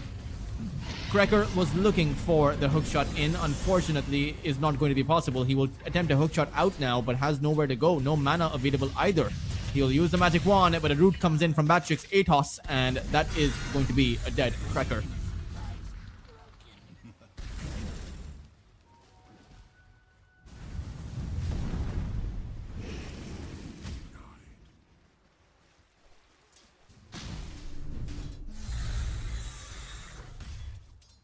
$11,000 lead.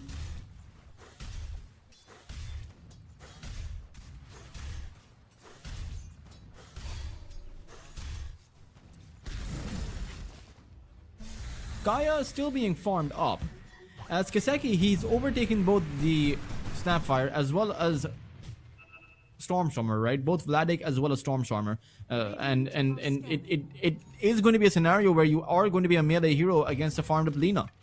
And that's never a good scenario, because it's just a safety net that Lina possesses. Light Strike Array, not to mention the level 25 that Lina will have. Sure, it's a very long time from now, but keep in mind you have an Aghanim Scepter up for Kiseki now. So he can look for plays around the map. As 86 once again going for the grab on Stormstormer. This time around the roll back will be possible. Mortimers start to come flying out, and I kind of feel like Lynx are a bit uncoordinated in what they want to do. You either need a counter response or you need to disengage, but not both. Dire's middle tower is under attack. As the tier 2 tower, Fortified. Spirit Academy attempt to target it down.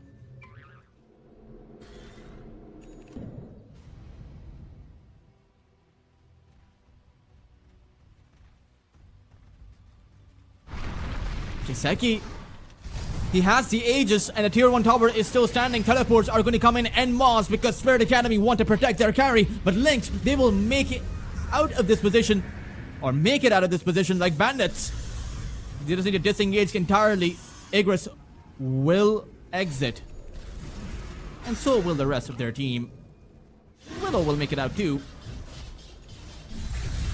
Or rather, no, Cubify, he actually went through the gate. It's always interesting, right, where the plan is to disengage and everyone has their own idea of what that disengagement means. Radiant's middle tower So someone will is under teleport attack. away, someone will go for the fountain, someone will go for the tier 2, someone is going to go through the gate, and one person is always going to get caught. One person is going to be like, oh man, I wish I teleported back as well. Wrecker, he'll go in with the battery assault, but again, the tier 1 tower is right there. And for as long as that tower falls, these deep incursions by Lynx are not going to work out. Radiant structures They found a good kill on the Lina, but that doesn't mean that they should get the idea that they can constantly find those kills. However, this could possibly be a huge kill as this Timbersaw Batchuk is isolated. Reactive Armor is going to be activated, but they have so many heroes around him. Batchuk 1v4 is able to make his way out as Kiseki is here to support him. The Curse Ground stun comes in and Igris will be able to get the kill. Batchuk, he's still going. Stormstormer's overtime damage takes him out finally, but Lynx, they will give up 4 heroes for this. With Kiseki ending up with a triple kill, I don't think that's worth it. I really don't think that's worth it. The 4th casualty. Clockwork died on that top lane, but that is effectively a team wipe for a Timbersaw. Somehow these exchanges keep getting worse and worse despite Lynx coming up with surprise initiations, surprise moves. As soon as that reactive armor goes up, even though he's 1v4, for as long as you're surrounding him in that kind of at that kind of close distance, he's never going to fall. You need that silver edge.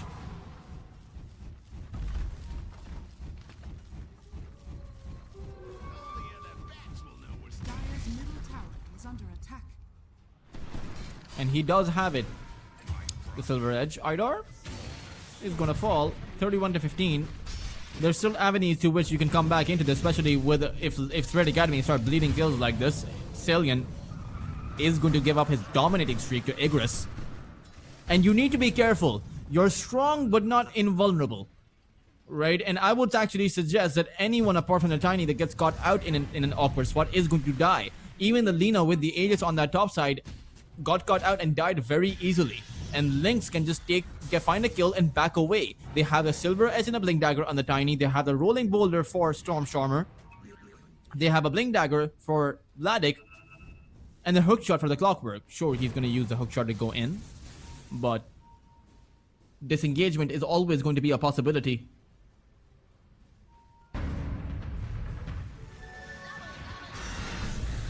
Mid lane. Willow. Cubify. Terrorize is going to be activated, but not before he goes down. Died of mid projectile. Oh, Stormstormer. He got off his BKB right before the lasso was going to come in. Won't be able to roll away, and in the end, his BKB will not make a single difference. He will go down to Kiseki on a mega kill streak now of very long way.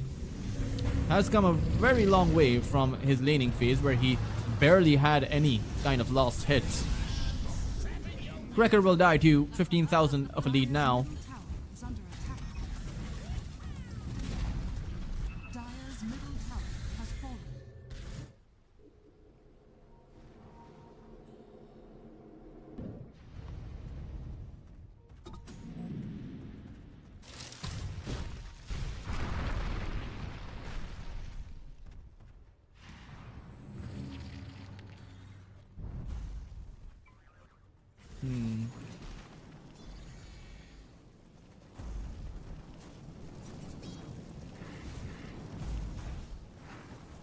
point booster.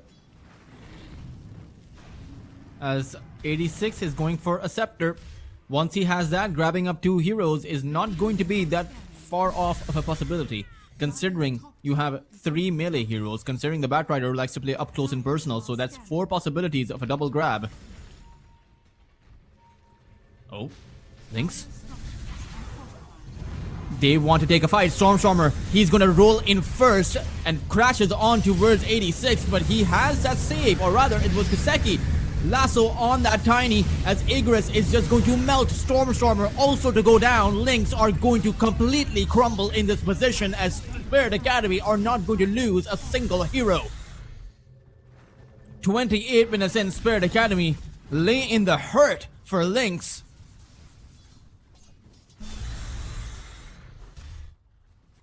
And it kind of feels like a game number 3 is almost an inevitability. Now sure, Lynx are pretty strong on their high ground, but Spirit Academy are pretty good at breaching that high ground, especially when that lasso is going to grab multiple heroes.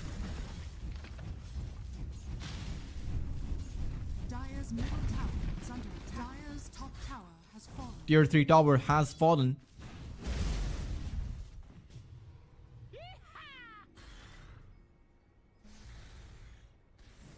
Money to burn.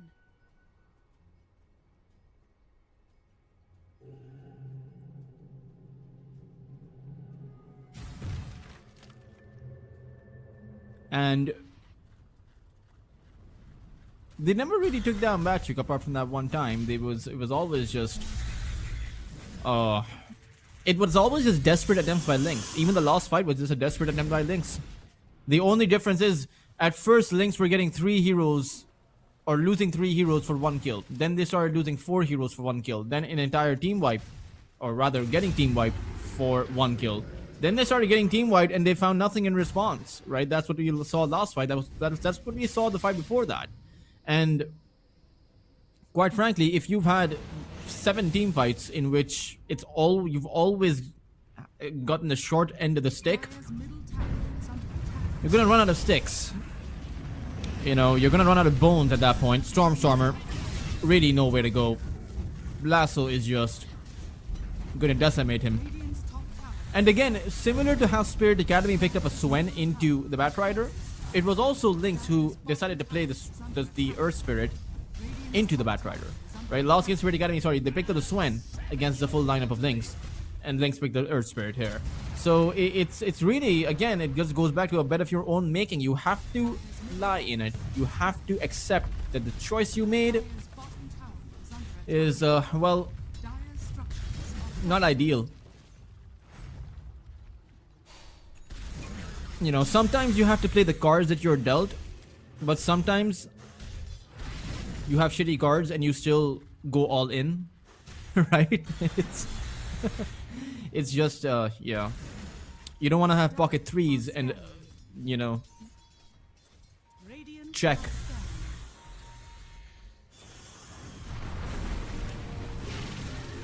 They go in once more. Timbersaw, however, same thing. He was able to activate his reactive armor. This time around, he even activates his BKB, and he doesn't seem to be afraid at all. There's a lasso that comes in, grabbing up both Stormstormer as well as Igris. Lynx have nothing more to offer. This game is completely over at this point. This was a Hail Mary at best, and they aren't able to get anything in this team fight, not even close. GG will be called, as that was a last-ditch effort to get anything done, as we are going to be heading to a game number 3 after a spectacular performance by Spirit Academy. Batrick played phenomenal. 86, he found a solo kill on the Lina. Every single person on Spirit Academy, they played it really well. Kaseki was having a very poor start. He didn't have the last hits. He did find a few kills here and there, and it took some while. But quite frankly, the fact that Lynx were, in my opinion, they just weren't respecting Spirit Academy well enough. Those incursions, those initiations so deep in the Radiant jungle near the tier 2 tower while the Batrider had his lasso up. I mean, those were some easy counterplays being made by Spirit Academy. They weren't really doing anything special. The specialties came in once those team fights started, finding those two-man lassos as soon as you had the Aghanim Scepter, finding those counter initiations, those very quick responses towards anyone who was in trouble as Lynx tried to go for those pickoffs, but were just simply unable to.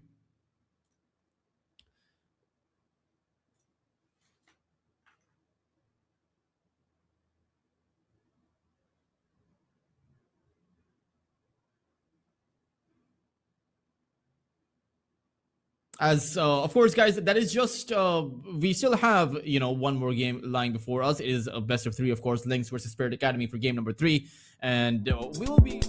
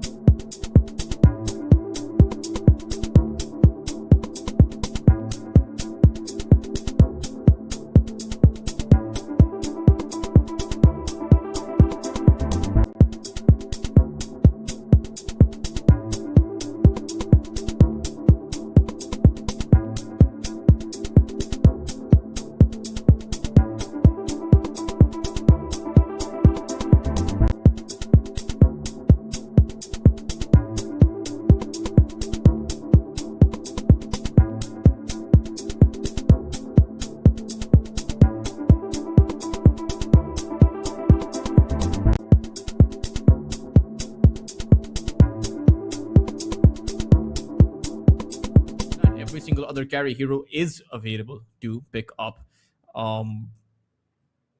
Lifestealer could be an option for Team Lynx. Not great into the Necrophos, but not terrible either. You still have that lifesteal, you still are another fire builders, you can take out that Necrophos, not to mention you're good against the Centaur, but that's if Lynx are going to play the lifestealer, or whether Lynx are going to be picking up a carry hero. I still think that the Lina can work against a Centaur if you have a Tusk with you.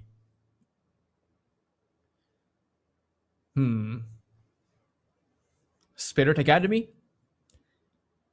Thinking about who they want to go for as far as their carry is concerned, Terrorblade is an option matched at Lina's attack range. BKB Sunder is going to be there for you as well. You have the Reflection against a Tusk. It's not that big of a counter spell. I wouldn't even consider it a counter spell, but there aren't too many carry heroes available, and a last pick Terrorblade could be pretty good. Not to mention you have that Centaur, so the workhorse will kick in eventually. You would ideally want a range carry over here, and Spirit Academy will go for a Vengeful Spirit.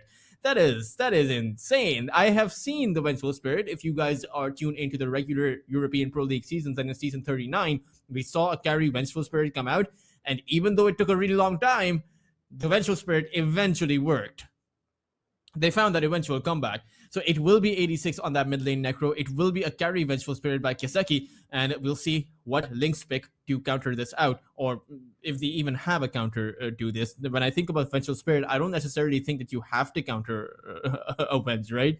You can play any standard carry right now, and Vengeful is kind of like the very stereotypical average carry. He's not overpowered, he's not underpowered either. As Lynx will play a carry Lina and will go for Stormer Spock. Vladik will be on the offlane Doom, and I do wonder how they plan on actually sustaining themselves in a team fight, because Lynx don't actually have a lot of frontline. Sure, there's a Doom, but there's just so much damage available from Spirit Academy that Reaper's Scythe will take one person out, and you don't have any frontliner. Who's going to be surviving? Who's going to be tanking up? Who's going to be taking in that damage? Doom is not going to be building up those auras, so who's going to do that, if anyone? Right? So it does seem like Spirit Academy, like I will point this out, Spirit Academy's draft does resonate with me a bit more, even though you do have a Vengeful carry, which isn't seen all that often. Most of Lynx's heroes are just stable meta picks, or the Lina's still a bit of an unstable meta pick, but I don't see the frontline capacity. I don't see who's going to be sticking around. As if this Doom goes for a Radiance, then I'm afraid they're not going to have the HP pool to consistently take fights against Spirit Academy. Meanwhile, Spirit Academy, they're going to be thinking of just playing a standard game, really. Farm up on the Necro, farm up on the Vengeful Spirit, farm up on Bad Chick, and you're going to be pretty much good to go. Not to mention, the Workhorse is still going to be there because you have a Vengeful. Essentially, the Vengeful gets 3 lives, right?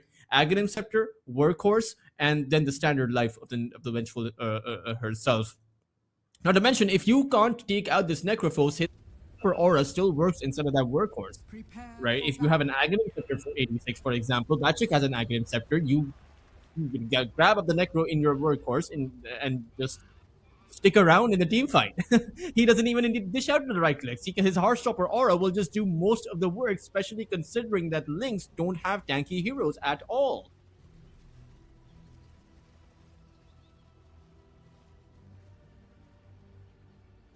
If I had to pick a side that I think is stronger, I would definitely say the Spirit Academy has the better draft. But, and it is a big but, Lynx are the better players. And I say that with a heavy heart because I really do like how Spirit Academy play and their caliber and how far they've come from when they started off. And believe me, when they started off, it didn't really resemble too much of a team. More like they just got stomped left, right, and center in every single series they played. But here they are now, TI close qualifiers, competing against bigger and better teams and somehow taking games off of them, making it into the 3rd place position at the European Pro League season 39, and almost being able to make it into the grand finals as well. All of those things do add up as Batchik gets stuck inside of the Ice Charge. Blast Off is going to be there as well, as Lynx should be looking to secure first blood, and who better to give it to than Stormer. who will appreciate that early head start for a hero that is designed to snowball.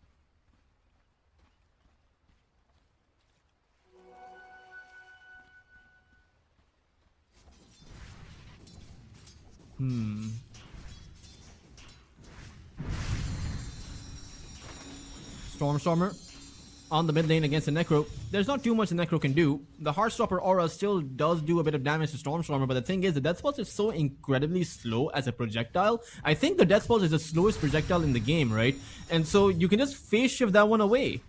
Right? It shouldn't be a scenario where Stormstormer is ever hit by that Death Pulse. And so then you can probably just... The only thing you'll have to be afraid of are the right clicks. As Salient towards that top side might end up falling. A few right clicks will do the trick. Doom, Vladik will find that lost proc and will get it done. Kiseki trying to take out Cubify as Vladik's stuck over here. He's going to take an additional tower hit, and despite the fairy fire, Kiseki, he didn't pursue. He did not pursue. He thought it would have been enough damage, did not see the fairy fire.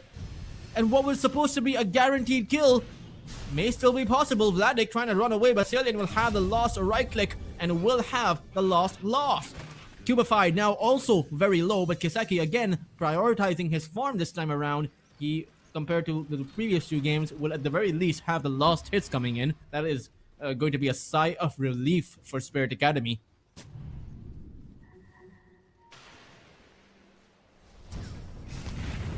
Blast off coming in. And Kiseki, okay, Vladik, he won't be able to do anything about this. He doesn't have the Infernal Blade, otherwise that would have been a kill going the way of either Vladik or Cubify. But a hyper-aggressive offlane coming out here by Lynx. Clearly, they want to shut down Salient as well as this Vengeful Spirit. Delay Kiseki's Aghanim Scepter timing for as long as you can, and it is a slow farm time for the Vengeful, right? You want to get to your Manta and your Aghanims. That is the point at which you can consider yourself to be partially online. At the very least, join some of those team fights, but you have no flash farming capacity as a Vengeful. Even your stun it's a single target stun, right? There's no AoE wave there apart from your little wave of terror, but that doesn't do too much damage. Sure, the armor reduction is nice to farm with, but he's a slow farmer. Let's just put it at that. There's a reason why most core Vengeful Spirits were played on the off lane rather than the safe lane.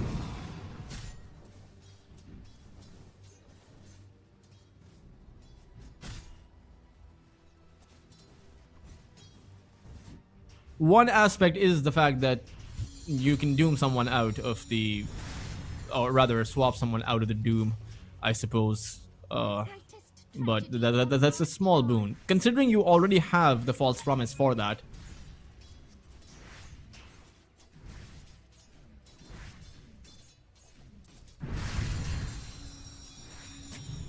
(86) 23 lost hits, as this time around it's not Kiseki who's struggling for that CS, it's Vladik. 10 CS for the Doom just now. He was sitting at about 9, and despite him hitting double digits, everyone else is nearly on 20 CS. So it does beg the question, how do they plan on keeping up their aggression as Batchuk? Centaur, there's that tag team damage coming in. One lost right click would have been enough. Batchuk stays alive, but is at the edge of his life there, at the edge of his HP pool. Might have to go back if he doesn't have any tangos coming in, as you have to be careful of that dragon slave. It's a pretty big cost range, and it can be deceptively effective, especially with the AoE burn coming in. But it's a burn from Cubify's blast off. Vladik wants to secure the kill, but the magic missile will dissuade him from it. However, the Scorched Earth burn will make sure that Salient does die. Igris over on that top side took down Idar, and Lynx once again, much like game number 1, are off to a pretty good start as far as the kills are concerned.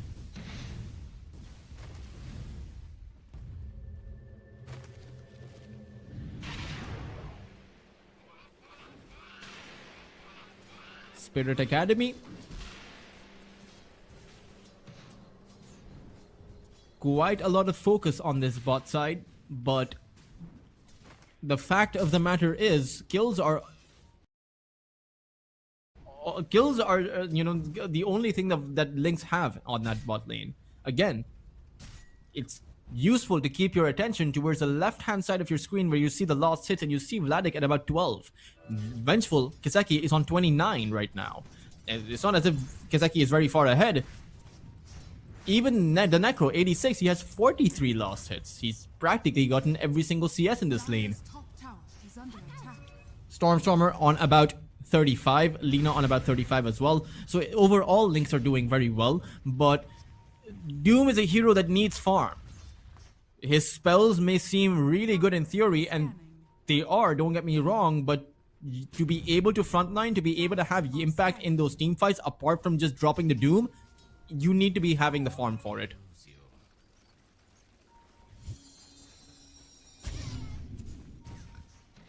Stormstormer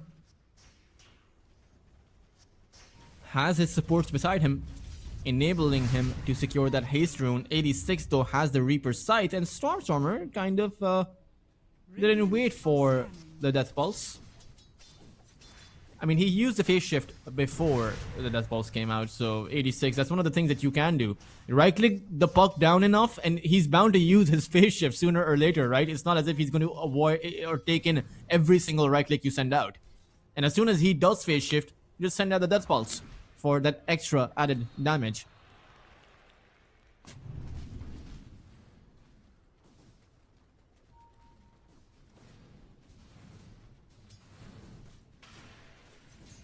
Seven-minute mark, and again, both teams will secure the Shrine of Wisdom. They don't need to be afraid of any maneuver because none are being made. 3,500 now. Stormstormer is actually at the very top of the net worth chart, so I think the First Blood is certainly helping him out there as far as that is concerned, because the Necro has more CS, objectively speaking. Kiseki? No level 6 quite just yet, but he could be in trouble because there are 3 heroes surrounding him. It's just Vladik and his 2 supports, but that could just be enough, especially since there's no swap and thus no barrier available for Kiseki. Salian is right there though, so at the very least he should be having that Dispel. Cubify attempts that initiation, Magic Missile gets sent out, but Cracker comes in with the tag team. MOUZ teleportations coming in, so they need to get this kill and they need to do it quick. Illusory Orb will be taking him out, but 86 is here to make sure that Lynx are going to be punished. Reaper Scythe down on Vladik as it's again a 3-for-1.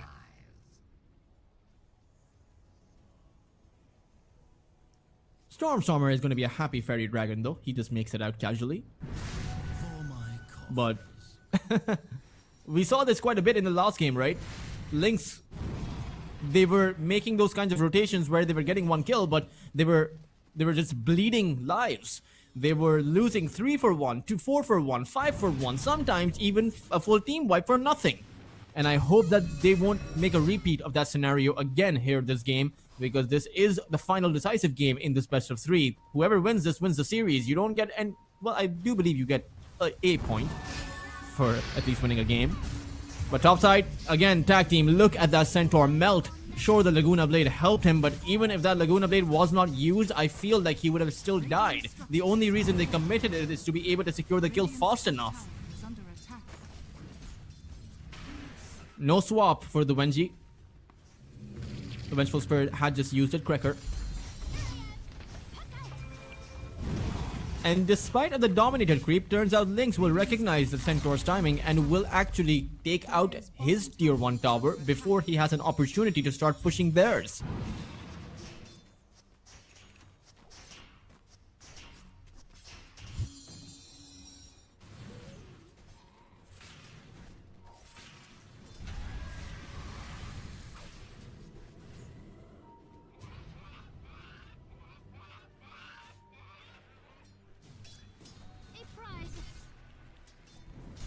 Vladik.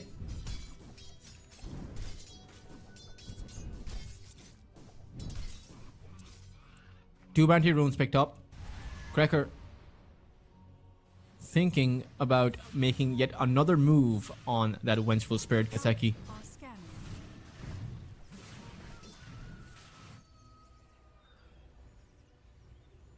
Dire's middle tower is under attack. As the Puck has 5,600 in terms of net worth. Kiseki once again tag team activated. Doom has not been sent out. Snowball has been committed, but I feel like they have gone in too deep. Kiseki will not die. In fact, it will be a sight to end Vladik's misery. Lynx getting way too ahead of themselves there. Last time they at least had the benefit of 4 heroes to come in. This time around they thought that just because they have the Doom that will be an easy kill. But look at Kiseki's HP. He doesn't even lose 25% of his life. Shaky at best. A blunder in reality. As now the Doom's going to be down for about 100 seconds. Kiseki can free farm for the next few minutes. They can even leave him be on that bot side and he won't care. Vladik going for that Radiance could be... The problem is, what else does the Doom make, right? I think the Radiance could be considered a mistake, but what else can you consider making? You kind of need the Doom to apply more damage with your Scorched Earth. Drums plus an early Blink Dagger could be an option for the Doom, considering that Lynx really want to fight, really want to shut down Kiseki. And apart from the Doom, you can't shut down 86 unless you find the right initiations, unless the Puck starts off with a silence and you prevent his Shroud.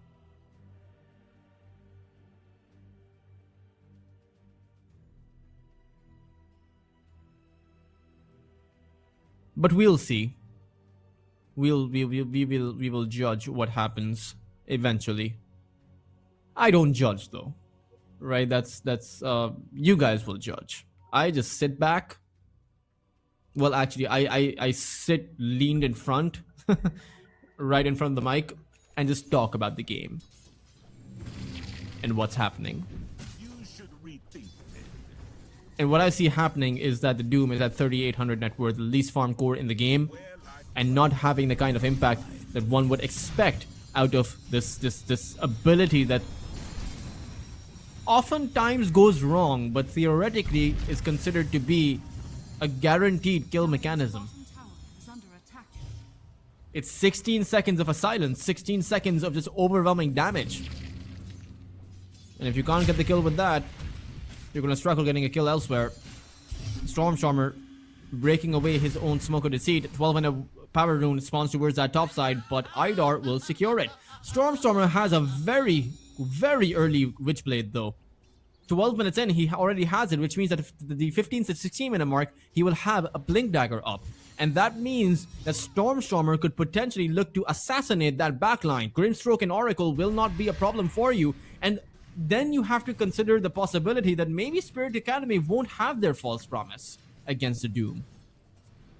It is up to Stormstormer to make sure that he can use the Waning Rift on Salient, potentially even take him out when the Doom initiates and plants the Doom on either the Necro or the Vengeful. It should be the Vengeful, because even if you plant the Doom on the Necro, prevent his healing, prevent him from using this Death Pulse, the problem is the Vengeful can just swap him out. So you either have to disable the swap or you disable the healing coming in from the Necro, but it either has to be either or. Cubify will be disabled as well. Reaper. Second one successfully used, although I do think it's the third Reaper of the game. The second one just did not work out on Vladik. He stayed alive a little while longer. But things are looking up and up. Boots of Travel plus the Consecrated Raft in 86 is one tanky fellow. In fact, he's actually quite tanky. Stormstormer? Just 1,000 gold away shy of a Blink Dagger. Right? So 15 to 16 minute more prediction appears to be on point.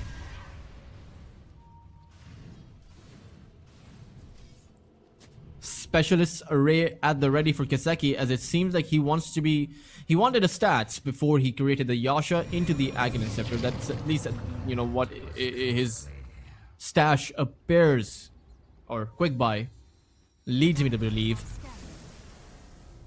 But they are pulling their heroes in once more towards this bot side. No Reaper Scythe available. Vladik activates his Scorched Earth, but there is that swap coming in. Stormstormer looking to disable the back line.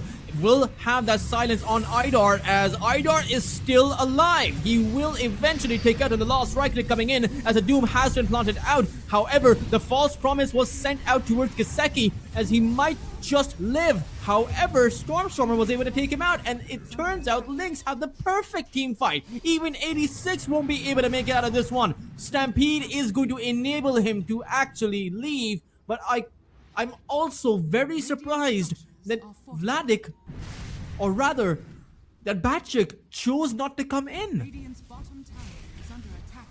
When there were 5 heroes there, he could have teleported towards that tower. Very impressive that they also stayed alive throughout that entire fight. Not a single hero lost their life, and that is how you take a team fight. You catch someone by surprise, Fallen. you disable the backline, Tower is under you bring in your carry coming in through the gate, so the additional surprise factor comes in. And Spirit Academy, quite frankly, did not have the Reaper, so they were very vulnerable in that position. Dire's middle tower is under He has a Reaper now, as Vladik is about to find out. Juking through the trees. There we go. Dire's middle tower is under attack. Another quick and easy kill, as we have to keep in mind that 86 did not die. However, Lina on Lynx, Igris, has complete free farm. Meanwhile, Stormstormer has a complete free game. Every single stun is a projectile, or apart from the hoof stomp, but the hoof stomp is very slow on its animation. You can the animation can be deceptive because you can move forward while you're using the hoof stomp. But Igris will soon have an Aghanim Scepter, so he has comparable farm to the Necro, slightly more in fact. And the Vengeful is really far behind. Again, it's just that farm factor. Also, the fact that Lynx have been targeting that Vengeful Spirit with everything they have from the very get-go. Trying to stall his farm, Kiseki's farm, as much as they can. And they have been successful. At times, it looked really bad how they were trying to go about it, but the last one finally worked out.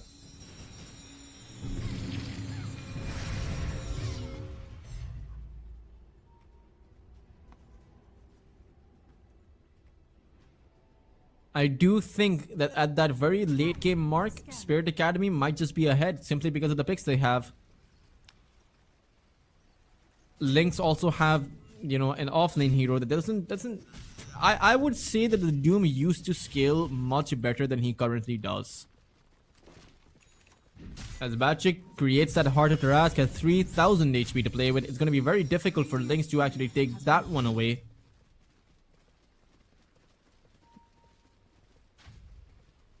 But Lynx might have the perfect idea to do it because they played the Centaur the very first game against Spirit Academy, right? So they clearly know what they're walking into, or what they will eventually walk into. Radiant are scanning. Cubify doing His middle tower is under the techies thing. If you all remember that one, I believe it was Team Glyph that planted those mines. Right, and the Tormentor found himself a double or a triple kill. Kiseki with the Yasha. Oh, Vladik? He spotted it out thanks to the Wave of Terror, and again, there's going to be another scythe coming in. Toss tried to go in with a snowball save. It's not possible, but Cubify, he will initiate still. However, this is bad. Lynx are going to lose both of their supports as well as their offlaner for what was supposed to be only one loss.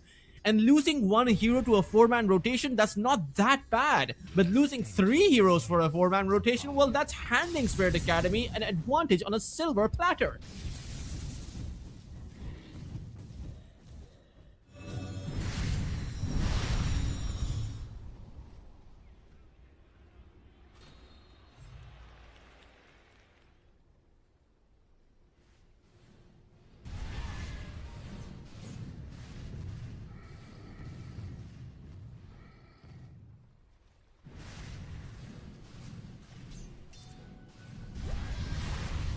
Just 1,000 lead though for Spirit Academy. as Cubify. Great mine over there. What this mine actually allows you is it'll tell you when someone's walking down that low ground. However, if it's a range hero, they'll just destroy the mine, so I suppose it's not that much information. But it is still something, right?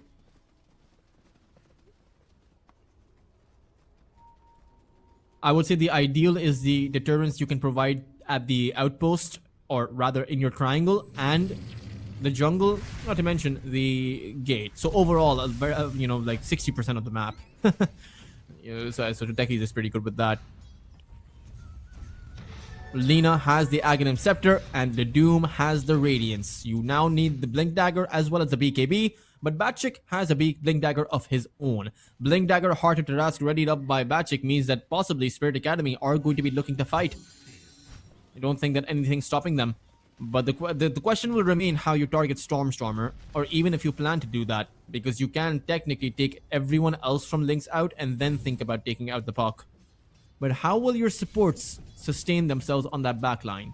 For as long as Stormer lives, for as long as Stormer is allowed to roam free, your supports are never going to be safe.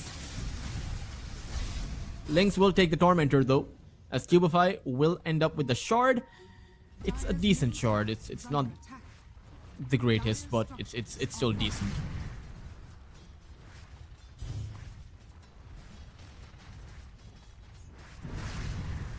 Max mana as damage though could be useful against a Necrophos, Middle tower has fallen. as he does have plenty of mana. Radiant's bottom tower is under attack. And it's 40% max mana as damage, so they're actually taking 400 damage. Or the Necro at the very least takes in, or rather more, like 600 damage. Stampede committed as Igris. He will be sliced down. Big pickup coming in for Spirit Academy. They find a very deep Lina. The tier 1 tower was still standing, and suddenly no hope came in for their carry. But it's also hard to help out your carry because the other side is coming in with a Stampede.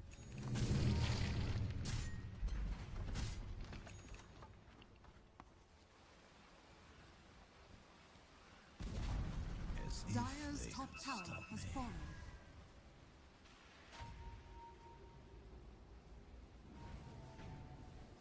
Dire's middle tower is under attack.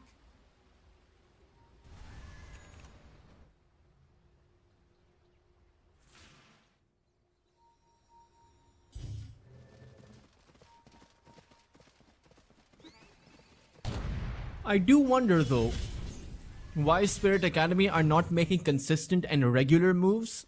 They made a play on Igris, but then they backed away. They need to be able to go in consistently, and they have the means to do so. You have the Reaper Scythe up, you have the Vengeful Swap, and you have the Blink Dagger on Batchuk. So there's nothing really to wait for. You are considerably, in my opinion, considerably stronger than Lynx, because you take a look at that Doom, he's still sitting at about 10,000 net worth. He doesn't really have anything to offer. But he will have the Blink Dagger right now, so he will be able to counter Initiate at the very least. As Kaseki has the Aghanim Scepter up as well, so he'll have that double life, and immediately Spirit Academy are going to be going for a Smoke of Deceit, again, towards that top side.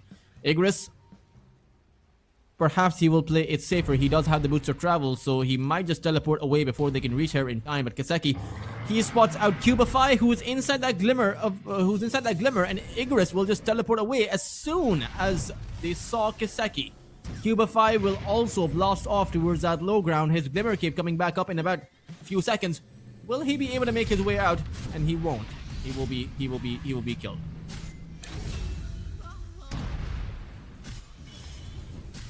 It's I would say not that bad. Clearly the intent was to take out the Lina, and they weren't able to get that done. In fact, they'll go all in towards that Necrophos. Light Strike Array to stun him down. Dream Call to hold him in place. But Batchuk, he's gonna come in with a 2-man Hoofstomp. It's just not enough though. They've lost their mid laner. They've lost 86, and Lynx can back away knowing it's a successful trade. However, they want to go in again. Stormer going in with a 3-man silence is able to take out Salient by himself. Batchuk, very low on his HP, cannot frontline. However, he'll go in. Hoofstomp on Stormer, and he takes him out. Salient did buy back into it, but Lynx, they could have just backed away. The kill on 86 was great. It's a 14,000 net worth necro that they took out. They could have gone back. Dire are scanning. Instead, they chose to brute force their way through to a possible team fight win, but they got too greedy. Really got too greedy. Stormstormer's silence was amazing there, but the rest of your lineup, the fact of the matter is they were hitting Spirit Academy from the low ground. They had to cross the river. And if you cross the river in that kind of a scenario, I think some of them did. It was just a poor result because Spirit Academy, they had that tower. You know, Salient was able to buy back, immediately teleport back into the lane, and if he didn't have the false promise used, he then had the false promise to send out. Cracker holding his position. Dire's bottom tower is under attack.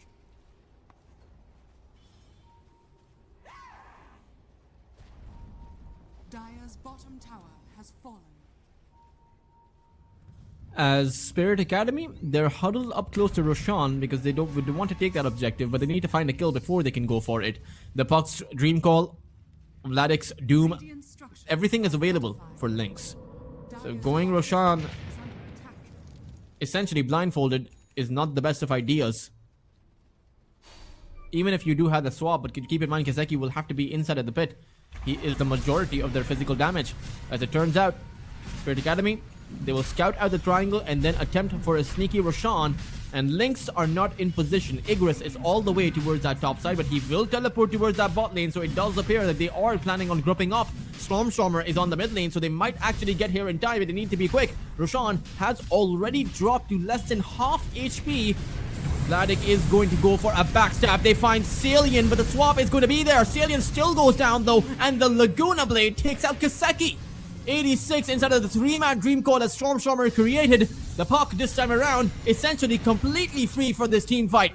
Igris will take out Kiseki, and his illusion activates his BKB and goes to work. Batchik can't do a thing. Stormstormer has taken out Idar. Batchik is all alone. Tag team damage is burning through Batchik, as 86 will abandon his centaur to his fate and will attempt to run away himself. At the end of the day though, Lynx, they will clearly not go after 86. They just want Roshan, but every one of them is low. 86 will go back in, uses his shroud, takes out Cracker. Or actually, Roshan took out Cracker. But Cracker will immediately buy back, essentially securing Roshan for Stormstormer. Great team fight, Lynx. They were almost too late for that Roche contest, but turns out they were right on time for that backstab. I'm surprised Salient held the position that he did right behind that Roche pit, because that was a very easy pickup for Lynx. I think they were afraid of Lynx approaching the Roche pit from the Radiant part of the jungle. That's the only explanation that I can think of for Salient's position. But they needed that false promise to make sure that at least Kiseki could continue to fight. Laguna Blade, simply too much damage on that Vengeful Spirit for the moment. You might even need a... Well, he has the BKB. Or rather, he doesn't. He doesn't have the BKB. So you might actually want to make that BKB. Avoid the 760 damage of the Laguna.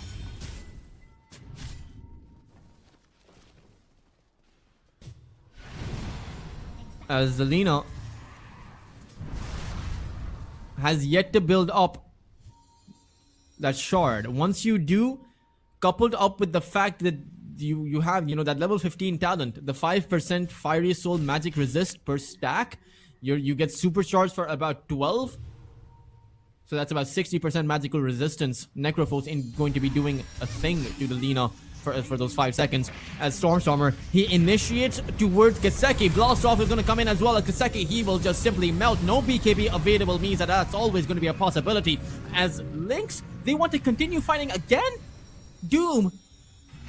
Vladik thought about going for it as he did expend his Doom, but in the end, Lynx, they need to understand that getting a core kill is as good as it gets right now.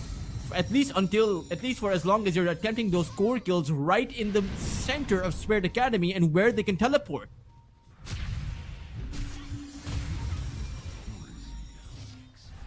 Salient. This is troublesome now, but a hoof stop on Stormstormer. They will also use the side, but he has that second life. Kiseki, he is in trouble, or at least his illusion is in trouble. He was in trouble, and the trouble ended for him. But ideally, you want your illusion to stay alive. That is, at least, you know, you can come back into it. Stormstormer has the Octarine core. Oh, topside, Walrus Punch thrown out, Light Strike Array as well, and look at the tag team damage. Bad trick, despite the heart at the rest, he would have 6 hearts in that moment and wouldn't make a difference. Oh, a double swap coming out. Cracker will go down. Kiseki is back, dodges the Light Strike Array with his Manta style. However, he's stuck between the 3. Spirit Academy 86 did not join Kiseki. Miscommunication at work here for Spirit Academy, as that was a blunder. Kiseki essentially died twice in a row. Lynx, all they really lost for that was just their 2 supports as well as the Aegis, which would have expired in about a minute anyway.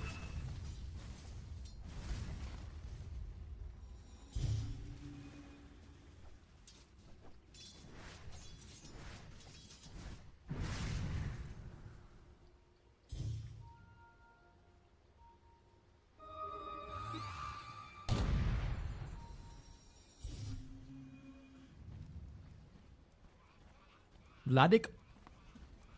Radiant's middle tower is under attack. Radiant structures are fortified.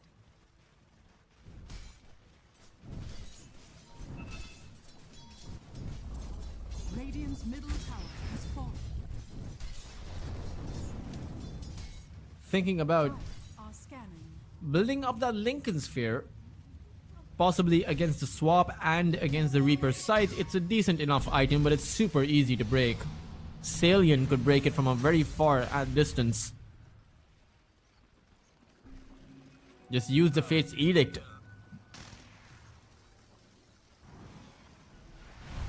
Or rather, the Purifying Flames, and just break away the Centaur's Lincoln, or Doom's Lincoln. It's as easy as that. You also have a bunch of other spells that you can drop for it, but those ones are high value. The Silence from the Grimstroke is a higher value.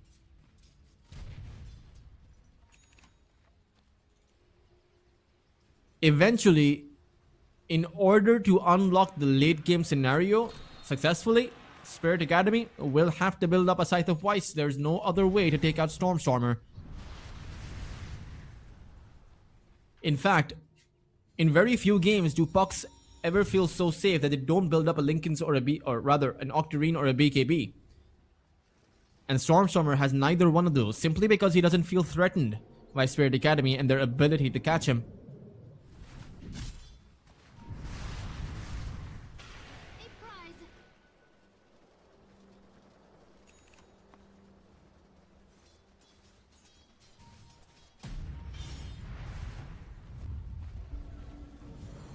They'll go for a Smoke of Deceit on Lynx.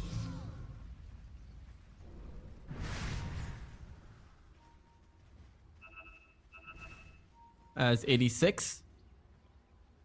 He could be the target here. He has a Lincoln, so you'll need to pop that somehow. Walrus Punch will be thrown out, but the Lincolns, it absorbed it. Stormstormer, though, was still able to find that as the swap comes out from Kiseki. However, Doom was planted down. I had paired my Dota was a bit bugged there. Spirit Academy will lose their mid laner as well as their support. In fact, they will lose Kiseki as well. Lynx will overrun them. Laguna Blade damage simply too much for Spirit Academy to handle. They'll lose their tier 2 tower, and Lynx will unlock that high ground. They will probably end up with a full lane of barracks here. Tier 2s are still standing on that top and bottom lane, so they won't be able to get more than that.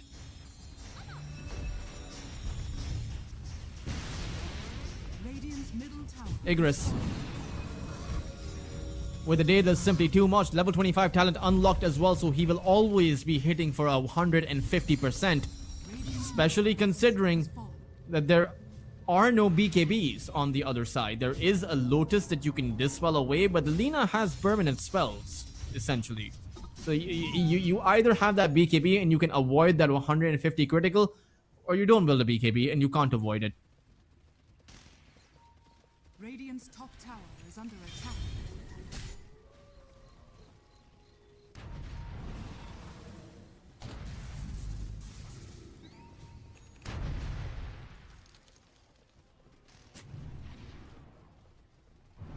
They have the... Dire are scanning. It's a 17,000 lead up for Lynx. And the problem is, Vengeful, it's just so far behind. 17,000. The last few teamfights really haven't gone their way. In fact, I don't think the Vengeful has had any kind of an impact apart from just dying from the very get-go for the past 5 teamfights. Not to mention the time where you died back-to-back on Kiseki over on that top lane tier 2 tower fight. So all of those things certainly seem to add up, while the other side is getting those kills and is able to disengage. And it seems like they want to fight again. Doom is back up. BKBs are online. And it appears they want to jump in. Doom applied on Kiseki as well as a Dream Call. He has nowhere to go, and Kiseki, you can look how little he can do in this team fight. Just simply nothing to offer, nothing that he can do to fight back. He's just gone.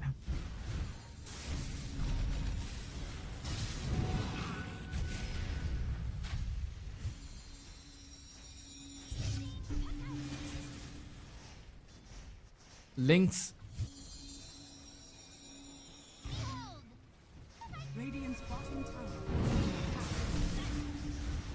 Are going to be going in. Tier 2 tower Radiant's bottom tower has fallen. going to fall. And you possibly approach the high ground right now with no buyback on the Vengeful Spirit. The problem is Lynx don't know that, so a swap in could potentially be devastating. And I think a factor here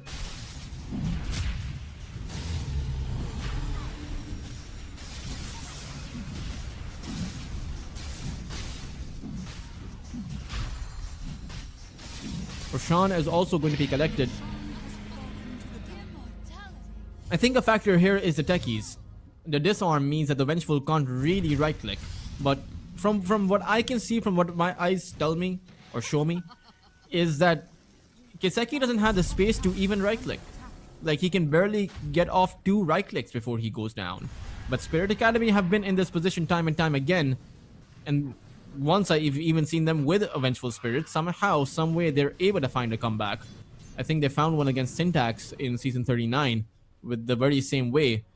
It's just really hard. The win probability suggests an 85% chance to win for Team Lynx. They even have plus 32% more experience, so their heroes are, hitting their experience power spikes. Level 26 for Stormer. Lina was already level 25 before that team fight. Doom is going to be level 25 soon. Soon-ish. Cracker's level 20 is not, won't give him too much, but will give him the ability to save people more consistently or initiate more consistently. He has the minus 6 second cooldown. Probably going to go for that one, right? Stormer, having built up the Mjolnir, has the Aghanim's Blessing. Stormer pretty much has everything. He can drop the bottle.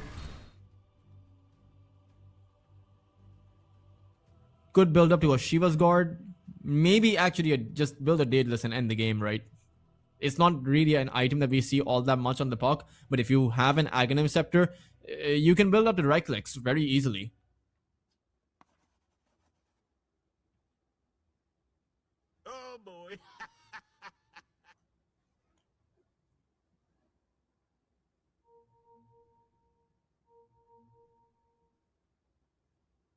Don't really have the Dream Coil piercing spell immunity though. So you can BKB and you can get out.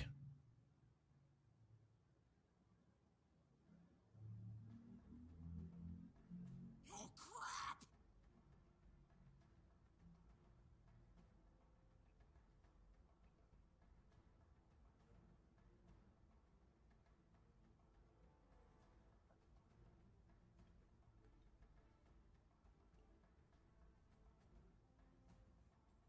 Game will be paused as they should be resuming into it shortly. 4-man smoke coming in by Spirit Academy. Fun! Just have a seat right over there. Let the smart people work. Burns, doesn't it?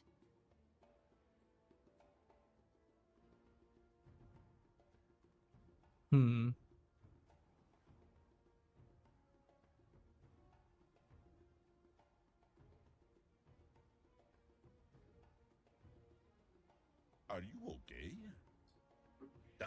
Go call will be sounded out.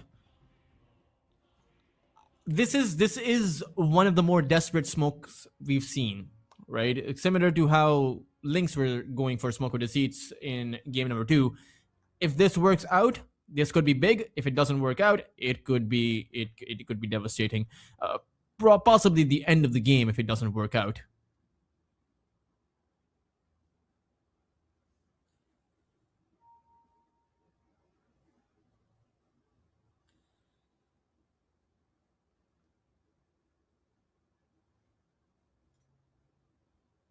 Spirit Academy.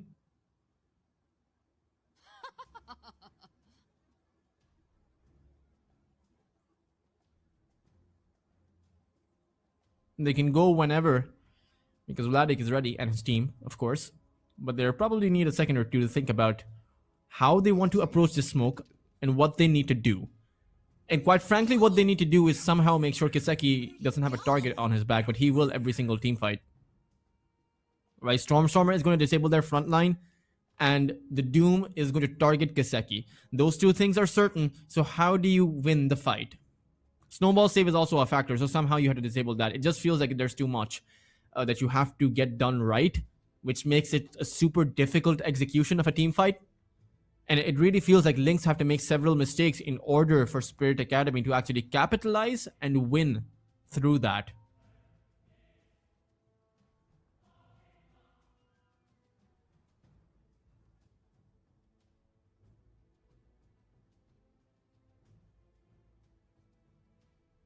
These wretched fools have no idea.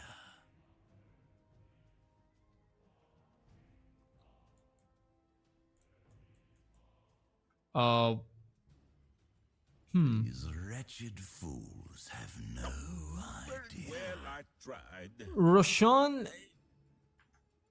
I mean, they're going into a Smoke of Deceit with Igris in possession of the Aegis. Right? So it's already a risky play. You're playing 5v6 essentially, and 3 of your heroes, 2 of your cores, most important cores, don't have a buyback. When I say most important, I just mean that they're the cores that have the damage. It's the Vengeful and the Necro. And between the 2 of them, I don't think they have enough of it.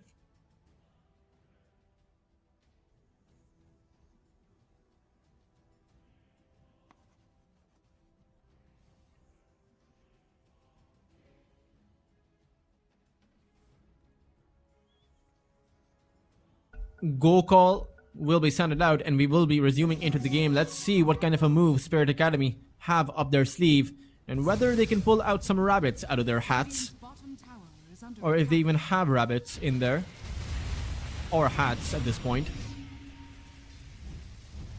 Stormstormer will dive in the base, but he will realize no one's there, and in the end this Smoke of Deceit play will just result in them teleporting back.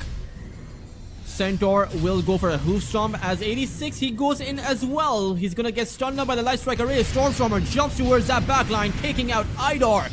Doom has been planted down, but there's a swap. Kiseki still cannot dish out that damage. False Promise is going to make sure Kiseki doesn't fall, but Lynx, they can continue the team fight. Grimstroke will use and apply that Soulbind on Igris, but he will simply hold his position and dish out the damage against Kiseki, who might just go down. Illusion has now come out as Batchuk goes in for a two-man Hoostorm Reaper Scythe on Cubify, but he'll immediately buy back into this. Lynx, again, just holding their position with Igris not moving an inch. He'll be forced to move with the swap, but he has that Aegis for the second life. Spirit Academy also have their 5 heroes with the Vengeful combine. A forced off, a double forced off for Igris to get him out of that precarious position. But 86, he's right in there with that Heartstopper aura and will be able to take down the Lina. 86 is still going on strong. It's up to Stormstormer now to be able to win this fight, but he has decided to disengage after taking out Salient. Has no mana though. Has the Illusory Orb and plenty of mana regen. Will be able to blink away and use the Illusory Orb to jaunt away. Overall, not that bad of a fight for Spirit Academy. They somehow are able to take the Lina out twice, somehow are able to play around the Doom, but it turns out the fight is not done. Batchuk became complacent. He thought he could farm, and now he has 2 heroes on him, but has the BKB, so he will be able to teleport away.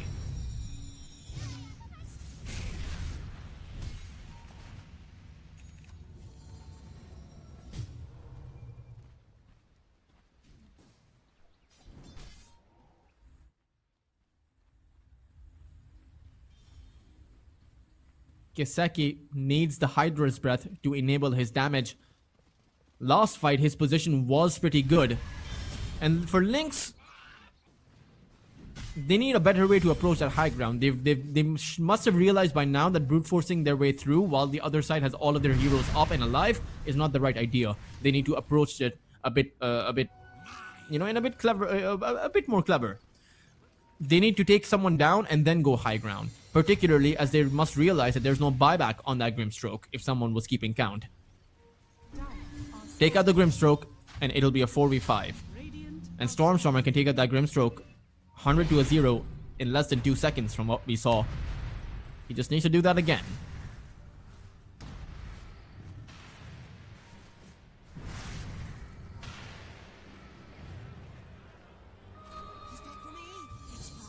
Arc Rune for Cubify.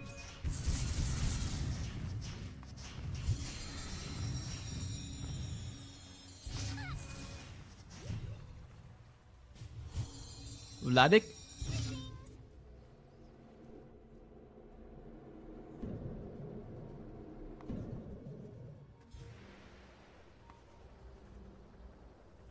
Or rather, I am curious, are they going to wait for the next Roshan? It would be a lot of time. That would give Idar his buyback. But then again, with Spirit Academy playing so safe and close by together, how do you actually find a pick-off? It might not be possible. They're still going to go for it. Lynx approaching that top side, hoping to find someone. There are multiple heroes there. And it looks like the fight is what they'll get. Immediately they blink on forward. Dream Coil applied on that backline, but this time around Idar survives. Kiseki isn't so lucky though. Igris just coming in with the right clicks. Swap in, but has the BKB, trying to make his way out. Will be forced off on that low ground. But Stormstormer, he's already gone down. Doom has dissipated and expired.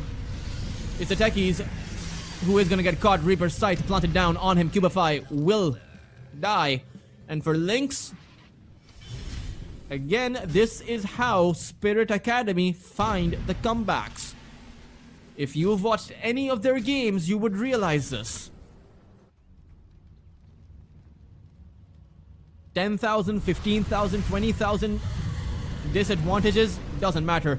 This kill, though, would matter quite a bit. Necrophos all alone in this part of the map.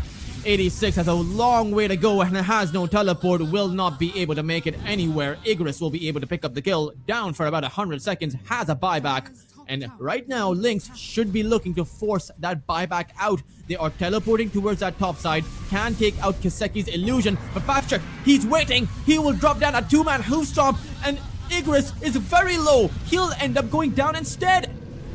Vladik can't take out the illusion, and that means that Kiseki will just come back over on this top lane. Vladik's gonna go down too, and that would be all 3 cores for Team Lynx. There's nothing that Vladik can do in this scenario. Stormstormer will end up respawning. Might be able to defend, but it will be a 2v4. Dire's top tower is under attack. Dire's top tower has fallen. Brecker on that bot lane. Silence down, has the teleport but won't be able to use it, or at the very least I don't think he should be able to use it. Batchick's going to intercept, and that is the 4th hero. Like dominoes, they all come tumbling down, except it's not like one of those fancy domino chains that I've seen. You know, it's one of those, it's as if I was trying to stack up dominoes and crumble them. You know, it's like 4 dominoes is the best I can do.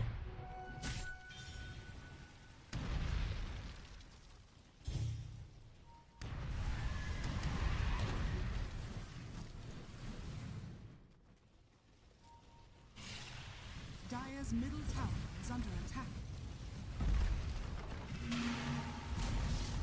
Dire's middle tower has fallen. Kiseki is thinking about, or rather on the mid lane, Dire's middle tower is under Lynx approaching that high, or rather having their high ground approach right now. Spirit Academy somehow, some way, I don't think they thought they would ever see the day where they can approach that high ground. I know that I have a feeling, I know that Celian Dire's middle is salivating at the thought of throwing out that spirit mentality, but they have still Dire's middle barracks a lane to take out to achieve that equilibrium. Still a game to win before they can throw out those celebrations. But it's looking realistic right now. It's looking possible. Kiseki with the butterfly. I mean, he's already he's had that for the past few minutes now, several minutes in fact. So it's the Hydra's breath and maybe even the Daedalus, or rather, you go for a Satanic. You know, if you're able to dish out a few right clicks and heal back up, past that Laguna Blade damage, maybe you can get it done. But you would also need to avoid the Doom in that circumstance. And I really do wonder, where is... Okay, Batchick has that Aghanim Scepter. He has a Scythe of White, so he can potentially save one of his allies from going down.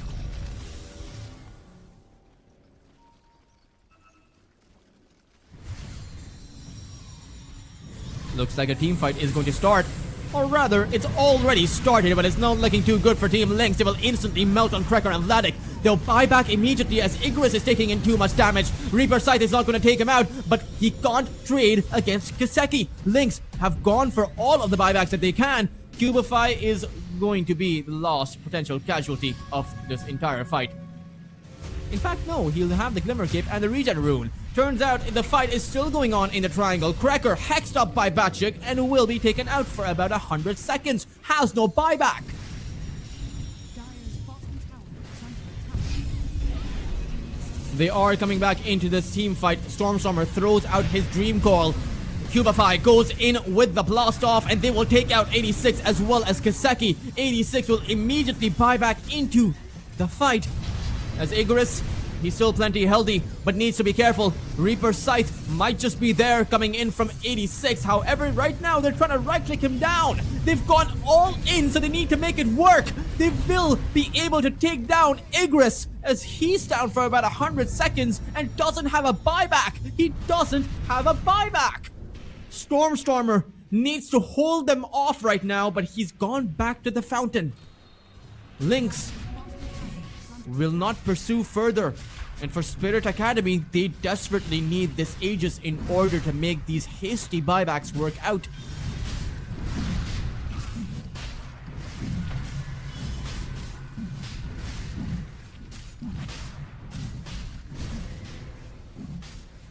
It is the third Roshan. It will drop down that banner, that Aegis. That refresher and that cheese. Potentially keeping Kiseki alive even further. Now he has 3 lives to play with, but he doesn't. 86 has the Aegis, so they have 2 lives. They have 4 lives between themselves. So 7 lives in total, but no buybacks. Very risky scenario. And if I were Spirit Academy, I would consider just not fighting right now. I would consider just holding off until you have your buybacks come up. But that is also risky because the time when your Aegis expires and your buybacks come off of cooldown, there is a difference of about 2 minutes there. So there's going to be a portion where you don't have a buyback and you don't have an Aegis. It seems like they're going to attempt to trade off here. A barracks for a barracks, it seems, as the glyph comes out for the Dire side. Lynx might just end up losing their barracks, but no, Batchik, he found the stun on Stormstormer. Reaper Scythe is not going to be there, but they don't need it. They had the silence. Stormstormer, though, has a buyback available. He could potentially come back in it.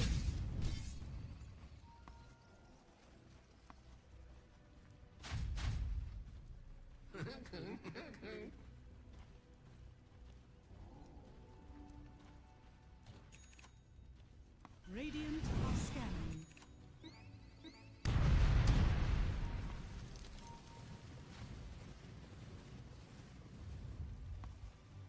Spirit Academy.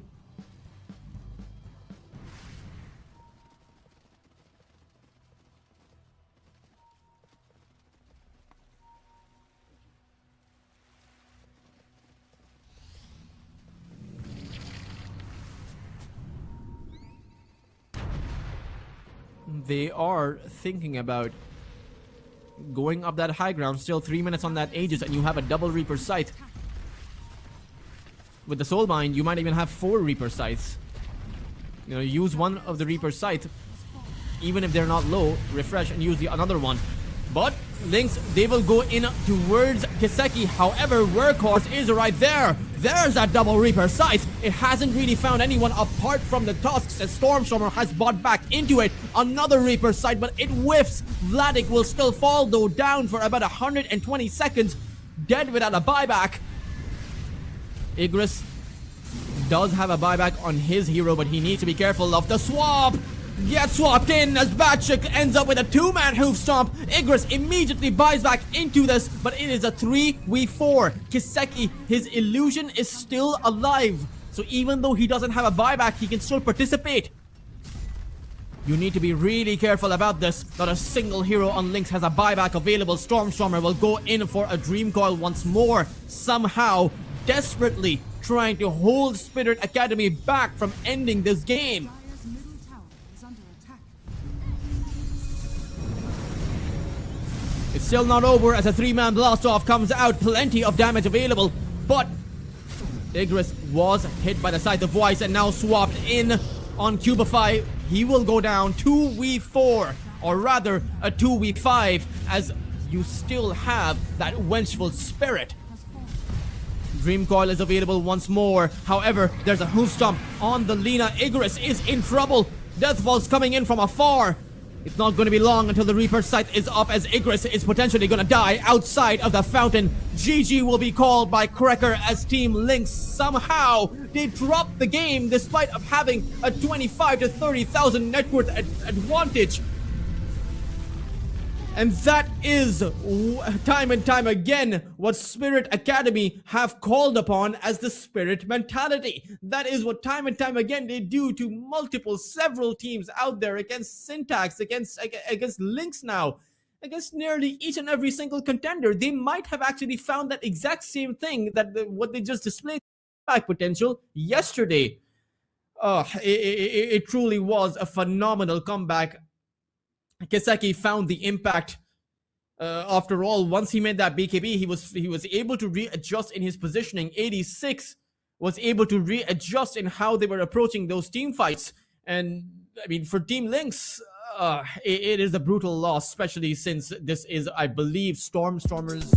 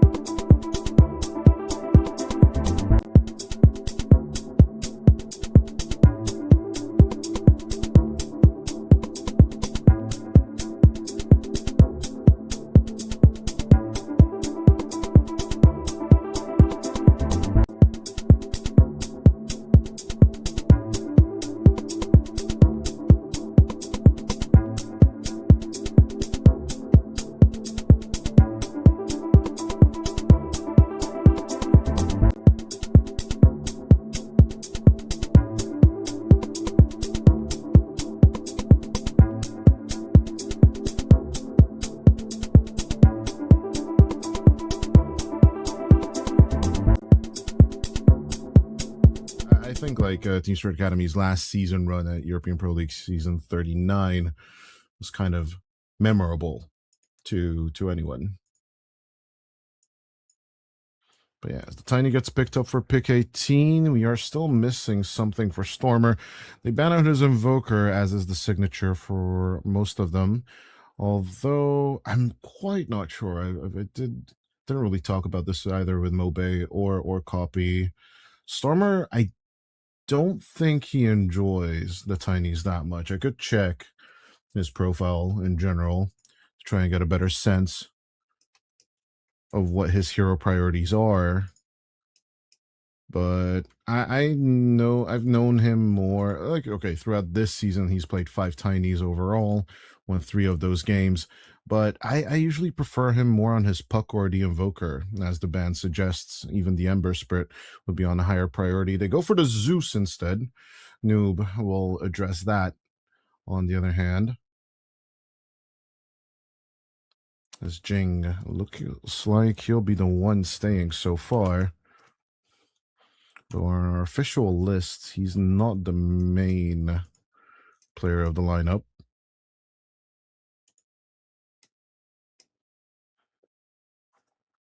Or of course, we're Team Gens. I love to buy back, otherwise known as Mog. Looking to be playing on the lineup, but apparently that's not going to be so. But yeah, there's your Spirit. We did talk about it at pick 18, but it will reveal its ugly head now at pick 23 instead. And as for pick 24, what will Noob think of? Very, very early timing for the Team Links lineup.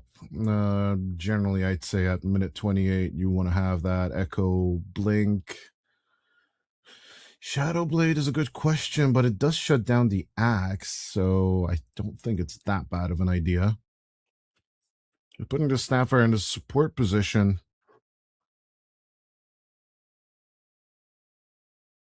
Pretty much feels like this tempo oriented lineup. Throwing down the Magnetize, getting those Avalanche catches, and of course, getting that perfect position for the initiation with the Stampede. Or run away, you know. As soon as they bust out the Eclipse, you can bust out the Stampede and just back off in general as they go for the Omni-Knight on Team Gens. A lot of magical damage, in my opinion, to be picking Yadomichi and Omni-Knight overall. Generally don't agree, personally, but, you know, that doesn't really mean much. Much rather prefer something of a tiny shutdown position 4, but in this case it's going to be an Omni 5, and then Jing will be going for the Ringmaster instead. But Ringmaster Luna in general doesn't jive with me, or Ringmaster Axe doesn't really jive with me personally. Of course, you have the Battle Hunger and the Impalement Arts working together for those massive crawling slows, but killing the Tiny is no easy feat. And of course, Cracker can always just cookie out or cookie people in. And don't even get me started on the Scatter Blast.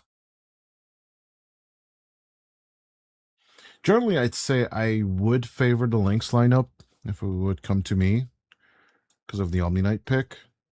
But it's a very, very fast tempo on the Lynx side, which Parker and the boys have basically mitigated against Team Spirit Academy. I believe in Game 2, they kind of shut down the whole Team Spirit Academy idea of trying to hit that timing perfectly, and then execute it well. But Team Spirit Academy today kind of proved that they can still push for those later timings and then get their itemizations and then basically just turn games around. That's what they did last season. That's their MO. You're still calling for Barbaras or whatever. I mean, there's a famous German song about Barbara making those very, very sweet breads. But in general, in my opinion, it still should go to Team Lynx. Well, game number 1, ladies and gentlemen, between Team Lynx and, of course, Team Gens. Let's see if what we discussed during the drafts and what we discussed with Toltras is going to hold any merit.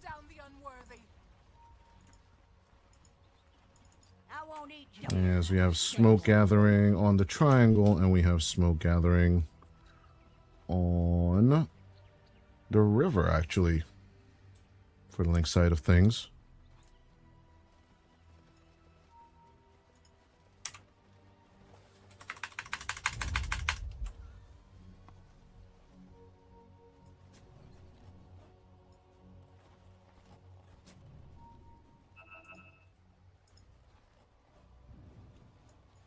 Seconds to battle.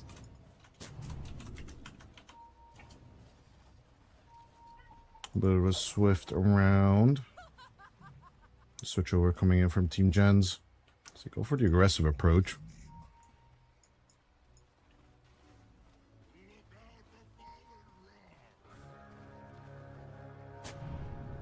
But the out zone does mean that they're going to be losing their jungle bounty rune. Let's see if they can keep fighting Igris. We'll be looking to sit on it. It seems like a good secure. After it, it's good to see QBFI and Cracker still together, even after all these years. This time on Team Link's colors, but, you know, whatever organization lets you play with your buddies is the best one to choose. As Yanoichi, oh, good catch.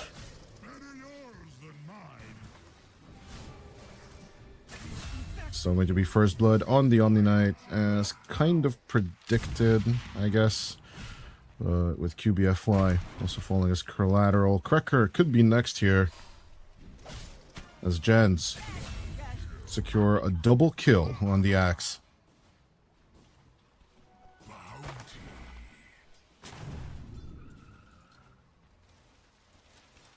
Easy read and a little bit of a block.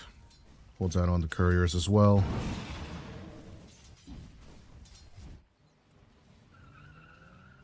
Start of the last encounter kind of going in favor of Noob, but then of course Stormer kind of demonstrate why the Earth Spirit is one of the hardest hitters in the game right now. Strong right clicks on the mid lane, and of course rushing that early urn / vessel, and then going for burst kills in the first 20 minutes of the game.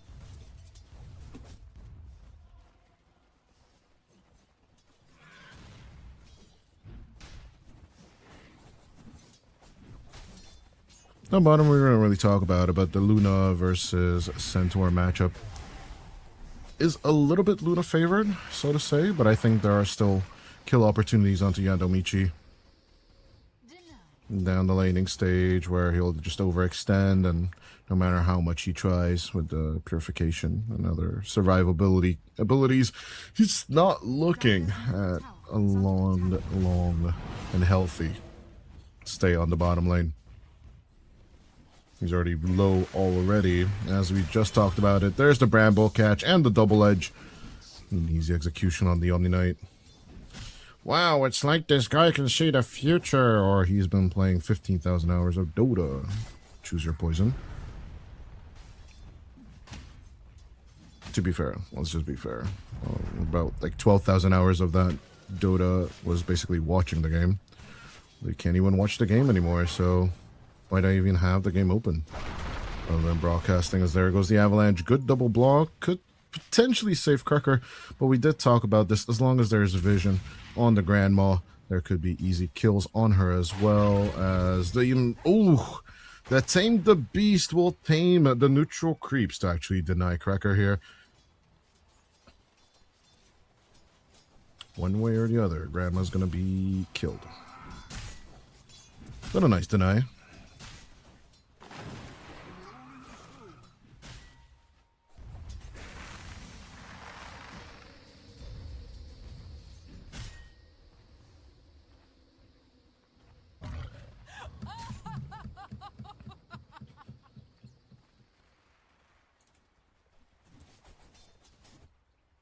Yeah. Good question. Fourth game in a row, though, for Team Lynx. Must be added. Stamina is just one thing. After a while, these level of games will just get you tired. No matter how much of a pub grinder you are.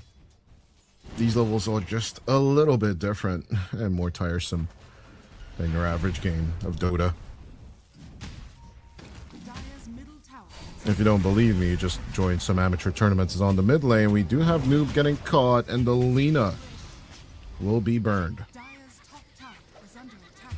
Good dodge on the impalement, and Russell in the meantime will also break his teeth on the Tiny and the Cracker. Matchup Vladik also getting caught down bottom on your screens. It's QBFI just getting punished for the 4-minute rotation.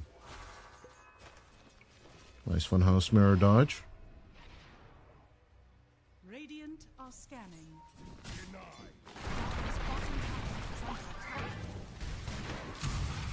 Good jump with the cookies. A nice little Avatos catch. Russell will go flying. The Cracker gets the kill. Stormer actually tipping Igris for not securing the kill. Or managing to just shut down Russell in general.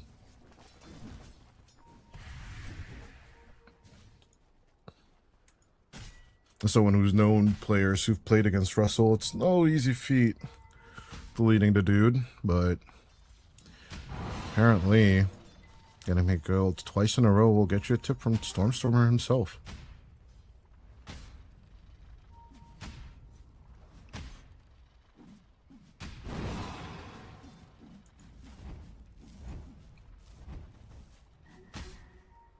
So, Russell looking to recover with 2 levels of hat counter helix in the triangle. A little bit of spinach. Although Cracker kind of indicates that they know what's going on here. 6-minute power rune contest going through as Cracker gonna get Light Striker 8 and Laguna Bladed. The amplified damage rune will be picked up on the bottom of the river. Dire's structures are fortified.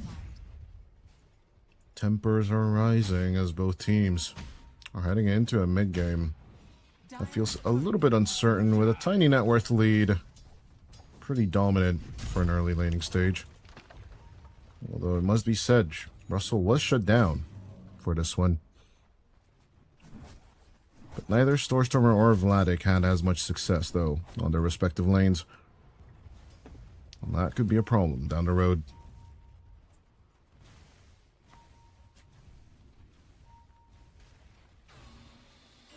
Jing.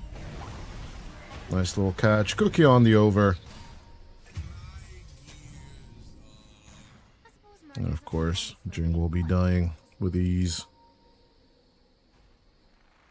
So Miss Shrines of Wisdom is going to the offlaners. Well, this does give an opportunity for a gank, one side or the other. QBF and Cracker waiting with eager anticipation. Igris initiates with the Avalanche as a little bit of a turnaround, ring around the Rosie, but the Cursed Crown will just be evaded by the Repel. Yadomichi with the cover, Jing moving forward.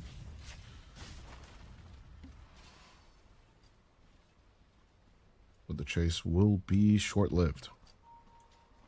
Although on the other hand, inside the triangle line, we do hear the Laguna Blade. We only see Stormstormer rolling away on your screens.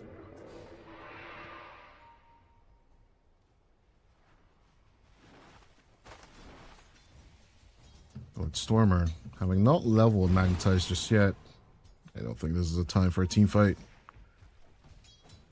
at this current time. Although maybe Cracker thinks otherwise. Repel, a little bit of turnaround with a rolling boulder, but they're just going to get deleted. Purify for Yadomichi to secure the kill on to Stormstormer. A nice little call on to Granny as Russell will feel like a wolf here, but can the neutral creep deny happen a second time? Not this time, says Noob. Yes, he will be burning down Cracker's hopes and dreams. 6-on-6 at minute 9. Definitely be more on the action-packed side of things with this game number 1. But as previously stated, Team Lynx currently playing their 4th game in a row. Stamina and mental stamina is pretty much going to start showing up.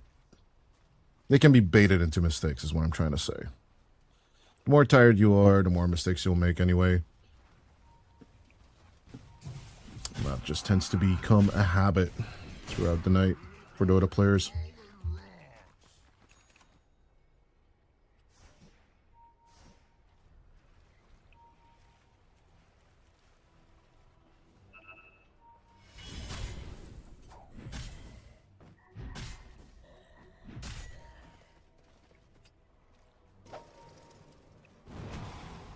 Adamichi hunting Vladik's little harpy. No creep delivery for the Centaur Warner as we've come to see it from time to time, but oh no, they found the pantry! They're ready to raid it as well. Parker, along with Noob, taking all the last hits and then skedaddling out of there immediately. The Ancient camp is also stacked, but it's just a simple double. Do believe this Heart camp is a triple or a quad stack, if I'm not mistaken. All that farm that was meant for the Tiny and the Centaur, just basically gone.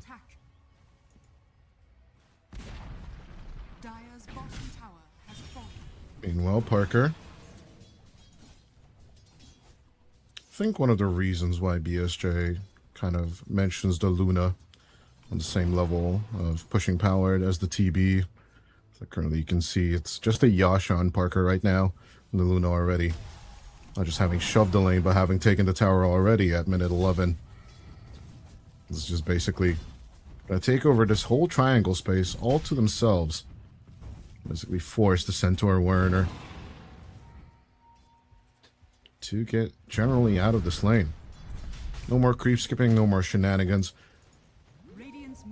So although Vladik's suffering does lend a little bit of time for the Lynx lineup to be a bit more active on the top two lanes, it doesn't really give them that much of a time.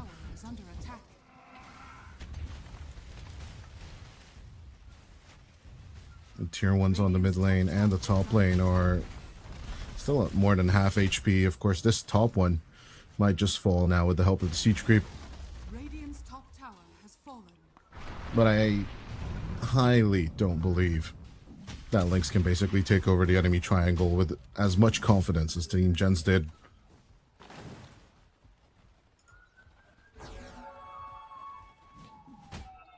No kill has happened, by the way, in the past 5 minutes.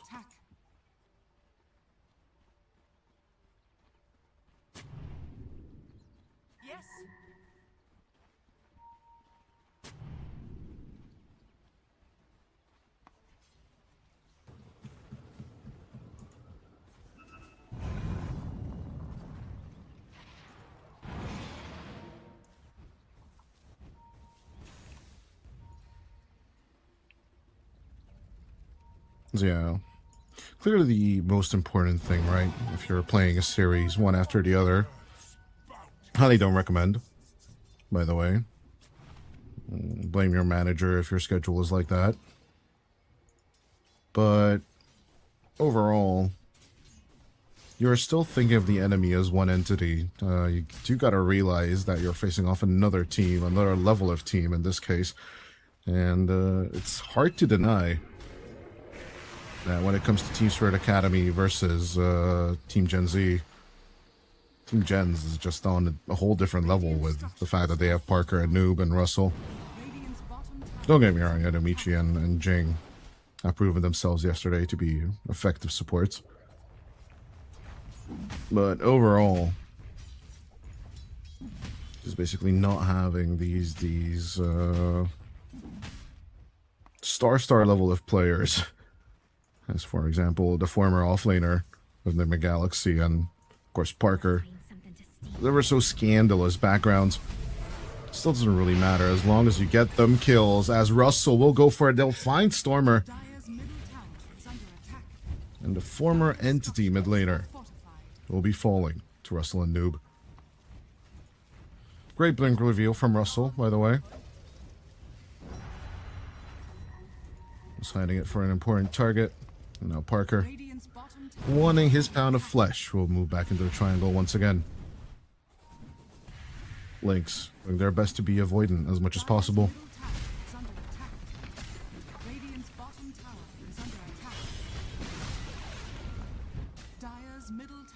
has fallen.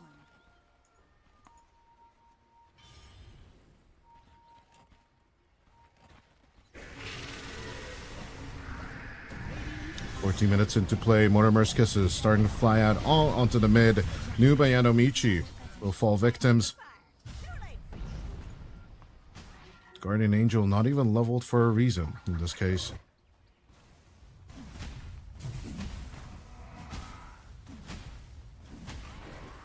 One could make the argument that I think Repel is the main attraction here on the Omni this map. So Yanomichi not even leveling it could be the value they're looking for here. Still, losing two of your heroes on the mid lane, then losing that tier 1 tower immediately after, Dire's top tower giving a little bit of advantage to the Lynx lineup.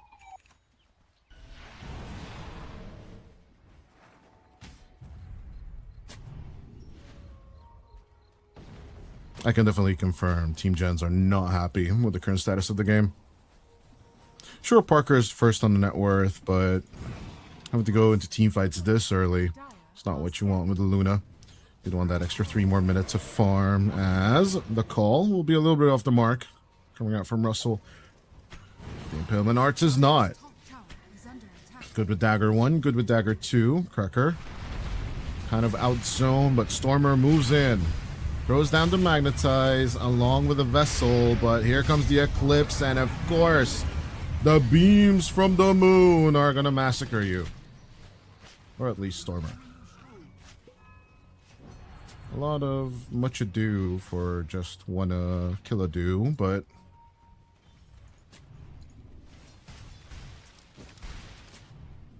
overall, almost basically 75% more damage coming out from the Gen Z side of things. Kind of shows what game state things are in.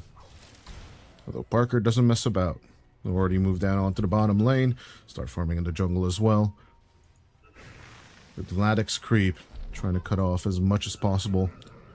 Namely, the Dark Troll Summoner is kind of a menace to towers, even tier 2s.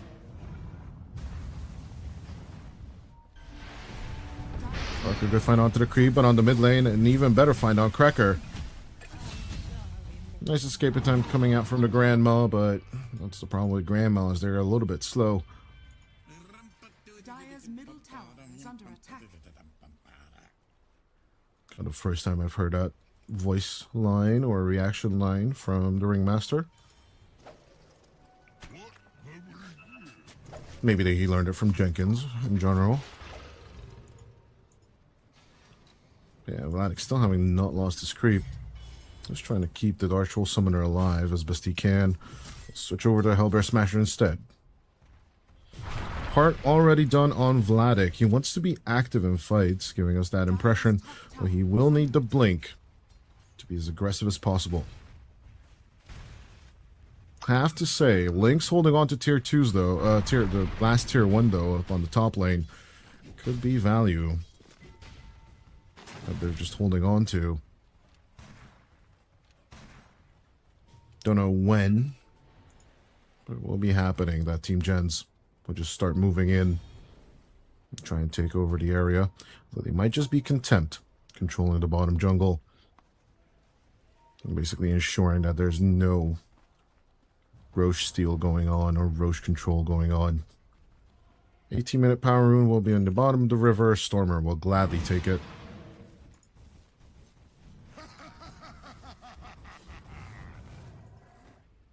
The 2 pile of rocks. Igris already down with the Blink Dagger and Echo, as he's starting to move over to the Shadow Blade. That finished as well, of course. The Silver Edge will be his next target. Stormer trying to get to the Agam's Scepter or Black King Bar as fast as possible. Russell, on the other hand, Pipe of Insight. Now, there's an item we haven't seen in ages, but mitigating more of that magic damage that we talked about during the draft. Could definitely be essential here. 17 minutes into play, or 17 kills on the board, while we have 19 minutes of play already in the history books here at EPL Masters.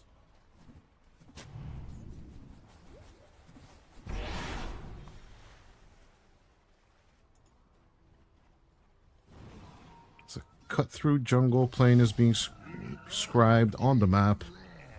Just a little bit confused. Who's your target? If you're going this way, you could go for the roundabout and get back behind the tier 2 tower. But no, it's looking like a pickup Stormer kind of deal. As they secure the last creep. In comes Parker. He is showing on the mid lane. Igris jumps on forward, but doesn't do anything with it. Light Striker and Laguna Blade immediately out onto the tiny. Igris is just gone. Why did he jump on the Lina instead of Parker? Whip that Dark Willow into oblivion, and of course, Team Gen Z will be picking up these free kills. If you're offering them links, if you're offering them, we'll be taking them. What a weird play from Lynx. Well, let's just be honest here. That was just screwed. Why would you go that way? You have 4 people. You can just ramp behind the tier 2 tower. Didn't want to fight the axe, but then what the hell are you doing down on the bottom jungle?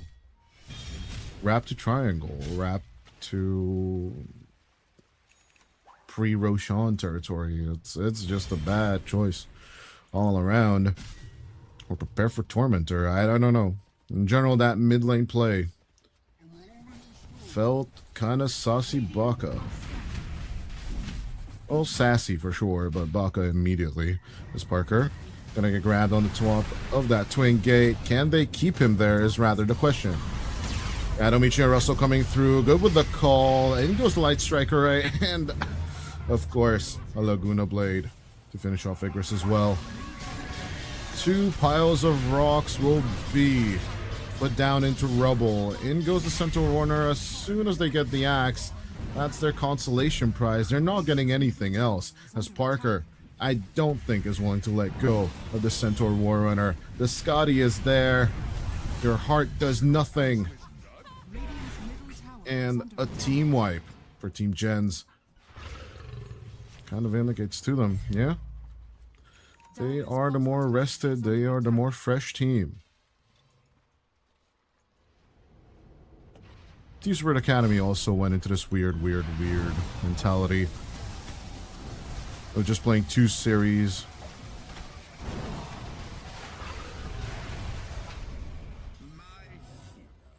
Although, in general, yeah, Lynx doing the double back. Actually, yeah, they're the ones doing the back-to-back today and yesterday as well. My apologies, but it's just not working out for Team Lynx. I don't think Flocken and Stormer are to be blamed in general. Arcane power. Dire's bottom tower is under attack.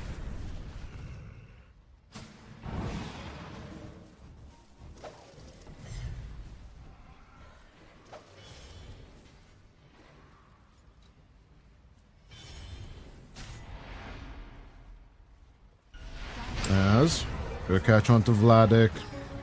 Laguna bladed and controlled. Stampede coming out. Rolling boulder coming through. Keep rolling. What? But on the mid lane. We have Grandma caught. Or actually, QBFY caught. Well, Grandma could just be next. Parker on the run, trying to get away with Cookie, but here comes the Ringmaster.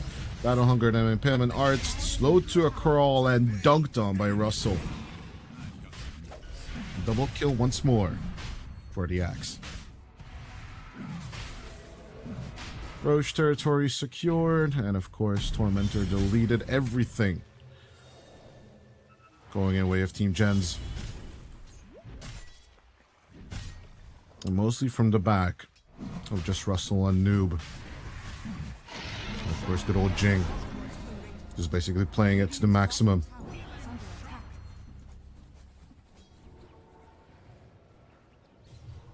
Still going back to that weird smoke move pre-20 minutes in. The game was even Steven until that moment. Igris already gunning for the Silver's Edge, finding decent timings.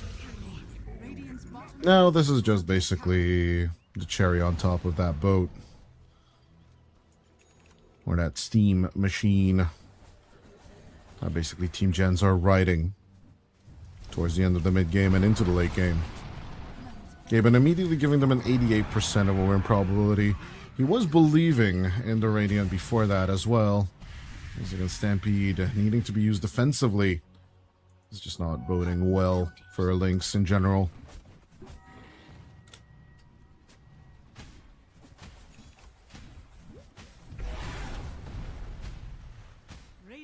Yes, it has to be said, Yanomichi hasn't been the most active player ever since these long-range blinks came out. He has looked to pick up a blink of his own. Not going for any kind of heal amplification, but rather survival of his own hide. And gunning for an AION disc on the long term. Here comes the smoke. A mid-cut with the axe now actually makes sense. But with the Luna being this much exposed, Yanomichi is looking to stay behind. But it is down on the bottom where Cracker would just be soloed by Lena. The mid-cut continues. Stormer sensing something is off. Move towards Vladik's creep. Find the way, but he will be found in exchange. The Spidey senses were correct, but where do you roll when the axe is just constantly blocking you? Russell securing Stormer, and your Magnetize does nothing. QBFY. Just absolutely controlled Light Striker rate to keep you there. And not even attempt at TP out. Of course it was on cooldown, but still. High ground push to the 26-minute mark.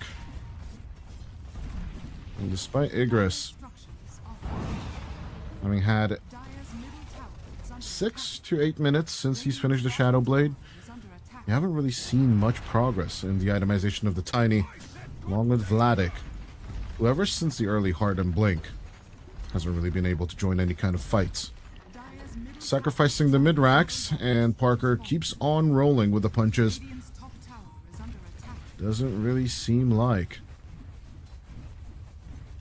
any kind of fortification activation will be going through. Parker, he's just basically playing bots in this game. In comes Vladik. Nice little hoof stomp. A little bit of help with the damage, but the Retaliator isn't really doing much. Out comes the Eclipse, and Vladik will be deleted. Meanwhile, the backline approached by QBFI and Igris, the Avatos combo.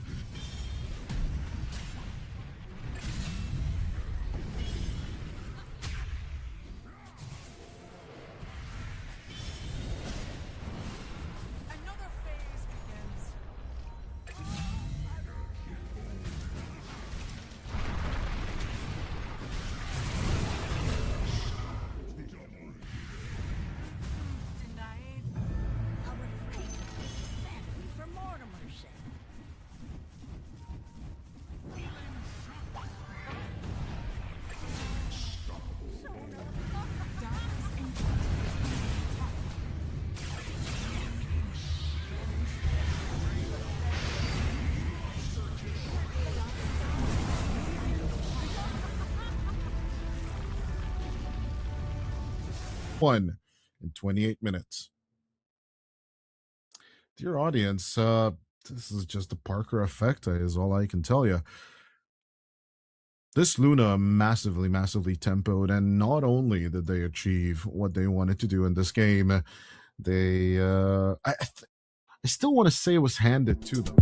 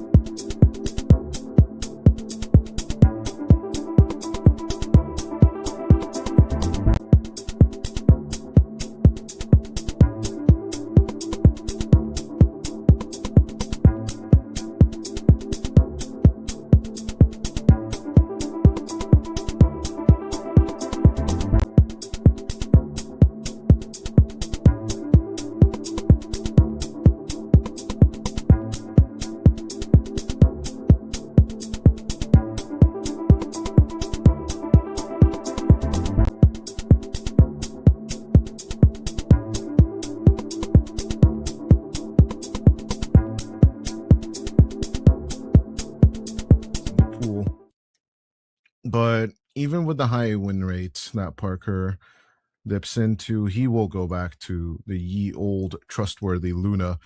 And I don't blame him.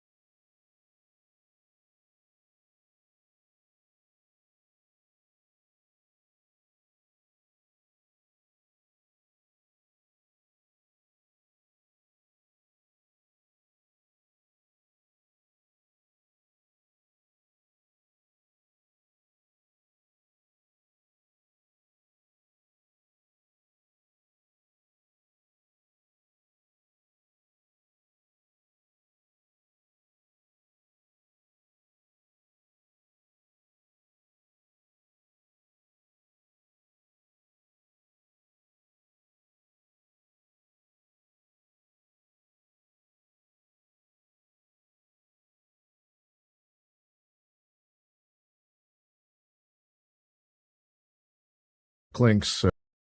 And then once again, go for the tempo. Still, I think massive threats when it comes to AION, the Darkseer, and the Doom. The Centaur and Axe also banned.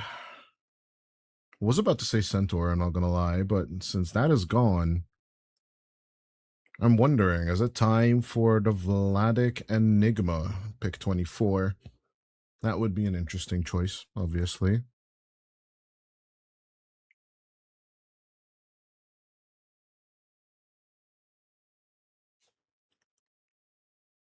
Pick 23 for Team Gen Z.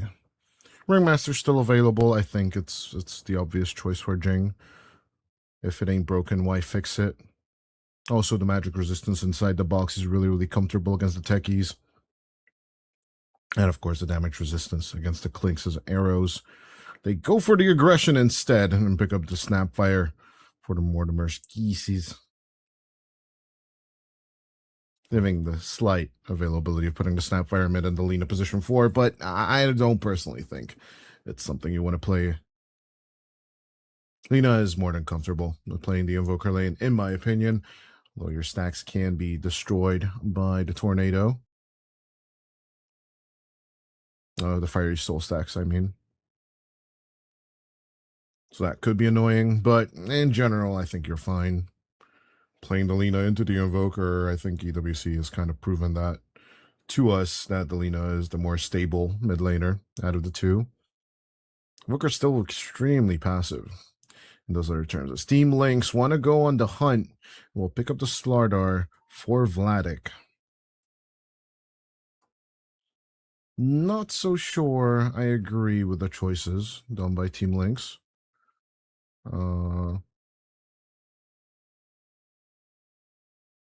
I would have rather accepted less so on the minus armor and pick off target lineup, rather a more team fight breaking matchup, leaning towards the Underlord and the Tide in this case. Even though the Underlord doesn't feel super comfy anymore, I still think the more global approach, right, splitting the map, as we saw it yesterday, would be the more effective approach. But let's get into this game number 2 of our 4th match of the day. As we get into it, yeah, I think I'm going to be a turncoat. Last game I was pretty confident in the Team Lynx lineup, but this is the 5th game they're playing in a row. And even though it's Techie's Tusk, which is one of a favorite staple backline of mine, Team Gen Z, Team Gen's just basically proved in this previous game that they are more than comfortable actually delivering.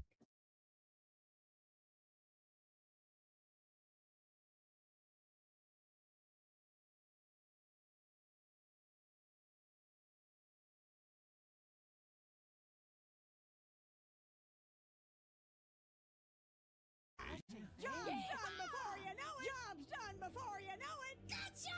Just have a seat right over there. Let the smart people work. Second, but we are back. As now you're seeing the in-game camera more than likely.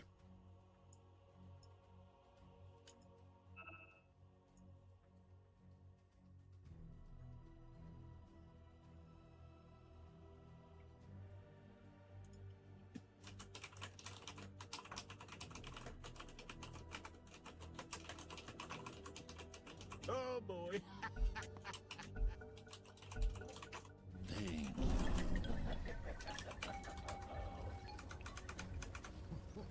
Yeah, had some issues, but yeah, looks like Ethernet lag was the issue, says production.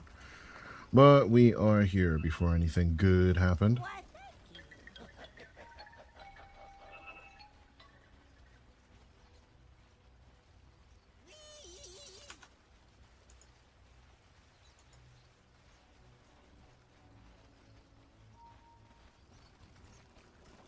Yeah, first smoke. Need to go down without a hitch. Team Gens.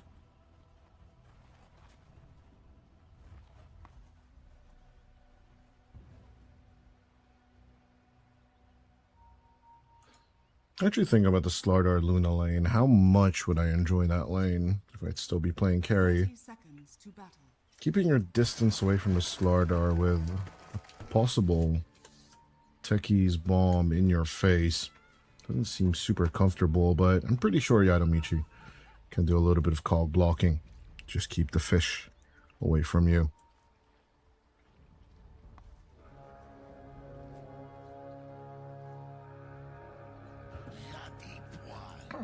Basically, fish being and the nickname for 3 heroes in the game, it's really, really funny. Which one is currently being constantly called the fish in the meta? I'm pretty sure it's mostly used by High Immortals for the Slardar. Although when we were, you know, draft calling some heroes, we even called Tidehunter, and I personally called Slark fish from time to time. Or maybe like carry fish in general.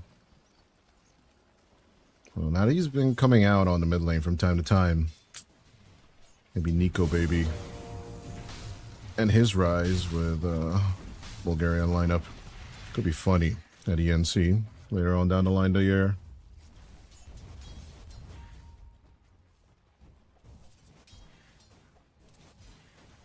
Dire's courier has been killed. Dire's courier has been killed.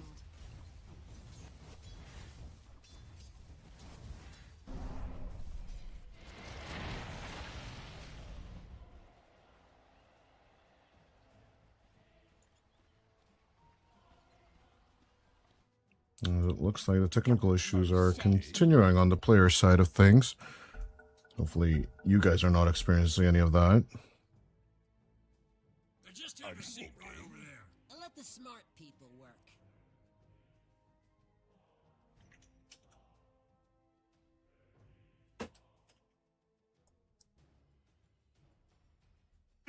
It's funny that Parker resumed the game and then Yadomichi is the one who just paused it again.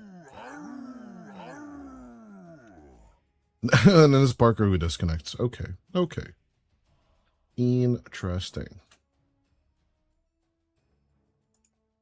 Oh well.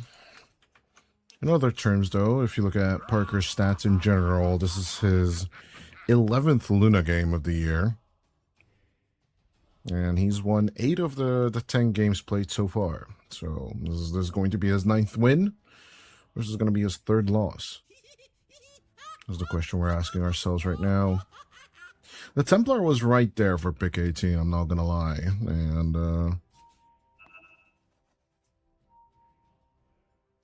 besides the Clinks, there isn't really much in terms of threatening the refraction charges.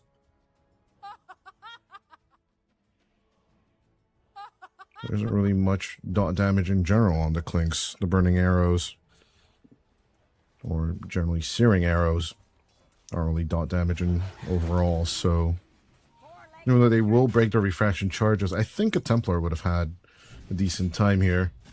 That is the only thing that is like a little bit risque of this draft. But I'm pretty sure Noob and Russell will be bringing the same amount of level of confidence that they did in the previous game.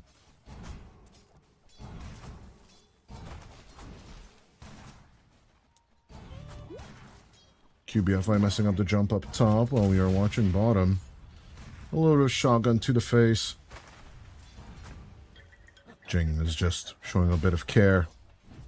I'm trying to teach Cracker how to play the Snapfire.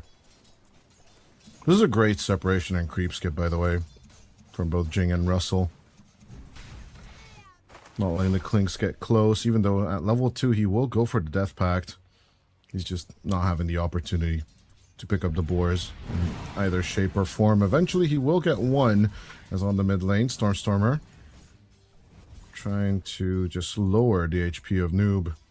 We'll just gladly use the bottle charges and stay in the face of the Voker. Another Dragon Slave. Stormer, this is looking rough, my boy. As I am wondering, level 3, do you pick up the second Exhort? Yes, he does, actually. But with no Forged Spirits to lower that armor, I don't think you're touching the Lina in any shape or form. As up top, you have QBFI and Vladik just swinging around and round. Finally, Adomichi, once again being first-blooded. Parker left all alone here. Out comes the Sunstrike, but Parker does not move on forward. He wants to contest the Lotus and is willing to manfight against the Slardar, but gets Razor Tasered by QBFY. Of course, a little bit of an R&R connection from QBFY will be more than enough to get the Luna out of commission.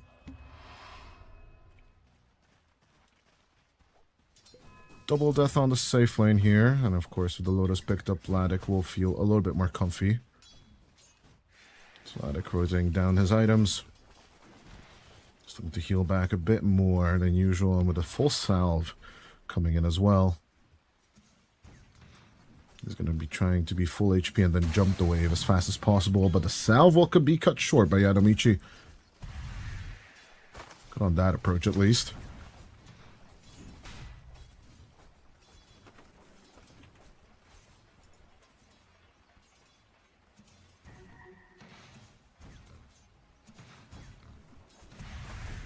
Another Lucent Beam. Vladik falling a bit low for my liking, but the same thing on Russell on the bottom lane. As we can see, Russell will get caught by Cracker. The tag team will do its job, and Jing will be next. Despite the neutral creeps helping out with the Centaur Conqueror doing the War Stomp. Eventually, Cracker will fall victim of the creeps.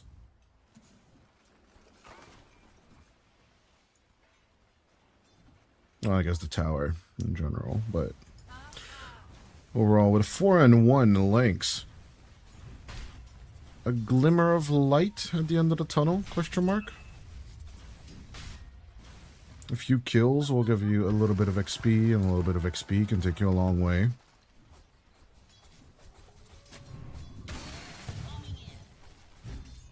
Maybe Parker got out of the early game mentality set due to that technical pause.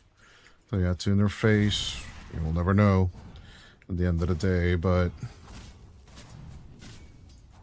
they're definitely not happy losing out on the Lotus in the previous man fight. Wild Axe is just a little bit off the mark. With Noob still leading on the last hit chart, and the first power rune struggle coming up pretty quickly. Delina could be in trouble here. Snowball and Blast Off for the catch. The Stun Strike is a little bit off the mark. Laguna Blade to take Cracker with him to the grave. But the Tusk dying is not going to be that happy of an occasion for Delina overall. Still, Igra's getting approached. Radiant's top Jing might die for this one, but they still at least have grabbed the Clinks. Russell being cookied in the wrong direction as QBFY looks for the grab. Razor Taser activated, looks for the jump. It will be the blast off that gets the grandma out of commission. I could have changed that sentence to the grandma escaping away from the techies, but alas, that is not what happened.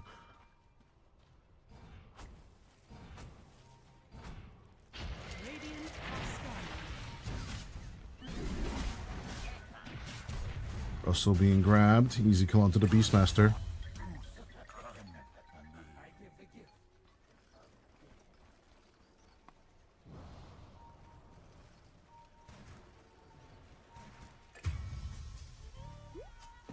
At the 7-minute mark, just trying to wisdom fight with Jing and 3 members of Lynx.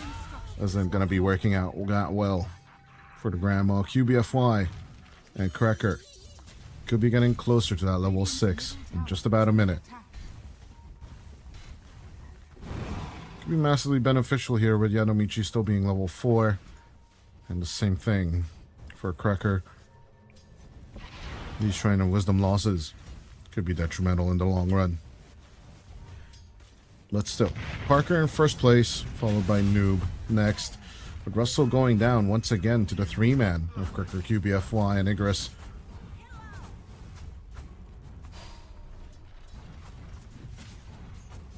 QBFY just hinting that they want to go aggro against the enemy's triangle. Dire's bottom tower is under attack. Dire's bottom tower has fallen. The game all about control. It doesn't really seem like Team Gens are that much concerned about Lynx's little domination on the bottom side of the map. Dire's courier has been killed. Is on the mid lane. We might just have a catch here in a second. Dire are scanning.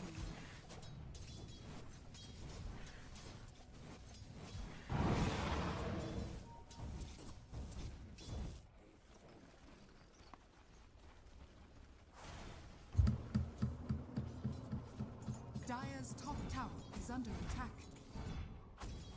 But yeah, careful approaches with Noob having taken down more than 2/3 of the HP of Stormstormer's tower.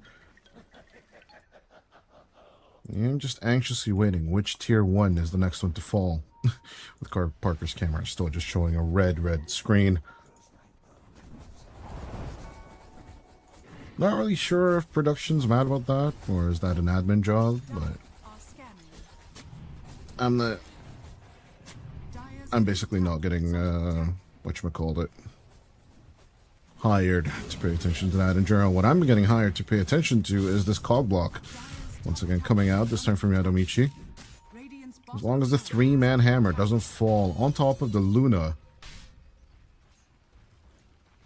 it looks like Team Gens might just be smooth and comfortable. Radiant's bottom tower is under attack.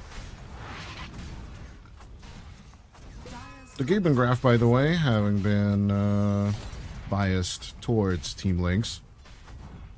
Did it in the early game of the previous game as well, but this time around has been fully committed Dire's top to the tower Lynx has side. fallen. In the previous game, it thought the Dota Plus algorithm saying that basically the early game was in the hands of the Gen side, and then basically during the mid game they just retook that lead. This time around, it's once again about them stacks. Noob and Jing taking a massive stack of Ancients in the Dire Triangle.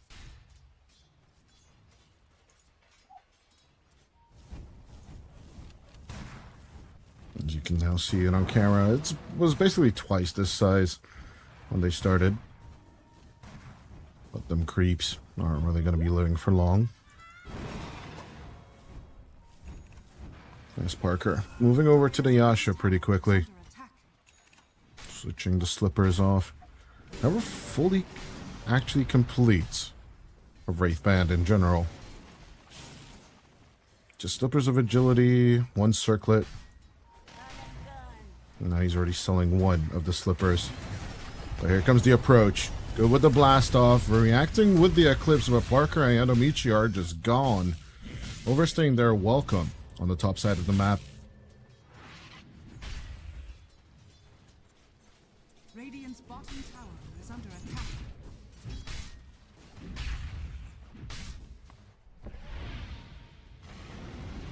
Noob.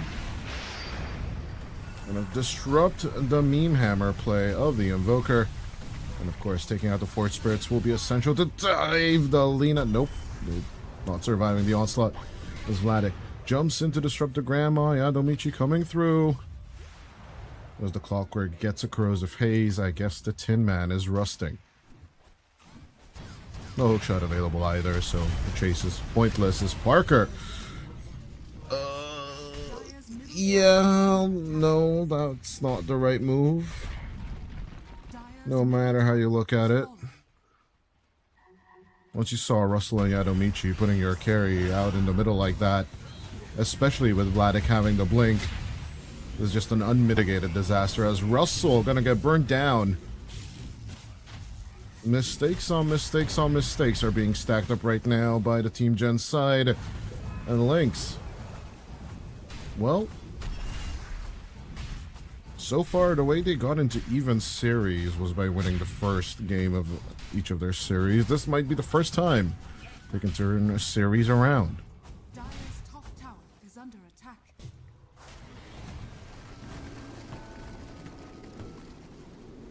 Evening up a game 2 hasn't really happened for the Lynx side in the tournament so far. Having won the first game against Syntax, having lost 2 in a row after that, then losing 2 against PuckChamp yesterday with Flocken. And then, of course, just hours before, Team Lynx actually won their first game. Similar with the Snapfire, by the way, and then lost out to Radiant's middle tower is under attack. Team Spirit Academy.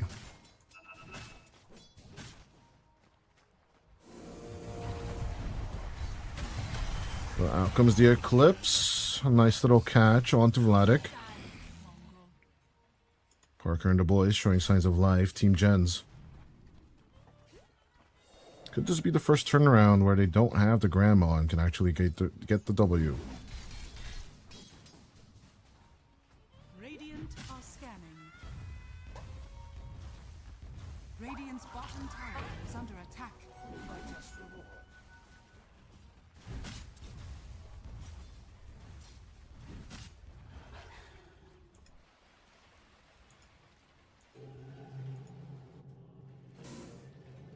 I don't know. Despite the facepalm play, and previously on the mid lane from Parker, the question remains, does he have to once again join in the early fights? Saying basically sub 20 minutes in. Pick off here and there is absolutely acceptable, but all you should be doing with the Luna is just farming for the first 20 minutes of the game. Always punch onto the creep. Radiant structures are fortified. And Russell will be losing a friend.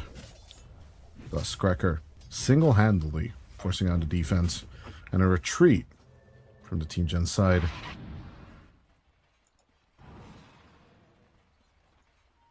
Not really understanding myself the massive exodus for Jing, Yadomichi, Noob, and Russell. I think they could have gone for a creep skip and then basically force themselves onto the tower.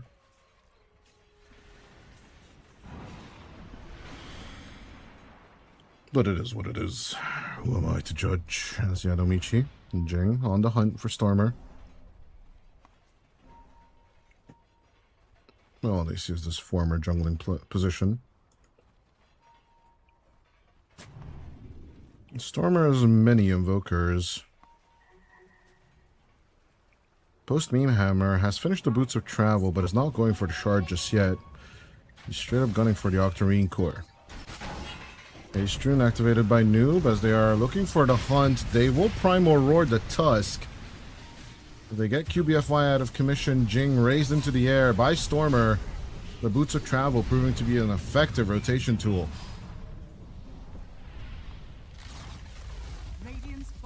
Sure, they take 2 on the tower, but not without its losses. Still losing out on Jing. Will hurt you just a bit. But overall, an effective team fight for good old Team Gens, unless they lose the Beastmaster here. Cog blocking his own teammate, Yadomichi. What you doing, my friend? That guy's corrosive hazed. As the TP attempt comes out from Russell, he'll be crushed by the Sunstrike off your screens, but I just watched that in 4K. Noob in the meantime dying on the mid lane. Radiant's middle tower has been denied. It's map-wide chaos caused by Team Lynx. But at least Parker's farming.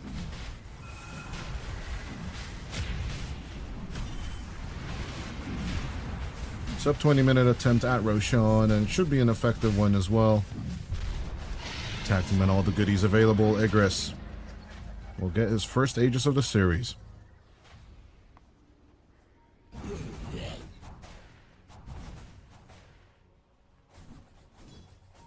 Radiant's top Previous, the tower game is didn't under look attack. super as this optimistic for the Lynx side in the previous game. 9 kills ahead as the Lynx line up, but they don't really have that much to show for it. Sure, it's 9 kills and of course the double XP lead.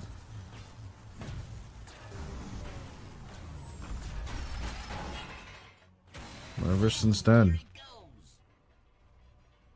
in terms of experience at least, the Team Gen's lineup has caught up pretty decently.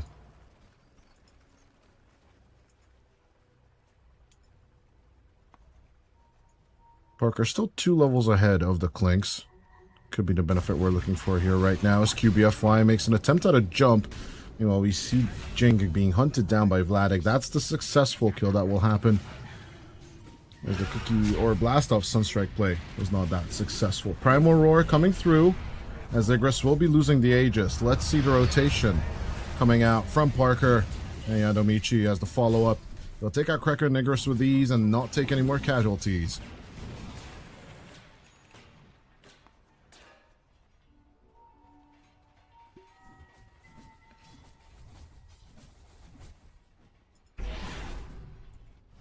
And once again, ladies and gentlemen, keep an eye out on that net worth mark.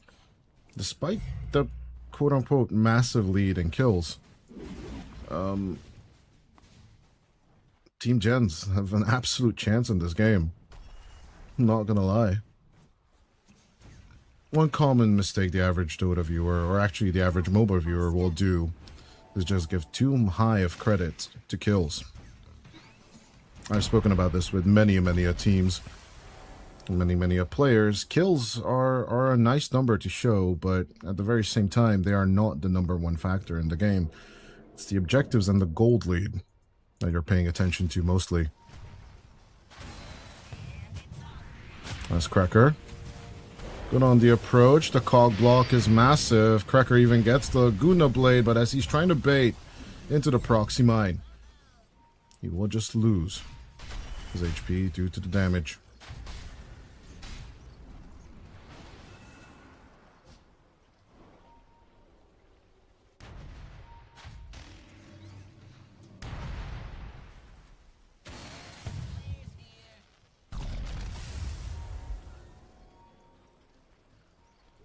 Minutes into play, the first 4 positions, 3 of them are dire.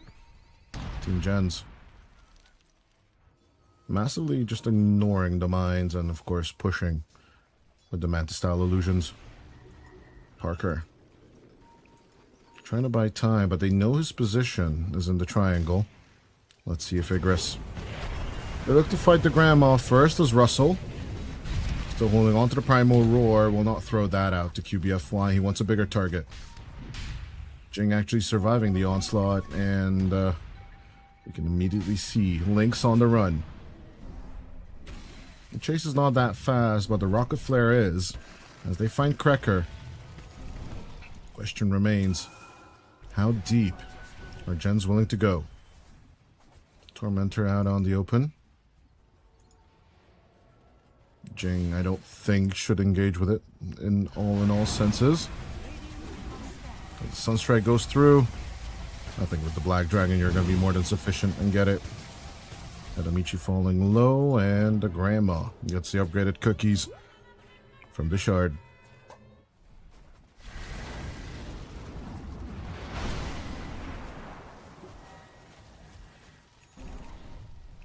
Link's avoiding fights, as they've previously experienced that no matter how strong they make Igris with the Clinks, they can't really take safe fights, or they can't basically come in as backup in time. No tier 2 taken just yet. Their previous presence in the Dire Jungle was kind of a misnomer.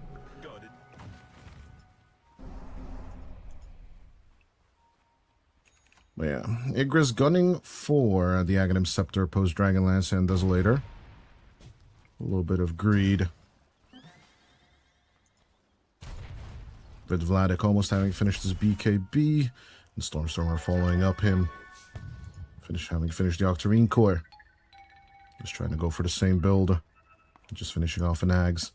Stormer now also having a Blink on top of everything. Let's see how menacing the Invoker truly is. Yeah, passive push coming out on 2 lanes is down bottom. We do have a little engagement onto Russell, but Russell just doesn't care. QBFY, what you want to achieve? My creeps aren't going to die. You're the one that's going to die. And of course, with a Beastmaster, finding the 1v1 dance this isn't really a long life insurance in general.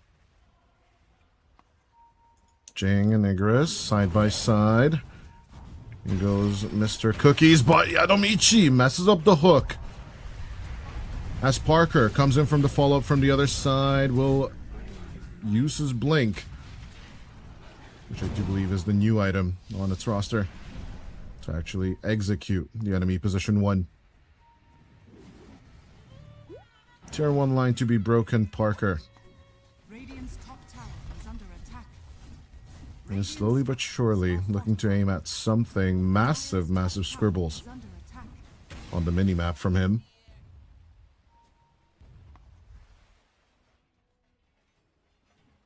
As we're spiraling towards that same old 2-0 that we saw Is under attack. Link suffer, but against PugChamp yesterday.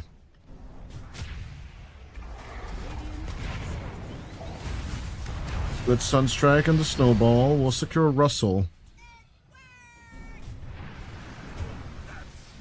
But obviously Parker is still focused on the top side of the map. Isn't really going to be bothered massively at all. Stormer pushing it back with the Chaos Meteor and the Deafening Blast. With a gem also being acquired, presumably from the Beastmaster. Blessings upon a loyal warrior.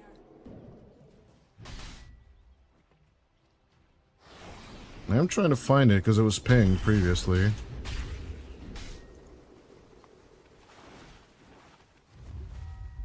Oh yeah, the Beastmaster courier has it. Okay, so they dropped it on the ground inside the fountain, I'm guessing.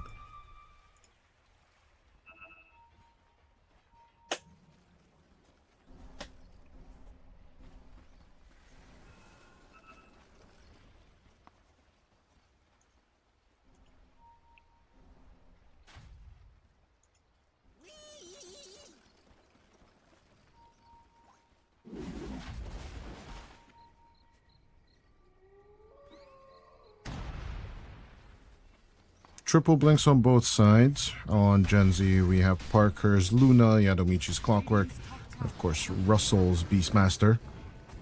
On the Link side, we have Stormstormer, Vladik, and Cracker on the Tusk. I mean, in terms of movement, of course, you still have QBFY, his Force Staff, and his Blast Off. Not to be counted out here. That's Stormstormer. And and constant committed onto this top lane. Try and save the top tier 1 tower for as long as possible. Try and even set up a split push if even possible. But eventually, the Manta Illusions will do their job. And with Parker just constantly sitting in this triangle, It's a good catch, and Stormer will not get his Gleipnir. A little bit of a reveal, but Stormer, not even hiding with the Ghost Walk, Bottom tower will still not get caught because he protects himself with the Fort Spirits. He's playing a 1v4 inside this triangle, and on this triangle line. has fallen. Well, the rest of the team is just not looking to come and help him. He even is pivoting into the mid lane. This guy's just everywhere.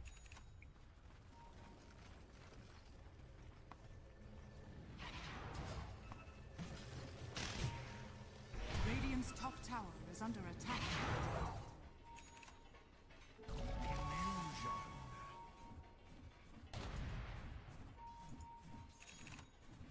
Illusion Rune to give a bit more information for the Stormstormer Invoker. Well, let's see if they make an even catch at him. Nope. He'll just blink out in time. It's blink number 4 just appeared on the Gen side. On good old Jing as Yadomichi rejoining with the hook shot, but it will cost him his life. QBFY will still be deaded. But even if that is achieved, I'm not really sure if you want to continue to chase. And style activated to escape the Crows of Haste chase as Vladik with the BKB. Will be looking to run away himself. 2 supports for all these ultimates. Legit, actually. All ultimates used just for this? Well, definitely true on the Dire side of things. Radiant are scanning. Not so much on the Radiant side. Of course, with Invoke and Crows of Haze being your ultimates, those don't only have that long of cooldowns. Scracker with the Walrus punch straight onto Jing. Good catch onto the Grandma. Let's see how long it will last. As Jing is looking to keep his distance, in he goes with the cookies, but Igris is coming in from the other side. Once again, a support kill exchange. But this doesn't really that matter.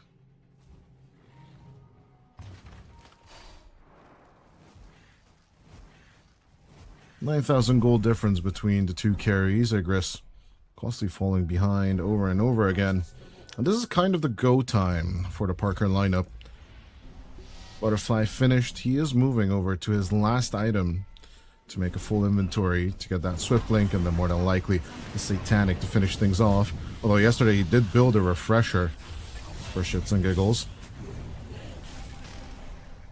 If you go for the Ags build though, I think I saw it on Isis's stream for the first time.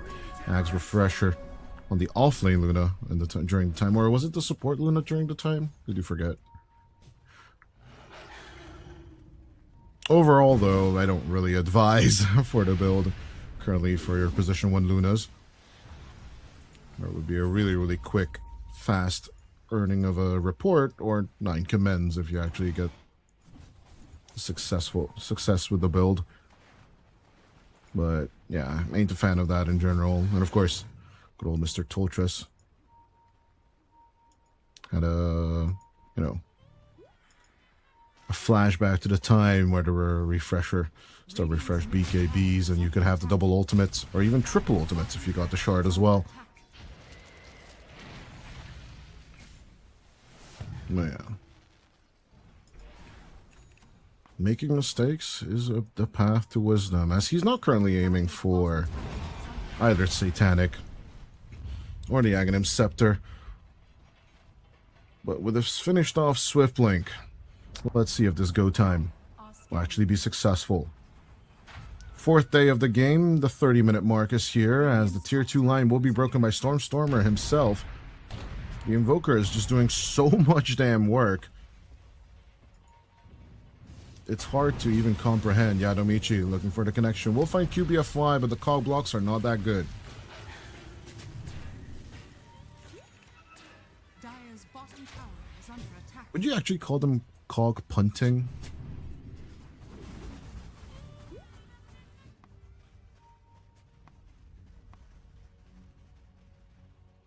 Invisibility. Cog push, I guess. Yeah, because cog core can push the cogs. I still think calling it cog block is just funnier. So we're going to stick with the funny name.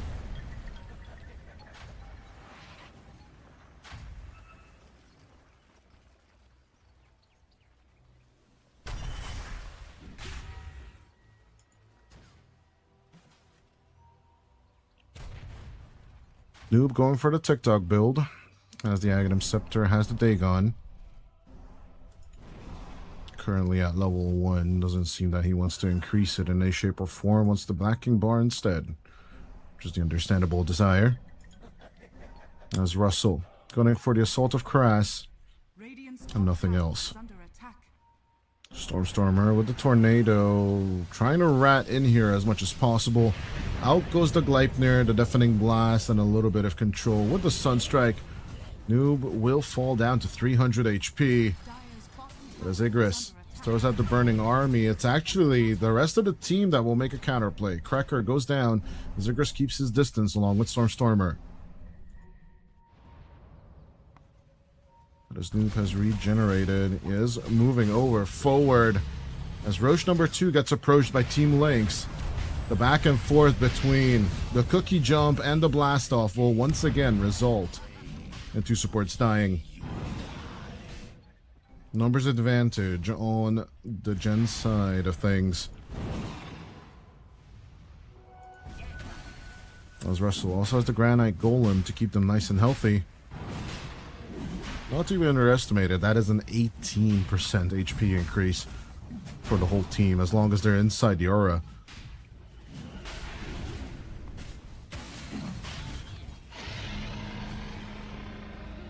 As Roche number 2 goes straight to Team Gens. I always want to call them Gen Z, but it's not G-E-N-Z, it's J-E-N-Z, which just makes it even weirder to say, but teaming inconsistencies, what can you do? Radiant's top tower is under attack. As both Vladik and Igris are still on the bottom of the core net worth board. And the question remains, can their teammates deliver enough damage for them to actually join in and finish off a core or 2 to actually get back into this game? Parker, having almost double the amount of net worth compared to the Clinks, is still not willing to front line or actually just be playing aggressively as he usually does, or as he did in the previous game. And he's got the BKB. He's pivoting between Satanic and Daedalus. Finally lands on the Daedalus instead, finding all the elements and sending the courier to the secret shop to get that Demon Edge sorted. Good catch onto Stormstormer. They will find the Invoker with the Laguna Blade, Scatterblast, and finally the catch. As soon as the Black King Bar expires, it will be a Dagon thrown into Stormstormer's face.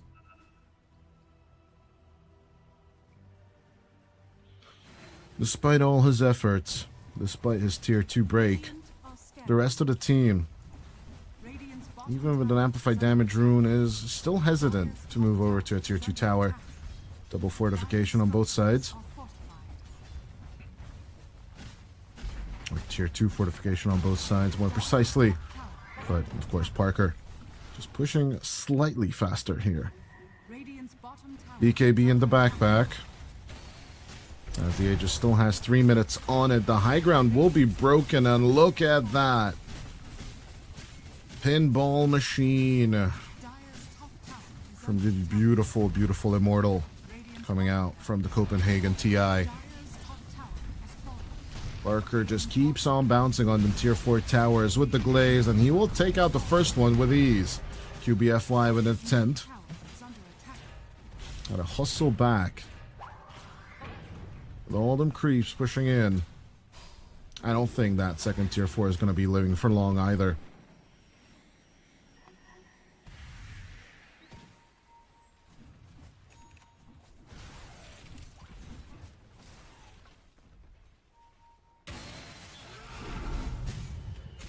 Primal Roar.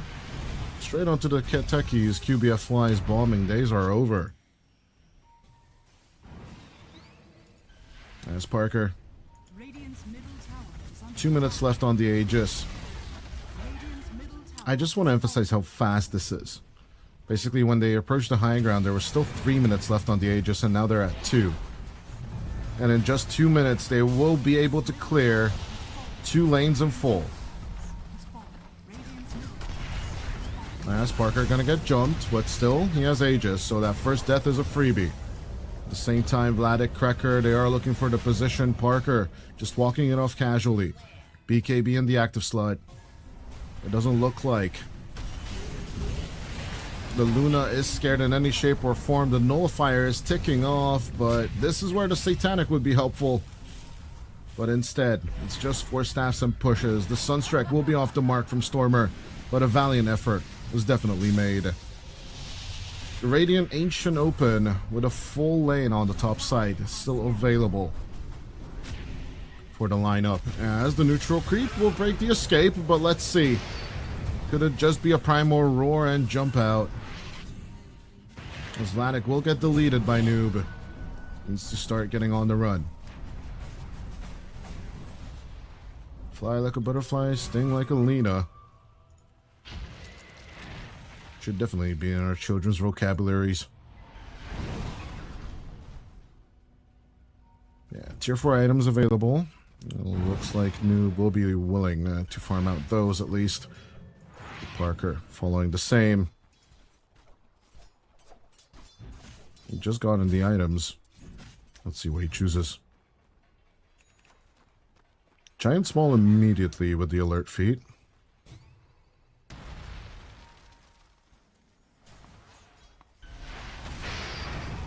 Still, the Satanic looking to be an option inside Parker's inventory. I am curious as to what item he will substitute from his active roster. While Krekker dies, it's not really that big of news. Supports, you know, and finding out information as to where the enemy team is. It's kind of part of high-level play. Good self-race coming out from good old Yanomichi, but eventually you will just be blown to bits by QBFY. QBFY will be punished for his Trojans as Igris will be approached immediately by Jing, the grandma, looking to just eat the skeleton little boy, as Stormer will die first, Igris is next, and Krekker will follow them to the dieback status.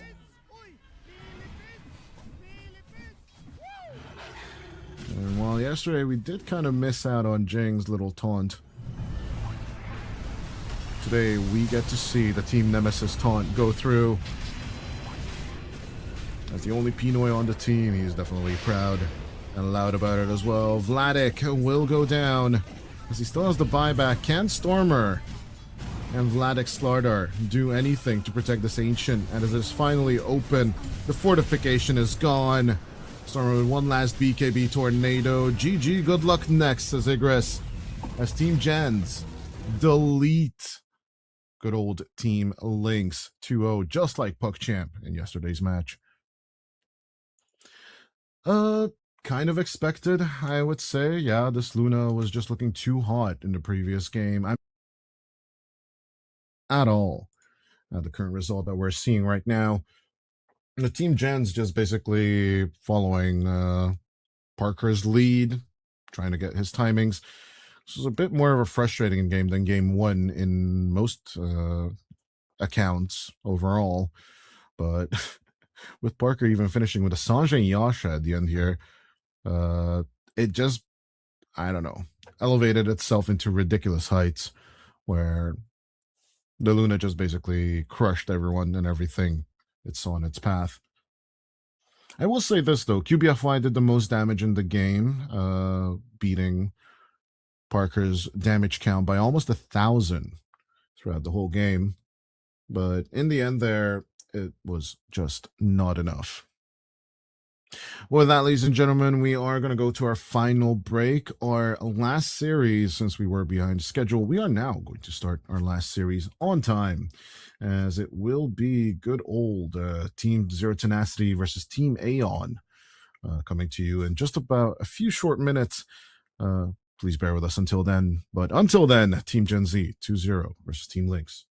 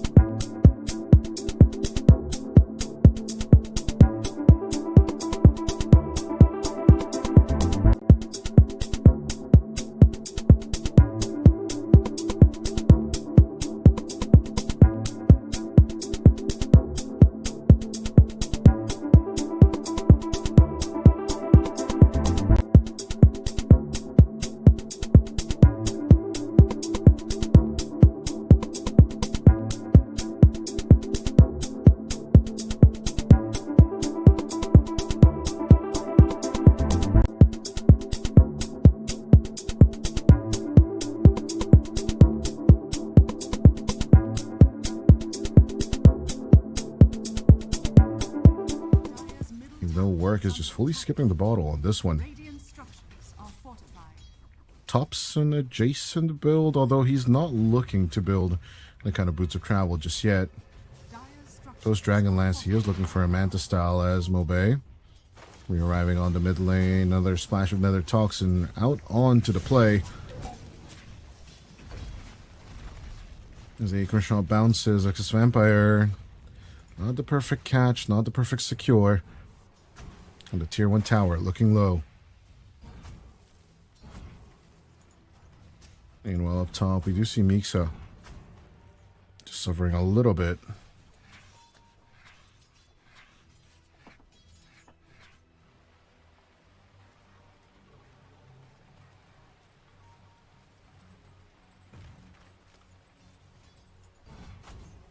Dire's middle tower is under attack. Dire's middle tower has fallen. So minutes into play, it's a 1-1 on the Shrine of Wisdoms, but only 3 kills on the board. Both of these carries should be kill heavy. That's the only reason I'm emphasizing the kill count so far. Both Retsu and Nesphere, playing the Tiny and the Clinks, should be having way better stats than what they're currently sitting on. With the 0-1-0 on both of them. Not the ideal KDA, I might add. But while Mobe and Miksha also are suffering, it's kind of tough to see that Exus Vampire almost outfarms the Ember Spirit currently. Well, that's just the power of the Viper in general. Can't really blame the Ember Spirit for that shortcoming. That's just how the matchup works.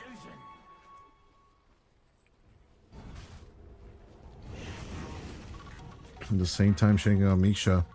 It's no easy feat. 12 stacks, or 12 decay already on Retsu, and let's just make it a bit more. Out comes the Flesh Golem, straight onto the Clinks they go. As even with the Shallow Grave, I'm not really sure if they can keep the Clinks alive. Viper Strike, straight onto the Dazzle. Krinjik is just literally gone. It's good old Yayo trying to make a run for it. Dire's top tower is under It's attack. not really an ideal situation Dire's structures are fortified. currently for the AION team. But let's just be positive here, right? At the same time, if you look at the scoreboard, we've seen something similar happen to Team Gens in the previous series in game number 2. And they made a rightful comeback against Team Lynx. Dire's top tower is under attack. So 1K network differential is not the end of the world, and Gaben actually agrees, favoring the Dire lineup just as we did at the beginning of the game. Let's see if they'll finally try and grab a few more of their kills. Mobe skedaddling out, as he will be the one suffering through the Viper Strike. Exus Vampire in trouble. Shadow Wave going through. Miksha looking to return immediately with a Ceaseless Dirge, but no catch Tower is under onto attack. Amaralis as they would have wanted. Tombstone being available, but Warwick being low on mana, it doesn't really look like they want to force the issue against Dire's Retsu. bottom tower is under attack. As Misha going for the immediate Lotus Orb as a recovery mechanism against the Searing Chains. Once Mobe wants to go on the aggressive. Dire's bottom tower is under attack.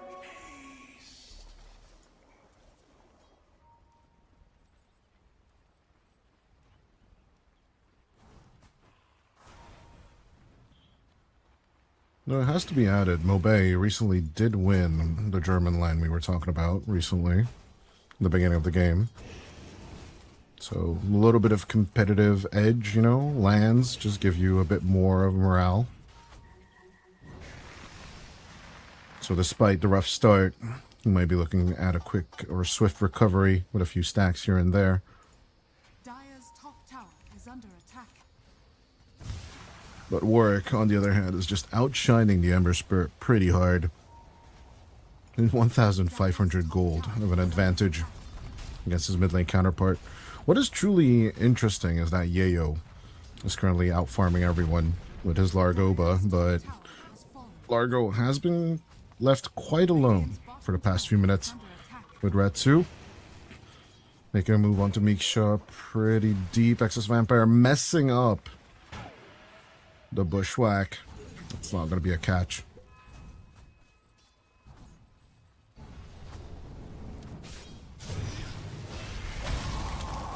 Two kills per minute on the average. Finally, MOUZ will be approached as the Ice Blast does come through. Obey losing HP fast, but he does have a Remnant he can skedaddle to. Some big mad Flesh Golem of Miksha will try and chase away the support.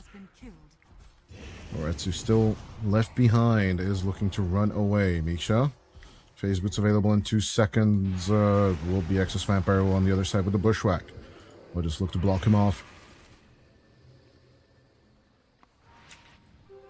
But at least they got the Ancient Apparition dead for the first time this game. MOUZ having had 3 assists so far. He's looking for the extremely traditional build of Arcane Boots, then into Glimmer Cape as good old Krinjik. Gonna be approached, even with the Shallow Grave. He's only just delaying the inevitable, and he will go down for his crimes. A good catch, though, coming out from the AION, of course. There will be a kill secure on Amaryllis. Warwick still being chased down. Retsu, 3 cores of the AION Online lineup. Not associated with the MMO, I'm sure, in any shape or form. Here comes the Avalanche Toss combo. Mobay is just immediately deleted. It just doesn't seem to be a good time to be a mid laner right now, but just that one kill for Nesfear basically puts him back into the first place of the farming pattern. Now that he's got his Echo Saber, he will be picking up the Blink Dagger soon after. Currently looking to play the Tiny a bit more actively than the Clinks. He's 0-1-1 right now, while Retsu's 0-2-1. But is genuinely 40 last hits ahead of his Pause 1 counterpart.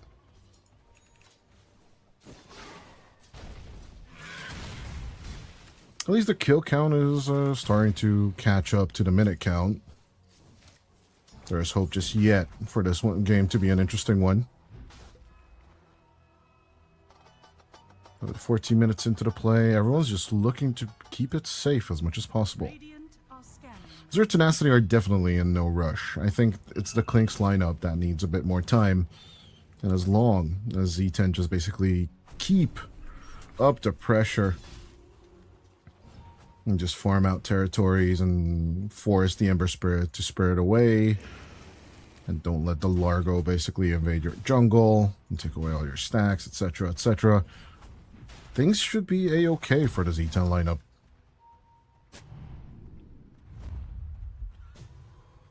But yeah, as we do know, Clinkses and Ember Spirits do just like smoking up and going in for the hunt. It will be Zero Tenacity right now.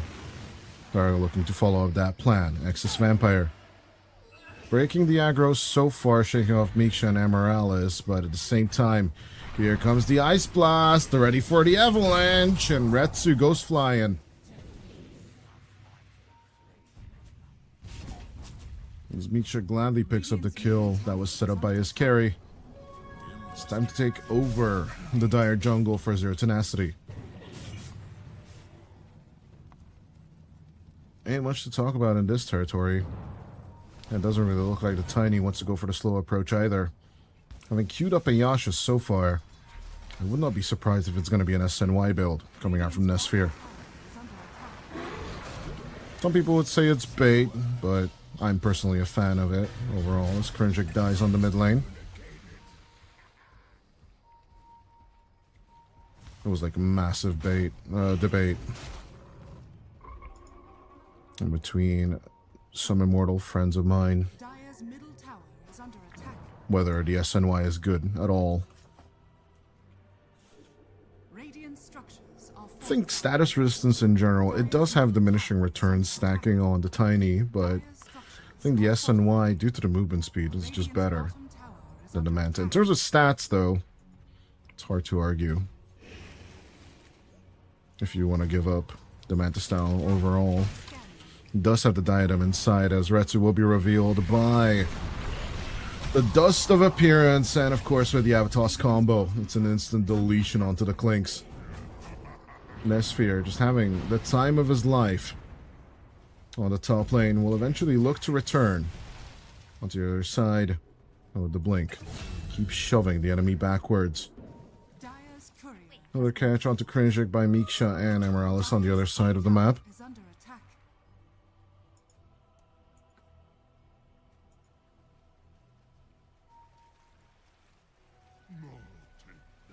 Radiant are scanning.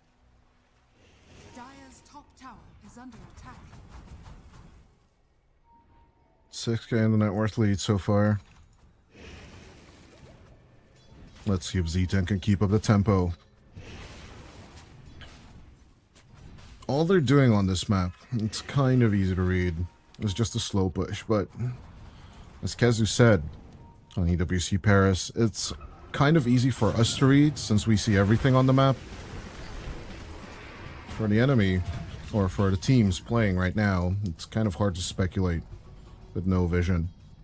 And these deep wards coming out from Z10 are proving to be extremely effective. Sure, they did just lose Amaralis, but for one thing, he's a stand-in. For another, he's a support.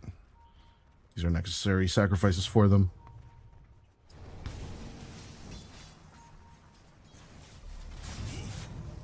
Dire's bottom tower is under attack. Radiant's middle tower is under attack. 5k net worth lead for Zero Tenacity. And Gaben absolutely not believing in the AION draft anymore. Is under attack. I wouldn't write off Mobe and the boys off that quickly, though. Vessel can still have a high impact in this situation, and Mobe going for a Mate Slayer is not to be written off either. Zamorales looking for a terrorize opportunity, but will not find it in time. Zexus Vampire moving over on to Namorales' focused play. As denying your own wards is no time to do it. Radiant's top tower is As the Tiny comes on over. Will be the Manta style at the end of the day, I guess. The credit to the argument actually goes to low skill on this one. Don't remember how Weehaw plays the Tiny though. On the other hand, Avatos combo going out onto Amaralis. It's going to be a dead Ember Spirit in the second here. As Yayo just makes the approach on the mid lane, he is far from basically being ready to be on active duty. He does have the Consecrated Wraps and is moving over to BKB, but this build, high utility, but truly not having the Aghanim Scepter could just be a ruin right here and right now. As Warwick picking up the Hoodwink and Krinjik's Courier, Dire's bottom tower is under attack. it basically signals that Zero Tenacity has taken over this territory and there's nothing you can do about it. Roshan or Tormentor? This is the 20-minute timer's catch 22. Or in this case, the catch 20. As Miksha forcing out a bit of aggression coming out from Mobe, but there is the Ice Blast. With Warwick and Miksha not really ready for the dive. And there is no universe, there is no disaster. So everything's back to normal.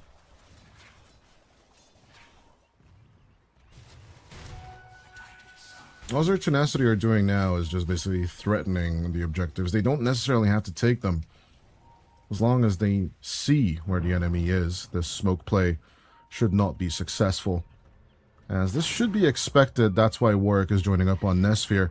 Let's see who the join up is going to happen on to first, as it will be Retsu. The Clinks is doing nothing. Nesphere puts the Avalanche toss on him. As of course, even with the shallow grave, the Clinks is just standing there, dumbfounded as to how easily they dispatched the Skeleton Archer. All three cores die on the side of AION and Zero Tenacity. Just lock in. They're well on their way to actually get their 3rd win in a row here at EPL Masters.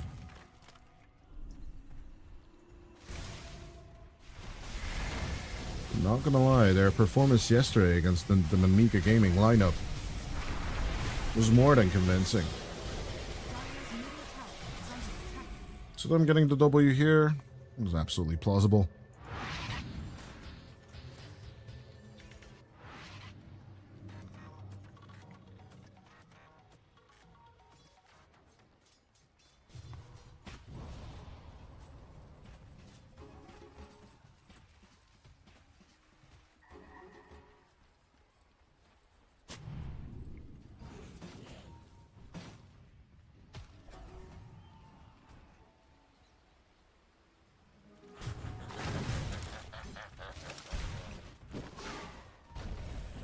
Dire's bottom tower is under attack. After that failfish attempt coming out from AION, I don't know why Retsu even has the gall. We're extending this way. Nesphere. Oh, the reveal. Oh, the Avatos. Oh, the Ice Blast. Retsu does manage to escape one, but I don't think he's going to be successful on the other. Nesphere just smacks down the Skeleton Archer again. Bro. I don't know. This is not the way I expected Retsu to actually be playing this, and not gonna lie. Just a clean approach to the enemy's offlane? What were you thinking? Oh, it's gonna be fine. They're doing Tormentor anyway, blah blah blah. Nope, not anymore. By the time the scan finally comes out from AION, it just feels that they're a little bit too slow compared to the expectations. Okay, yeah, 12k down isn't really a little bit slow. That's really slow compared to what you expected from them. Mobe, still not truly coming online on the Ember Spirit. Well, of course, Yayo is still trying. Finally, the first tower will be taken at 24 minutes by the AION lineup. With BKB halfway done for the Largoba, and Retsu doing his very, very best. Just try and get a Crystallis online and eventually get a Daedalus. Hopefully, their Tenacity will put on the brakes just a little bit. Well, this jungle takeover should have happened about 10 minutes ago, by the way, but it might just be a plan going up in flames as Krinjik will be found. Out comes the Flesh Golem. Retsu is found and deleted. As Krinjik will also be Avatos comboed. The shallow grave is truly shallow. And he will be smashed into it.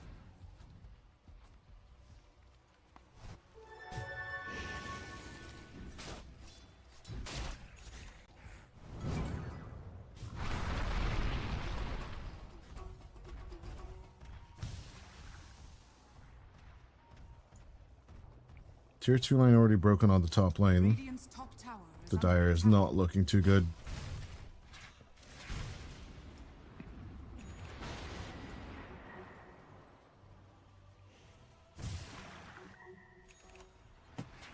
Dire's bottom tower is under attack. And yeah. So I recently talked about it with a few people on chat. The whole meta is basically just about making mistakes. I'm not gonna lie, the Klinks made a few too many on this one.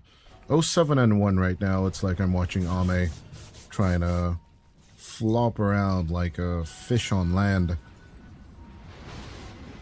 Retsu is just desperately looking to find farm and a good item build that he can basically use to react onto the enemies.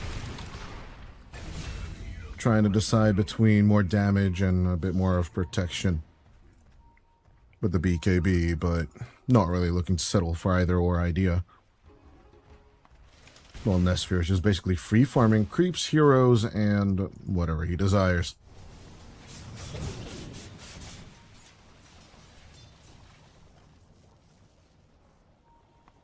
Dire's middle tower is under Radiant's top tower has been denied. Dire's middle tower has fallen.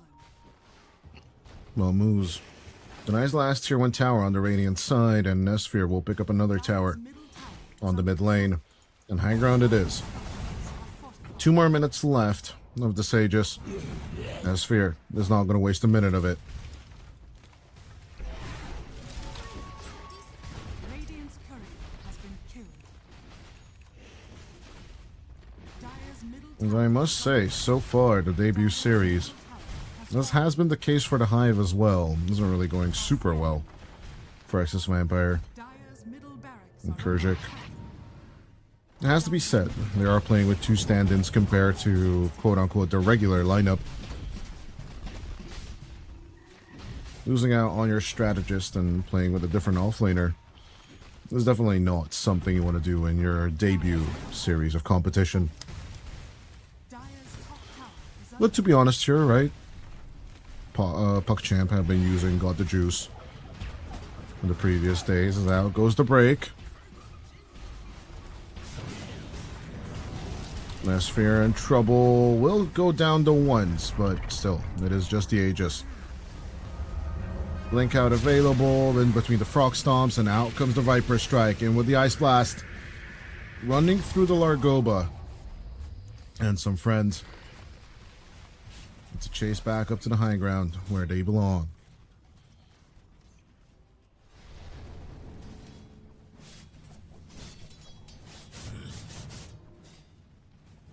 Work out to reset the bottom lane with Nesphere looking to keep up the pressure on the mid. With Nemiga and MOUZ keeping up with the plays on the top lane.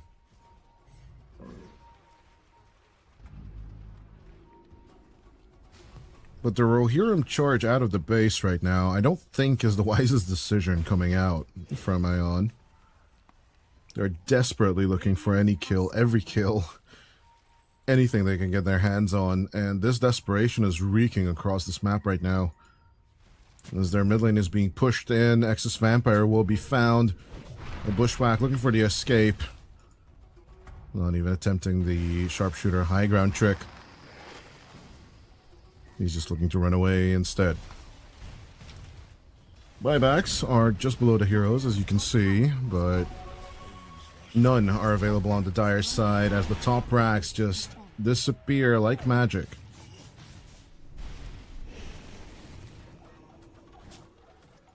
Well, Warwick and, of course, Nesphere both went for the Manta style. Even the illusions are almost enough to keep up the pressure here on the top racks. The 18,000 net worth lead at 30 minutes in is looking really, really rough to deal with. Another toss out. Retsu once again found. The Clink's just easily manhandled. This is not an outplay. This is a true gaming level of shellacking as Nesphere. He's just gonna do it again. Cringe gone without consequences. Sure, Haretsu found moves, but at what cost? Radiant's bottom tower is under attack.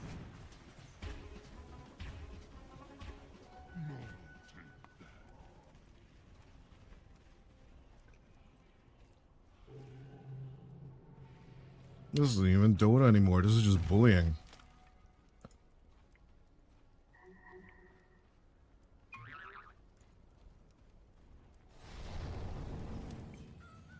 Samurai some moves. Sparing a new beachhead in the Dire outpost. Obey doing his best to delay the game. Has an Aghanim Scepter along with the urn, never having finished the vessel. Looking to just go back into the mid lane. But yeah, Warwick's cut is just better. No matter how many creeps you kill, Nesphere will just keep on hunting away and away and away. Cringic. At least he gets to finish off the D word, right? Right? Probably most like it. Nemiga looking to join on a little bit of the fun. The Viper Strike did go out on someone, on Retsu, who tried to get the kill onto the Viper, but massively failed. MOUZ revealed. Every kill is valuable at this point for the Dire. And Obey might be stunned, but at least he gets the grab.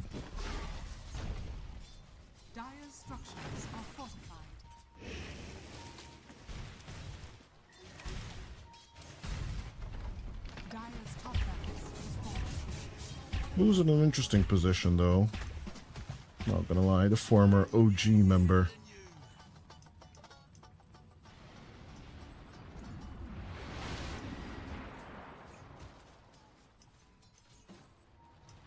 Even a long stint on the Beast Coast side of things.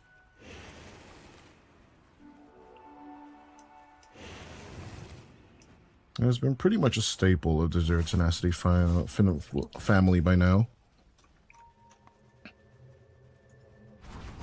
But yeah, for more than a year, he's been with the organization. Has replaced, I believe, LeBron. Because LeBron used to be the original position 5 of the lineup. Radiant are scanning.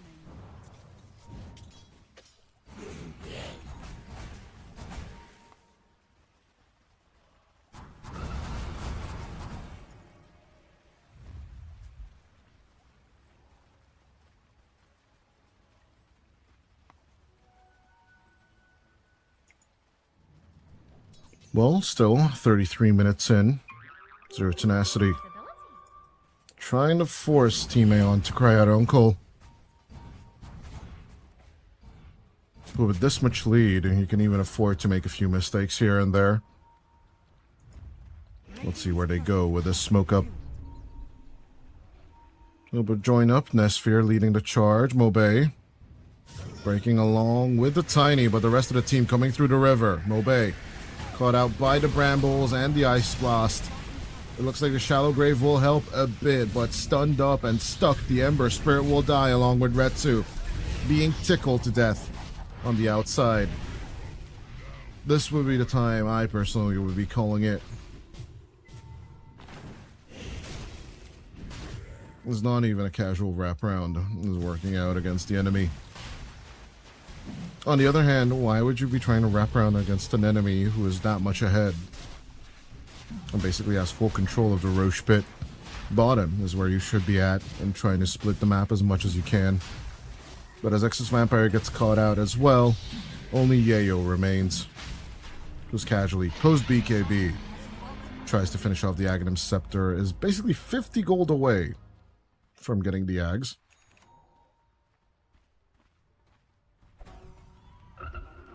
Dire's middle tower is under attack.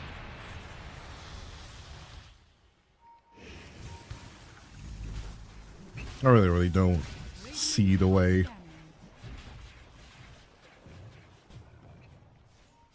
Team AION can actually hold out high ground with Aegis and everything else that it entails.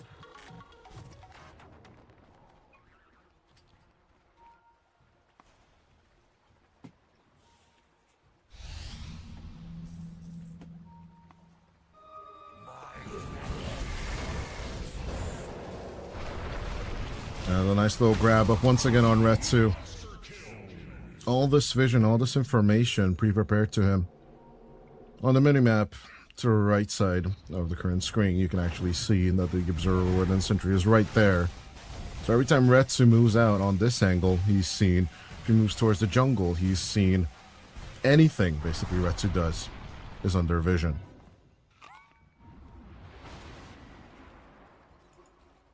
Dire are scanning.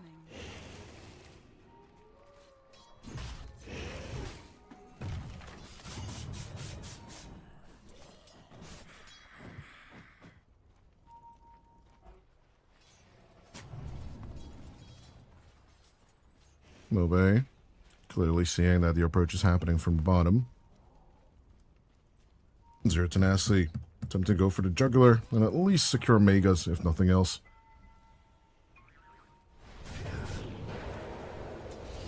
A nice little grab onto MOUZ, but Mobe. Remnants into the Radiant jungle instead of anywhere else. Needs to keep up this cut and needs to keep it clean as well. Not going to be an easy one to delay, as of course the siege creeps are kind of tanky in these terms. Yeah, as the mid-wave pushes in, high ground is exposed. It might just be time for it. And they go with another Toxin. Nice bushwhack catch coming out from Exodus Vampire, but Nesphere is already out. Nice little holdout once again with the banners. The siege creep should survive all of the onslaught and everything AION can throw at them. Warwick hiding with his illusion. Will try and land the Viper strike, but Mobe will dodge it. At the same time, Bushwhack for the catch. Stunned up Warwick, but he's still got the Aegis. He's not the right target for this. Mobe is gone, and Mobe buys back. Looking for the return. It looks like the tombstone save coming out from Miksha. They don't even want to give up the Aegis for this, as Mobe dives deep, deep, deep, but it is way too deep. Besides, that's what she said. The Viper will still die, but even with the Aegis gone, I don't think Retsu has anything to answer for. Yayo types at the GG. And as the 3 cores disappear, the Megas will be achieved. But the GG's already called. And Zero Tenacity take game number 1 with clean fashion compared to the expected. I'm looking for the additional words or comments that could be added to this game number 1, but well, let's just be frank here. Zero Tenacity, Frank, credit, part-time, haha. Overall, Zero Tenacity just basically had the cleaner approach. 2 or 3 mistakes done by AION, especially on the mid lane, and of course, Retsu just being his butt taken off him and handed back to him immediately by Zero Tenacity. Vision game here and there, and then basically that deep vision just basically mitigates any kind of availability of moves.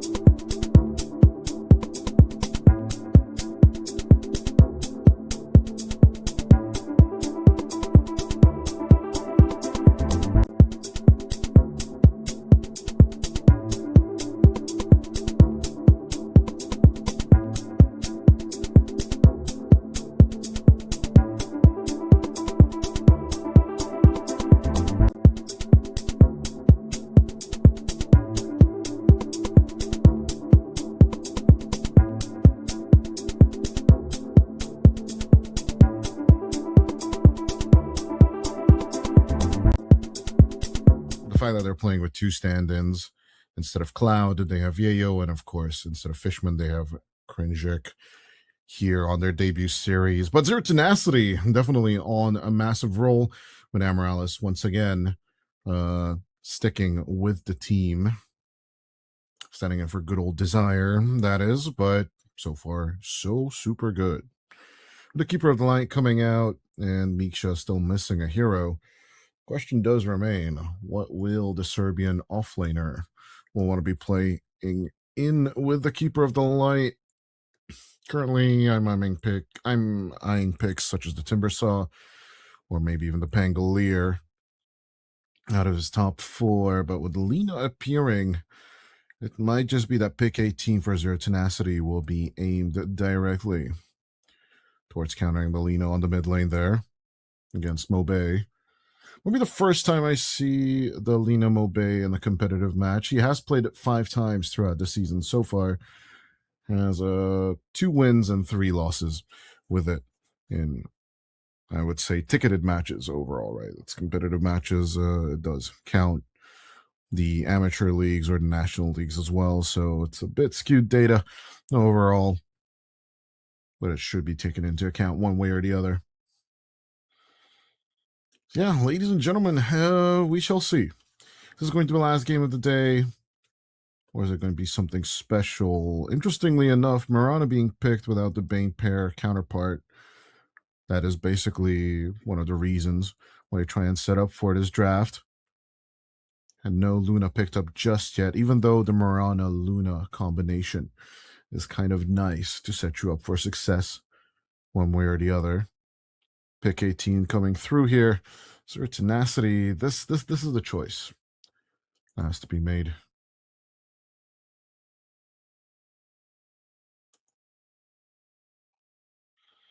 Coming in with the Earth Spirit on Warwick, I'm not really sure why it would be considered a mass counter into the Lina. I think it still suffers a bit on the lane itself. Early tempo is good, decent against the Centaur Warrener. Geomagnetic Grip is massive against the Ringmaster, but overall, it's kind of like a message from Warwick that I will beat your ass kind of deal. But with no Puck, no Ember, feels like a decent decision, but with the Storm just being right there, still kind of wondering why not the Storm Spirit instead for Warwick. That in and of itself has a better win rate overall. I do have to check the Warwick Earth Spirit stats overall. It's not on his first page of stats. He's played it 6 times, but has only won with it twice. That's a little bit of cause for concern or caution in general. And Pangolier still being in the pool, I still think it's a solid pickup for Miksha. Let's see what MOUZ decides on in the end there. Well, an interesting article came out from a good friend of mine, Michael Hassal, Hophosaurus X on Twitter. I refuse to call it X. It will always be Twitter, and Twitter for the eternal time. He did manage to talk with Odin.gg's risk manager, who I believe was part of the E6 foundings against Dark Mago. So I do encourage the audience to read that article. I think Mike does really, really great work, including interviewing yours truly last TI. But other than that, obviously, yeah, no, I just want to support a friend of mine in general in the industry. And it's a decent article. I was reading it during the break before the lobby started, and we had to go back into assessment mode and casting mode, but definitely one I would love for all of you to read. It's on win.gg. So, yeah. That's a little bit of friend advertising right there for all of y'all viewing pleasure. But yeah, Beastmaster pickup from Zero Tenacity. Giving that to Miksha is definitely a good one. Still would have aimed towards the Timbersaw personally, but maybe with the Beastmaster, they just want to make a bit more space. And now with this Alchemist pickup, I think my Timber prediction suggestion feels just slightly better overall. But we'll see. How much will Retsu be outzoned this time? Because it's not the Undying, it is the Beastmaster. But Krinjik, once again with a save, this time a bit more solid one with the Escape Act rather than the Shallow Grave on the Dazzle. We shall see how much of a synchronicity we will witness between Excess Vampire and Krinjik coming with the Ringmaster and the Marana. A little bit skeptical after our previous performance, but on the other hand, right, Warwick's win rate on the Surf Spirit is not that high, so there is some cause for concern on the Zero Tenacity side of things. Let's see how successful it will be as we roll into our game number 2. But if you ask me, I like the AION draft once again a bit better. But I must say, after that game number 1 performance, I am leaning towards Zero Tenacity. Again, I don't think anyone will be blaming me for that in any shape or form. Keeper of the Light is just solid. There's 2 taxis for Nesphere to deliver the Infestation Bomb that will be Warwick and Miksha, as I think the Beastmaster here will once again go for the Helm of the Overlord, and as it usually does, and then it will follow up with the rest of the fight. Yeah, despite that, Excess Vampire with a level 30 Marana is looking to be a little bit spicy with MOUZ. Also busting out the Disruptor. There's a lot of teamfight elements here that we didn't really address on the Zero Tenacity side. That being the Static Storm and, of course, potentially a Will-O-Wisp coming out once Prepare for battle. available. I would definitely say that I'm scared. I would be scared if I'm Team Ion. We'll be having to face off against Zero Tenacity. Their approach to the game just feels a little bit more solid overall.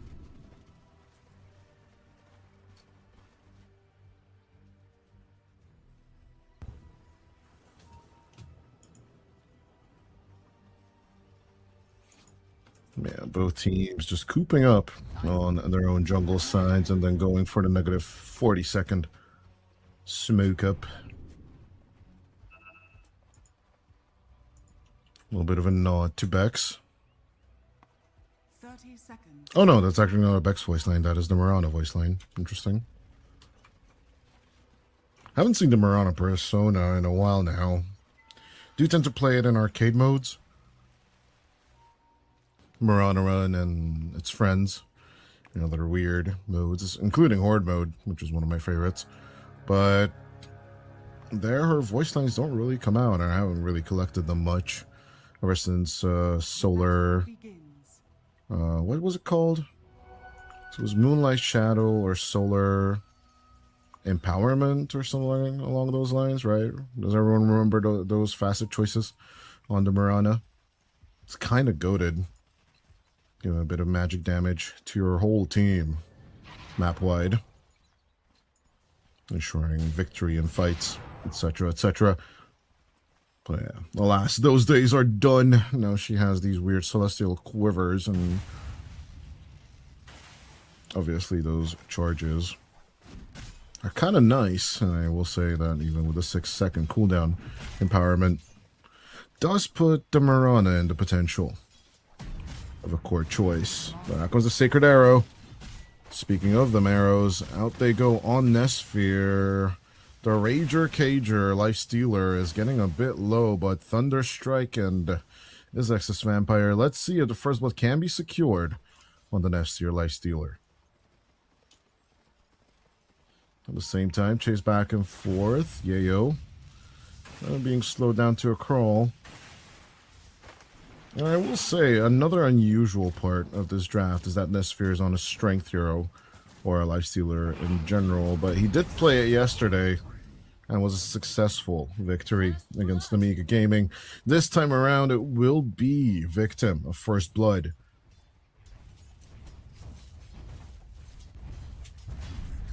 As Excess Vampire's Marana will actually make the catch.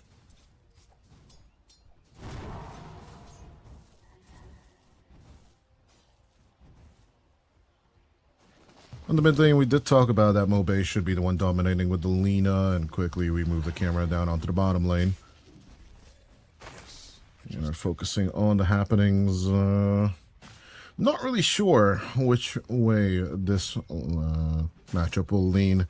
Although I do favor the Beastmaster and its Wild Axes with the timely cooldown reductions coming in from Chakra Magic. More than likely combined with Blinding Light to just keep the Alchemist away from those last hits as long as you can, which tends to be the pro meta. I'm sure you would get flamed if you're under Immortal and would try this tactic out.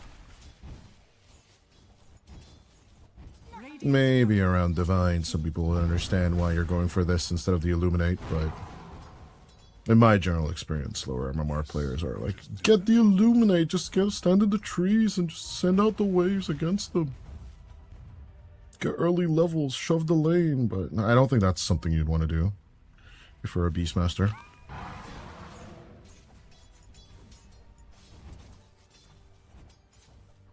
Generally understanding the level of the meta you're supposed to play and the rank you are in.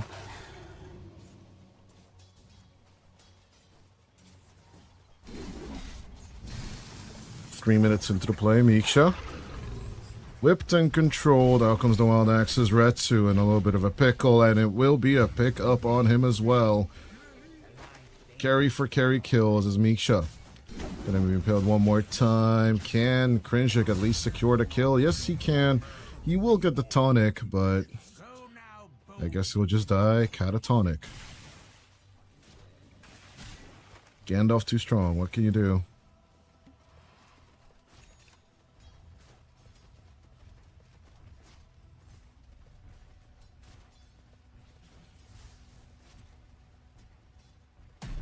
Despite all this, another catch up top. With the leap, with the jump. And won't be just a casual right click from Yayo.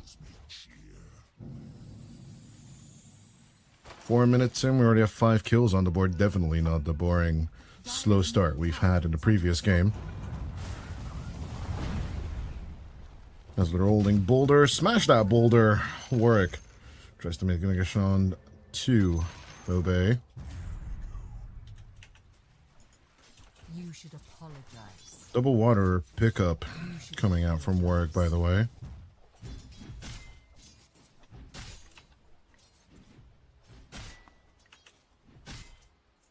And honestly, Mobe, a little bit of a pickle without that regen, but I'm pretty sure it won't be suffering for long.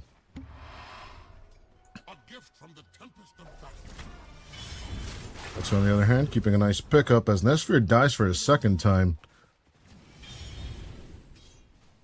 Retsu, in the meanwhile, doing just slightly better on the bottom lane with the Alchemist. Almost having 3 times the last hits compared to the LS. Although, I must say, maybe some of those last hits should be the boars. Coming out from Miksha. I'm pretty sure he's doing his very best to just keep them safe as much as he can. But big join up on the mid lane. Nice boulder smash out onto the Lina as Mobe will get executed due to the double rotation. Minute 6. And actually in the middle of minute 6.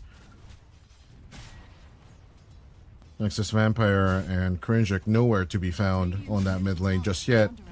And I don't even think they're going to be making the approach anymore at all. Minute 6 rune. Gonna be secured by Warwick as Nesfir dies for the 3rd time this game.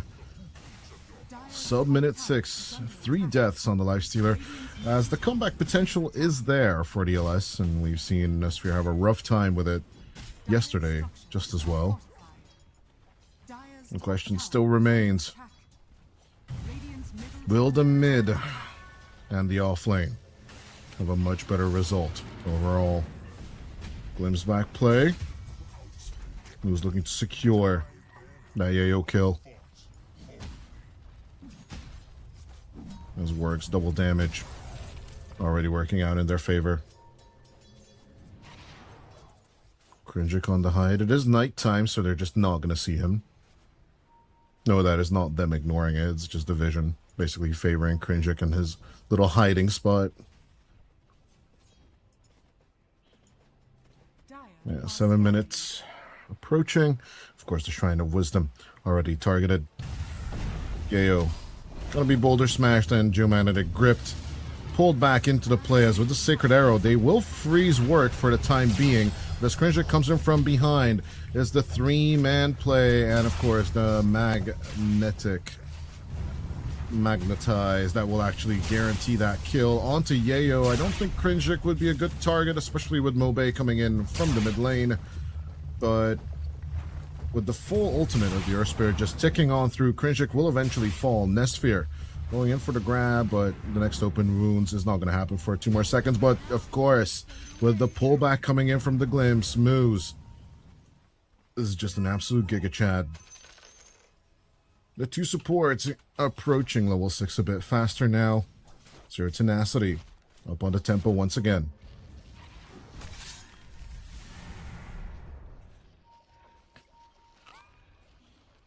Starting to prepare the comeback of Nestsphere. MOUZ is continuing the double stacks in the Dire jungle.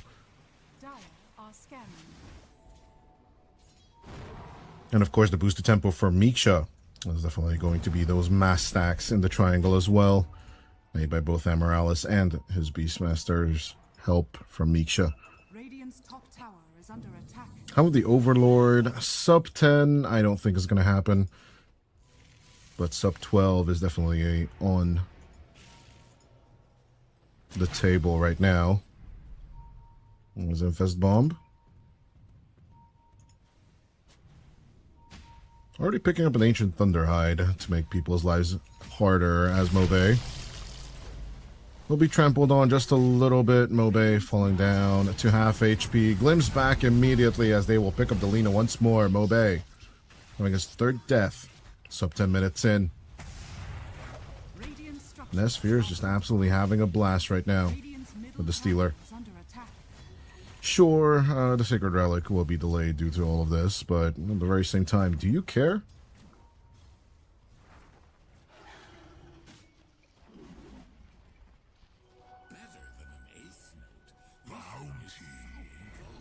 Work at the same time, picking up the mass stacks along with MOUZ. Well, Nestsphere goes back into lane creep, eating mode. What can you do? When you have the munchies, you just eat them creeps. Going back to the ATF voice line, of course. All they do is I just want to hit creeps.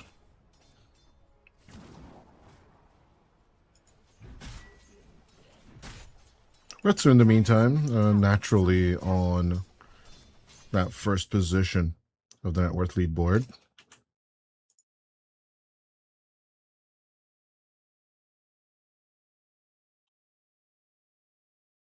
Apologies, it looks like VMix crashed.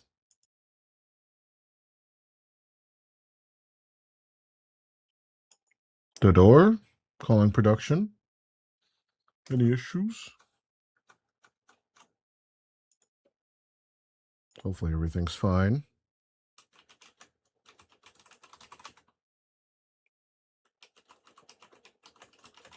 At the same time, Retsu getting caught out. Primal Roar straight onto the Alchemist.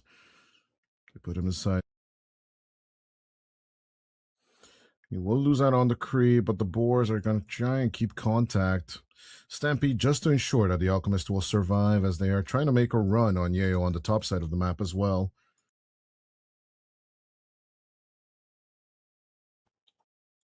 As we're trying to look to reconnect to the VMix call. More than likely, you guys can hear me. It's just that the picture on my end froze, hopefully. But since we are still in the game, everything should be okay, and the stream is looking fine. According to my checklist, well, I guess we'll try and keep lines online.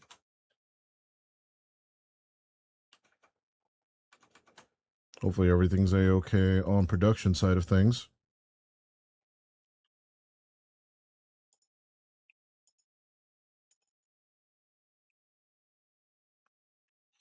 Good question if Yayo, what is the build he's going to rush into? He did go for the Helm of the Dominator. It's either the Blink build. I don't think we're going to be seeing Blade Mail from him.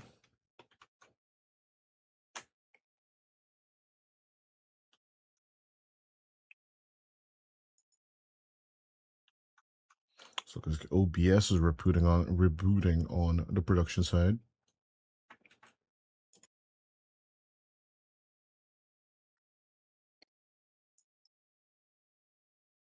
Yeah, hopefully everything's going to be fine on their end. 12 minutes into the play, though. We're at 14 kills on the board, and let's see if Warwick and the boys can pick up another one.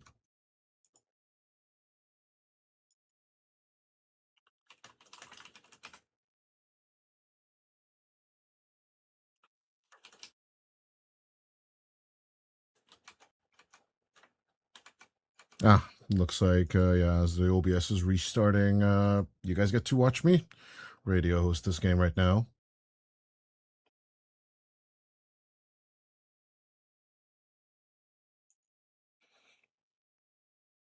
Yeah, so far so good. Their Tenacity keeping out the pressure. They are basically dancing around in the Radiant jungle as much as possible, trying to keep Crimjic and, of course, good old Mobe out of position.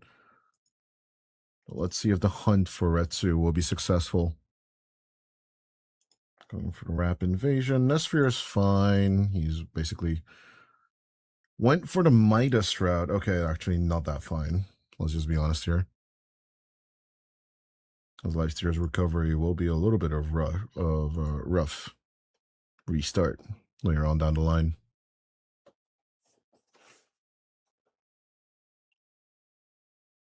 Four-man smoke up coming out from Z10. Let's see the catch. Sorry about the technical issues, guys. Production is ensuring me that they're working on it. Hopefully picture will be back soon. Skrinjic will be solar bound, but let's see if Retsu can make the reveal play. He blinks forward, but will be immediately roared. And of course, MOUZ shuts it down with the Static Storm. MOUZ and Amaralis gonna get kind of caught by Yayo and the boys, but here comes Miksha and Warwick. Can they drop massive damage straight on to Yayo? Of course, Exus Vampire and Cringic himself. No escape act for you on the Ringmaster. And tier 2 pressure immediately thrown on by Zero Tenacity at minute 15. Still, it looks like Zero Tenacity keeping up well with the tempo. I wish I could share you my screen and then you guys could watch the game with me, but that's just not possible on this one. We were talking about it with production, but doesn't seem like it's an option.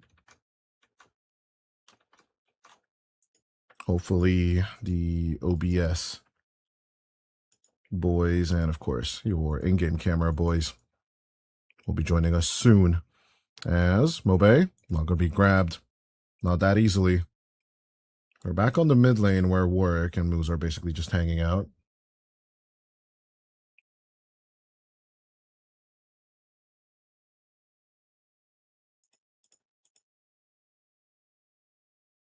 Mobe hanging out into play as we see that Misha is looking to join up as well, or at least Warwick is calling him to join onto the mid lane. But I would not be surprised if the Beastmaster rather just that we talked about. Now we do have picture back, ladies and gentlemen. Sorry for that radio show, but you didn't really miss much, I'm going to be honest with you. I think you guys missed basically 4 kills and Zero Tenacity securing back the game.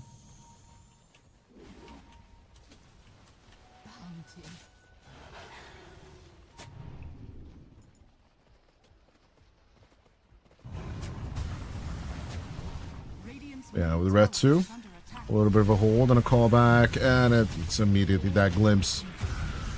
I really thought he blinked forward in the previous situation, but it was MOUZ and his glimpse that actually caught him. This is why we prefer dual casts. Of course, my friends such as Toltrus, Hugh Heng are just better sets of eyes. They always just focus on one hero or the next, right? Well, us play-by-play casters just gotta try and report everything on the screen right now. But, yeah, it's just the nature of the job, one way or the other. Dire's top tower is under attack.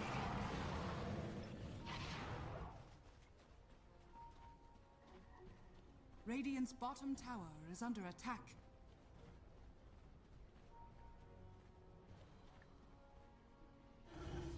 Yeah. 13 kills on a 2k net worth lead, but finally that tier 2 pressure will do its job. Miksha having taken over the tier 2. Radiant's middle tower is under attack.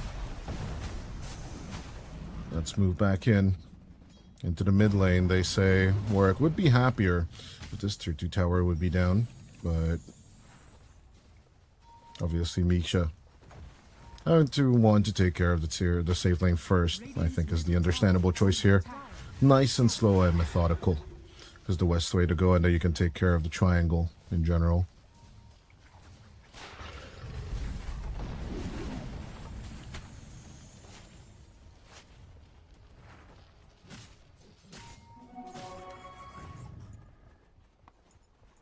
Retsuite out once again.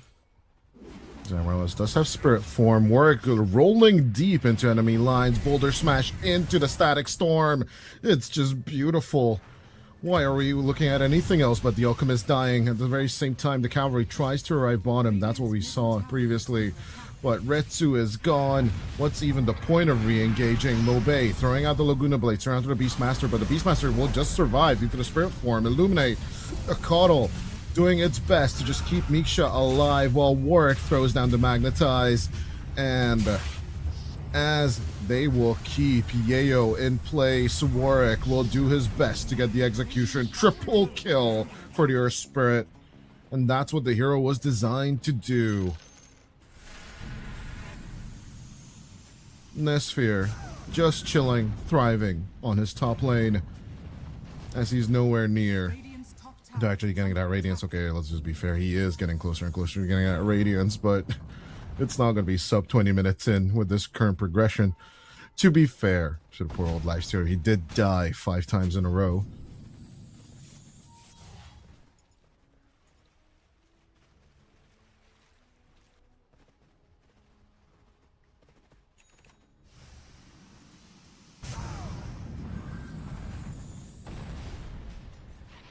Was it 20 minutes into the play? It's looking really, really good for Zero. Tenacity, that early pressure we talked about from coming out from the Beastmaster and the Earth Spirit worked out beautifully for them. Let's see if Krinjik and the early placed ward. It will be scouted. It will be read like a book, brother. Glimpse back into that position, and they will find everything. Okay.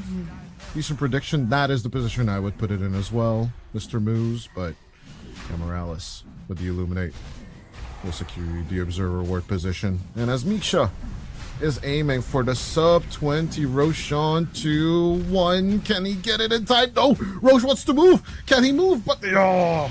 We'll stop him inside the pit in time. That was a little bit too close, I'm not gonna lie.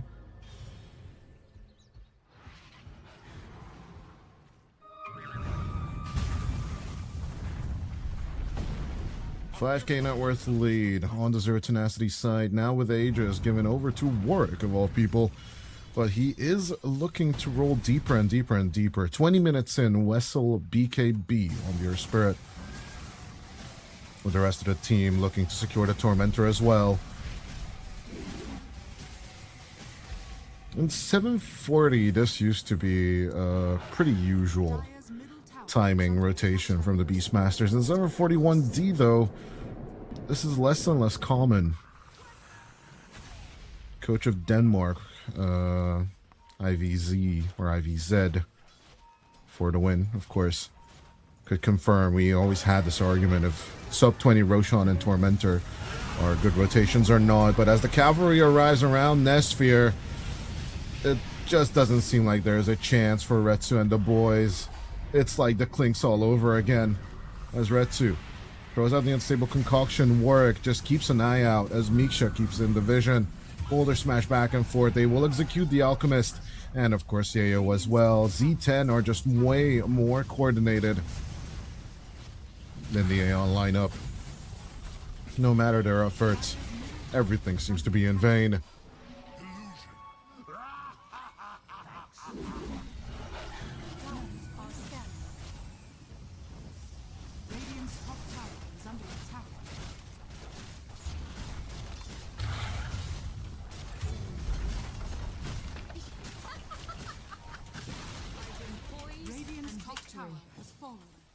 bring poise and victory. Lights out. And a giant cat. Radiant's top tower is under attack.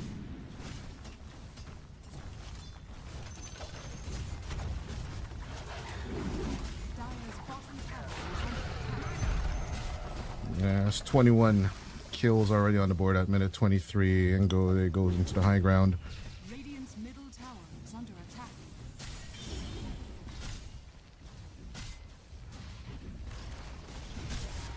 Radiant's middle tower He's has working fallen. on. I don't know why the name's swap.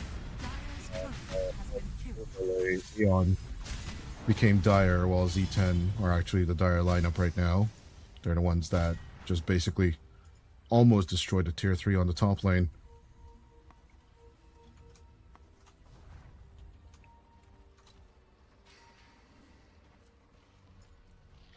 A bit of technical issues on production side. What can you do? It happens.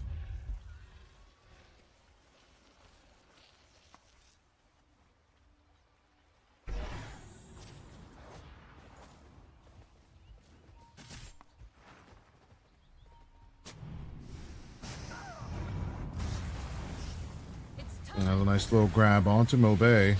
Alina's in trouble. We're not really seeing it on the screen right now. I don't know where we're looking at. Nisha Mobe going in with the grab as Mobe will die. Looks like we go back into the in-game HUD, but at least now you see the Z10 tag, if nothing else. Yayo goes down as well. That 24 minutes in, 13k net worth lead for Zero Tenacity. They are looking to continue their clean streak throughout the tourney. Radiant's top tower is under attack. Radiant's top tower has fallen. Retsu trying to keep up with the tempo, but it's right now Nesphere who's even catching up. With the Midas Radiance done, he will finally join up into the engagements, or at least keep shoving the mid lane, while the rest of his team Radiant structures are fortified. focused massively on the top set of racks. Radiant's top barracks are under attack.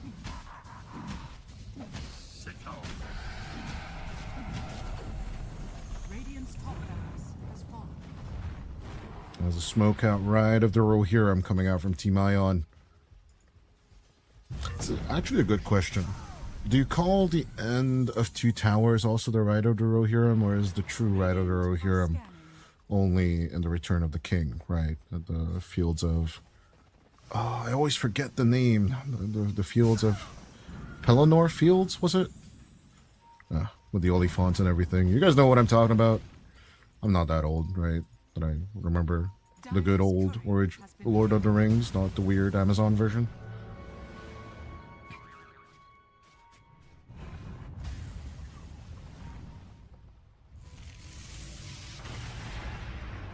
Yeah, Zexus Vampire. We get Thunderstruck. Nice leap escape attempt coming out from Exus Vampire. But he's just going to be shut down one way or the other. Rolling Boulder going one way, leap going the other. But even with the kinetic wall, it will be the kinetic field that will reach the Mirana eventually and shut him down. Retsu going to keep farming inside the Dire jungle. He's in relative safety there, I must say. But as Nesphere keeps up the pressure on the mid lane, What kind of fight is this? Sandra and Yasha is done for him. And with that stats res, he's just looking to keep up a bit of pressure on the mid lane. Let's just be honest, though, it is truly Miksha and Warwick who are the main characters of this lineup, as they will finally find Retsu. Retsu is looking to be done for. Warwick with the chase down, as we do see the Primal Roar go out onto Mobe instead on our screens. The Lina scrambling to get back into safety, but with the Alchemist gone, I think we are approaching the end game, or the Doomsday at this point. The Doomsday of AION in this match. GG will be called. Retsu, there's just no way he can keep up the tempo, or at least try and relieve the pressure on the base. Zero Tenacity secured a 2-0, and for the 4th game in a row with a stand-in. Z10 just shut down their enemies. Sorry for the technical delay in the middle of that match, ladies and gentlemen. In the name of production, we do absolutely apologize. But yeah, Zero Tenacity as a radio hosted or radio casted, it's just basically what the lineup was designed to do. Or Spirit chasing and shutting people down, Miksha making the space, and Nesphere, despite the horrible start, you know, you can call him names, whatever, feel free in chat. Generally, the Lifestealer would have gone online in the late game. I'm pretty sure after Destandre and Yasha, Aghanim Scepter, maybe even Scotty at the end of the day, would have been the choices of the build, and then basically